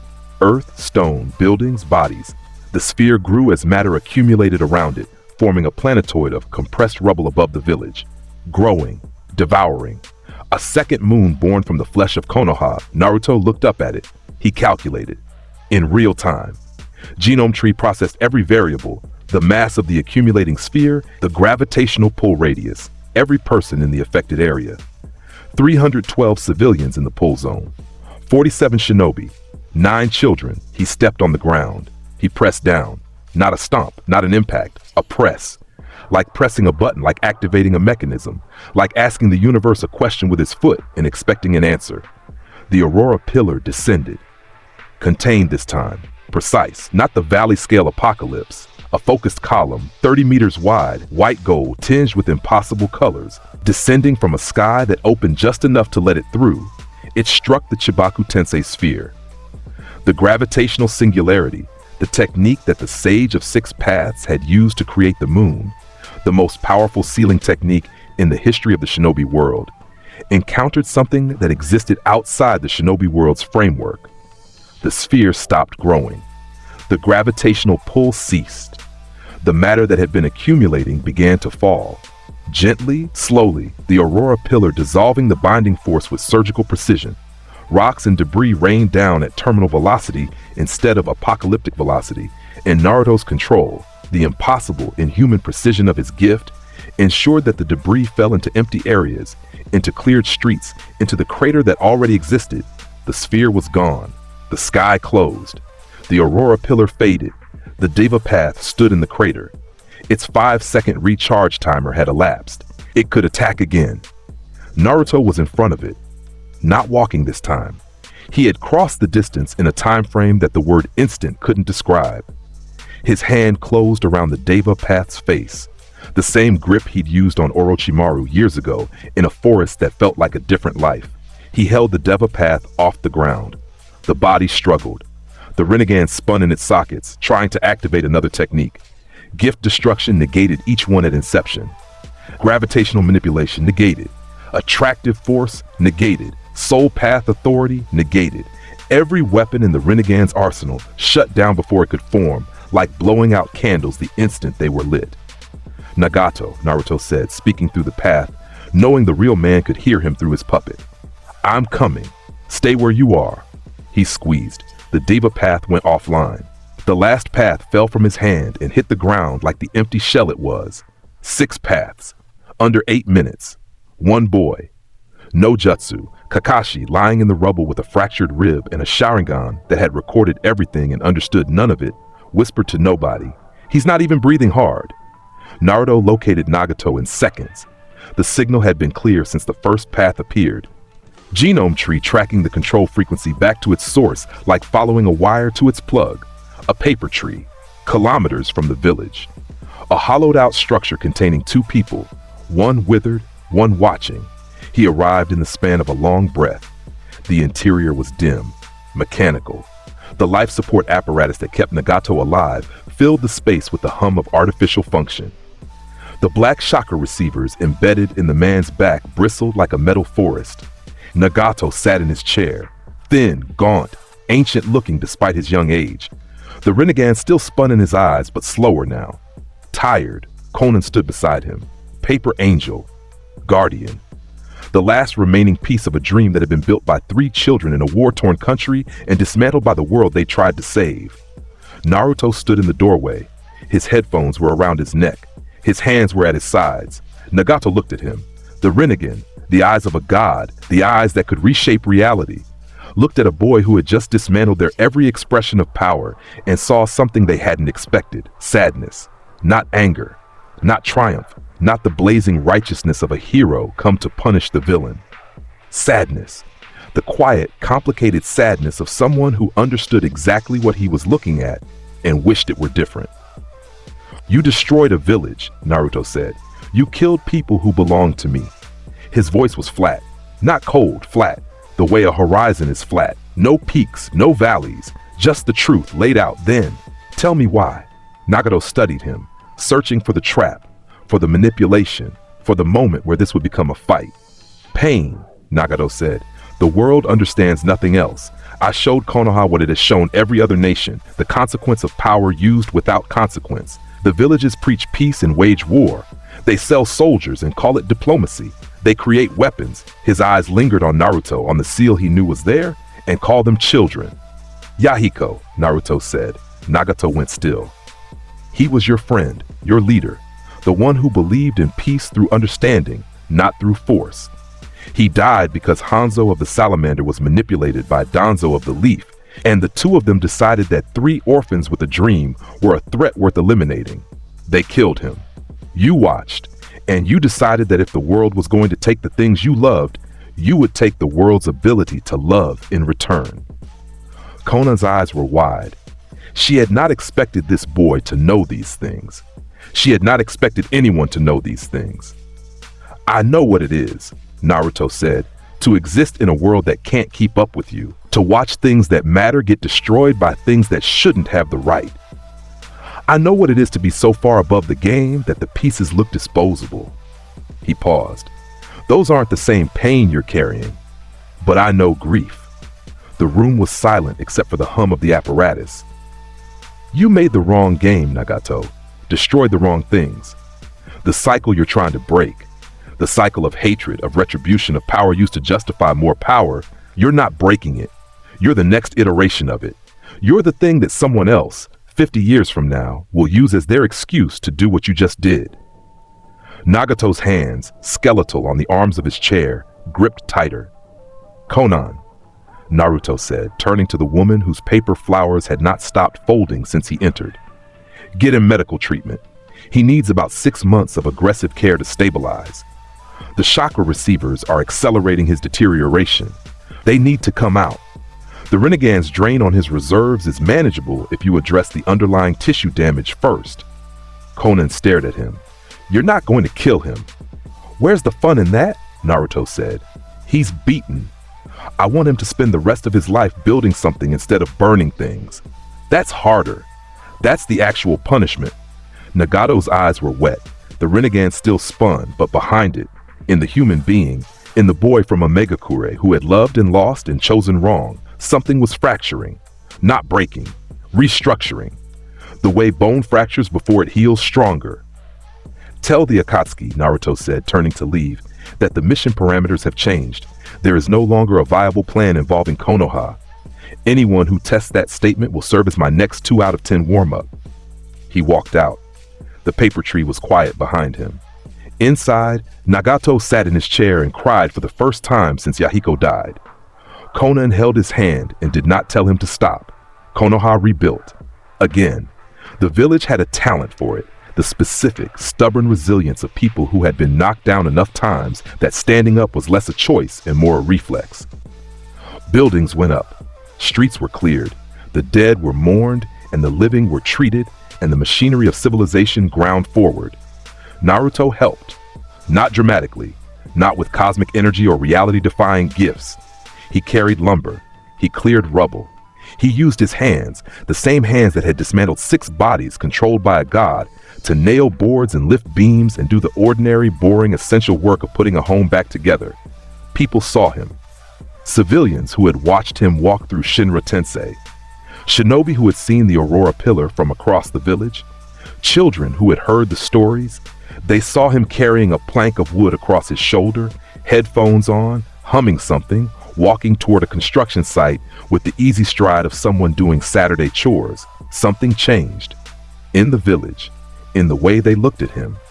Not fear. The fear had always been there, first because of the fox and then because of the things he could do. But layered over the fear now was something else, something warmer, something that recognized this thing that could erase us, this impossible power that lives among us. It builds our houses. It eats at our ramen stand. It puts one foot in front of the other on the same dusty streets we walk. It's ours. Tsunade's mission log for the Pain Invasion was the shortest on file. Under incident resolution, Naruto's entry read, resolved. New, Tsunade stared at it. She added it to the file. She poured herself a drink. It was 3 in the afternoon. The Kage Summit convened a month later. 5 Kages assembled in the Lyran to address the Akatsuki threat and the broader geopolitical implications of an organization that could assault a major village and very nearly succeed. Naruto was not invited. He attended anyway, because the concept of an invitation implied that someone had the authority to exclude him, and that was a premise he found amusing. He walked into the summit hall, a grand, cold, architecturally serious room designed to make powerful people feel important. with his headphones around his neck and his hands in his pockets, and sat in a chair that did not belong to any delegation. The Raikage A saw him first. The fourth Raikage was enormous, muscular, and radiated a lightning release aura that made the hair on nearby attendants stand up. He was also, by temperament, a man who solved problems by punching them, and the presence of an unknown teenager in his summit was a problem. "Who the hell?" the Raikage began. "Naruto Uzumaki," Naruto said. "Konohagakure. I'm the one who ended the pain invasion in 8 minutes. I'm also the one who cratered the Valley of the End 3 years ago. I brought snacks." He held up a bag of chips. The Raikage's lightning aura intensified. "You dare walk into a Kage summit uninvited? I dare walk anywhere. That's sort of my thing. I'll show you." The Raikage moved. Lightning release, lariat, full speed. A clothesline strike enhanced by lightning chakra moving at a velocity that most shinobi couldn't track, aimed at the teenager who had just insulted the dignity of the summit. Naruto caught the arm. One hand. No shift in posture. No dramatic reaction. The Raikage's full-speed lightning-enhanced strike stopped dead in Naruto's palm. The kinetic energy, enough to decapitate a Biju, transferred into Naruto's body and went nowhere. Gift destruction read the lightning chakra and negated it. The physical force was absorbed by a body that operated on principles the elemental nations didn't have words for. The Raikage's feet left the ground from his own arrested momentum. He hung in the air for a fraction of a second, suspended by the arm that Naruto held, before Naruto gently, politely even, set him back down. "Nice speed," Naruto said. 6 out of 10. The summit room was silent. 5 Kages, their guards, their advisors, samurai escorts, all of them staring at the teenager who had just stopped the fastest man in the shinobi world with his snack hand.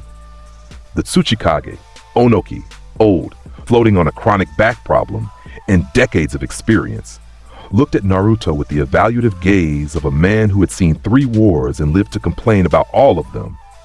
"Fascinating," Onoki murmured. "I want him studied." "You want to study me?" Naruto looked at the old man. "I'd give you the reading list, but it's from a library that doesn't exist in this dimension." The Mizukage, Mei Terumi, tall, auburn-haired, with a presence that mixed political authority with the casual lethality of someone who could dissolve steel with her breath, looked at Naruto with an expression that had nothing to do with combat assessment and everything to do with the fact that Naruto, at 15, had already grown into the kind of face and confidence that made the temperature of a room change. "Perhaps," Mei said, her voice carrying the specific warmth of diplomatic interest that was not entirely diplomatic, "we could discuss this over lunch." Naruto looked at the Mizukage, the Izayoi in him, the part that appreciated dangerous women the way a sommelier appreciates wine, registered everything. The poise, the power, the fact that she was looking at him with exactly the kind of directness that he found interesting. "Mizukage-sama," Naruto said, because there were moments where even Izayoi Sakamaki recognized the value of a respectful address. "If this summit produces anything worth celebrating, I'll buy dinner." The room temperature actually went up by a degree. Several guards shifted uncomfortably. Mei smiled in a way that would have ended lesser men. "I'll hold you to that," she said. The Raikage was still processing. His arm tingled where Naruto had held it. He looked at his hand. He looked at the boy. His face did something complicated that eventually resolved into grudging, furious respect.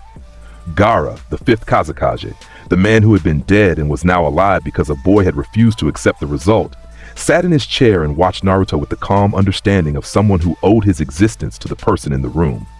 Their eyes met across the summit table. Naruto nodded. Once, a tiny motion, not a bow, not a salute, just acknowledgement, equal to equal. Person to person, Gaara nodded back. His sand stirred around him, not defensive, not aggressive, comfortable.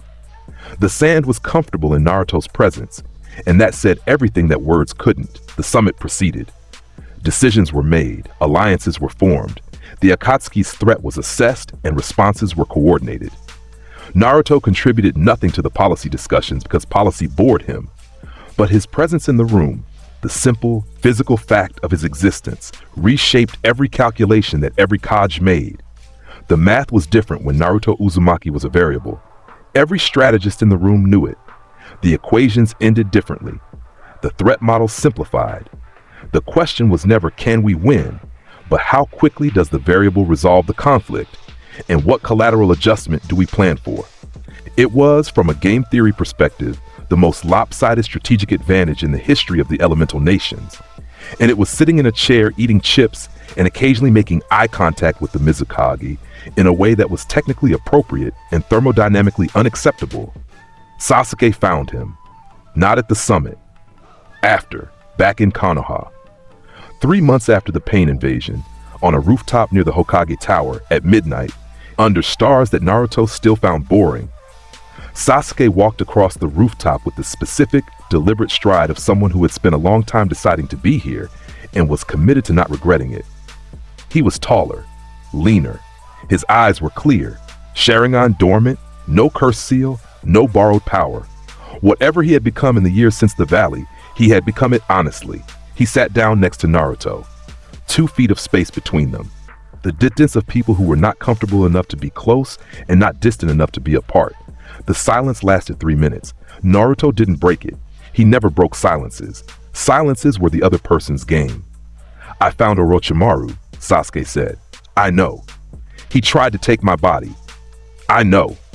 I killed him. I know. Genome tree reads the absence of his chakra signature. He's gone. The soul transfer was the last play he had, and you didn't give him the opening. Naruto looked at Sasuke in the dark. You did it without the curse seal, without any shortcut. You stood in front of a Sannin and beat him with what you built. That's the first thing you've ever done that impressed me. Sasuke was quiet. Something moved behind his face. Not the old anger, not the consuming jealousy. Something else. Something that had been building for years in the space where hatred used to live. I found out about Itachi, Sasuke said. Naruto waited. The massacre, Danzo, the order, all of it.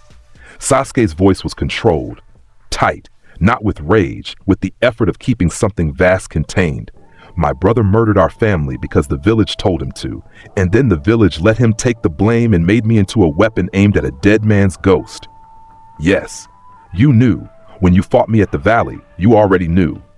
I knew before the valley. I knew before the academy. Genome tree reads everything, Sasuke. It reads the classified files in the Hokage's archive. It reads the chemical signatures of a cover-up in the way people's chakra changes when they lie about the Uchiha incident. I've known since I was 7. Sasuke's fists clenched, but they unclenched. Slowly, deliberately. The conscious choice of a man who had decided that his hands were not weapons tonight. Why didn't you tell me? Because it was Itachi's game. His story. His decision about how and when and whether you learned the truth. It wasn't mine to tell. It was mine to make sure you survived long enough to hear it. They sat on the rooftop. The village hummed below them. Rebuilt, recovering alive. Stars above, wind between. I'm not going to catch you, Sasuke said. The words came out like stones falling from a height. Heavy, final. Am I? No, not ever. No, not ever. Not in this life, not in any life. The gap between us isn't talent or training or destiny. It's fundamental. I am what I am. You are what you are, and those things don't occupy the same scale. Then what am I supposed to be? Naruto looked at him, really looked. Not with Genome Tree, not with the analytical detachment of Izayoi Sakamaki assessing a game piece. With the eyes of Naruto Uzumaki, the boy who had shared a headphone in a hospital room and paused in a doorway for 1 second that meant everything. The best version of yourself, Naruto said. Not the best version of me, not the Avenger, not the rival, not whatever identity you've been trying on like costumes since you were 8. Just Sasuke. Just the man who killed a Sannin with nothing but his own hands and his own will and his own stubbornness. He leaned back. That guy is worth knowing.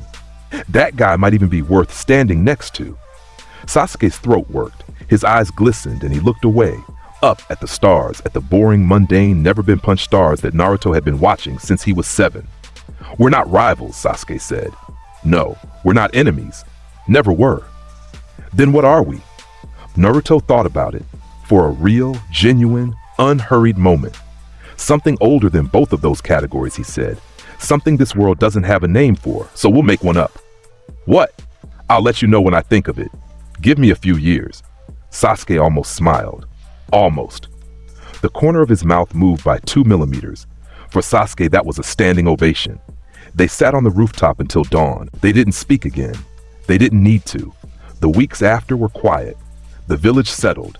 The Akatsuki, reduced and restructured, did not approach Konoha again. The intelligence networks that Jiraiya had built, now maintained by a growing cadre of operatives, confirmed what Naruto already knew. The message had been received. The board had changed. The game's parameters had shifted.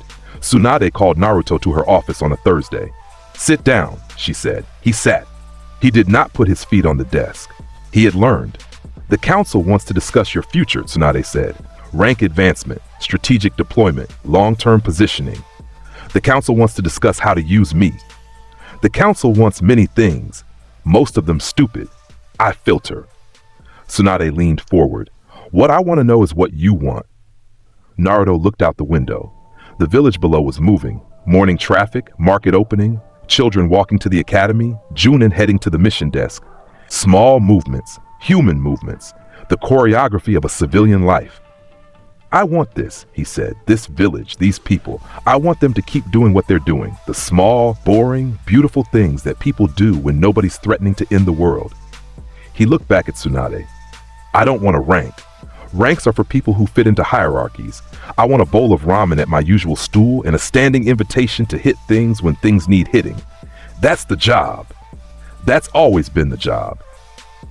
Tsunade studied him. The medical ninja, the diagnostician, the woman who could read a body's damage with a glance. She looked at this boy and read something that wasn't physical, wasn't medical, was just human. He was happy, in his way, in the complicated, layered Izayoi Sakamaki way, where happiness meant finding something worth protecting and daring the universe to try and take it. "Okay," she said. "Ramen and violence. I'll make it official. Can the mission classification be whatever I want? Get out of my office." He left grinning. The evening came. Autumn again. Full circle. Naruto sat on the fourth Hokage's head on the Hokage monument. The same spot he'd sat as a 7-year-old, cataloging the sky, finding it wanting. His headphones were on.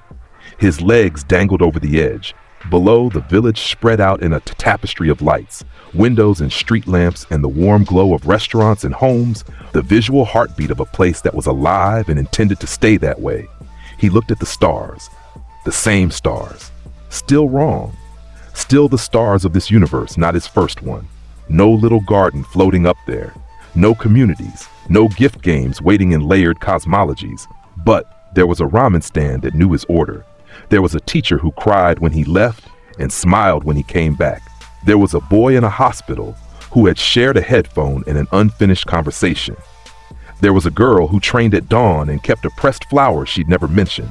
There was a fox in his gut who grumbled like a cosmic roommate and laughed at jokes nobody else heard. There was a village that feared him and needed him and was slowly beginning to love him.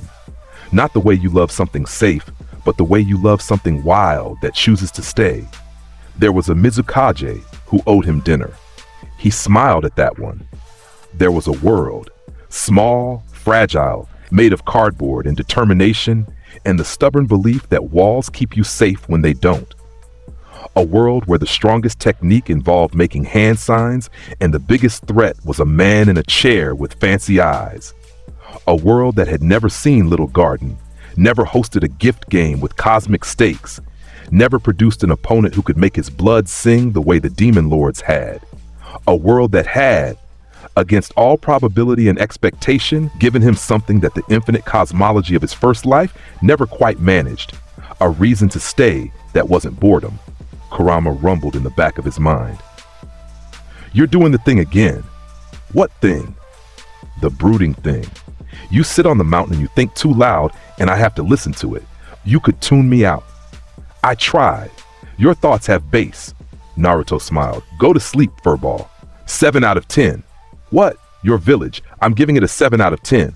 The ramen is an 8. The people are a 6, but the ramen brings up the average. Since when do you rate things?"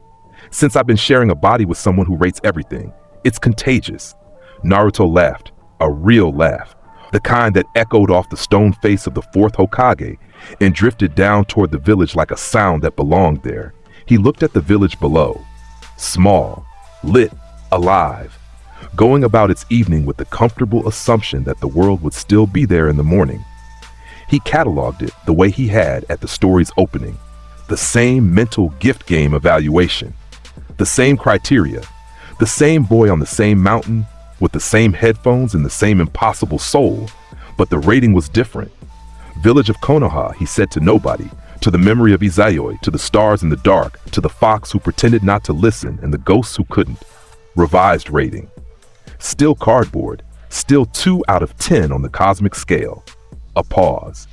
Music in his headphones, the night wind, the distant sound of someone laughing in a lit window below. But the pieces are mine, the game is mine. And for a world made of cardboard, he smiled. The real one, small and warm and human. The smile of a boy who had once challenged demon lords for fun and now chose every morning and to eat ramen at a wooden counter in a village that didn't deserve him and got him anyway. It burns pretty well. He cranked the volume. He leaned back against the stone. Below him, the village slept and lived and healed and grew, and the boy on the mountain watched it all with ancient eyes and a heart that had decided, against all evidence and expectation, that small things were worth keeping. The music played. The stars bored him, but the world didn't. Not anymore. And that's how Naruto Uzumaki, a reincarnated god in a cardboard world, broke every rule, every ninja, and every expectation without breaking a sweat. If this hit different, smash that like, drop a comment, and subscribe, because the next one is where it gets truly unhinged. See you there.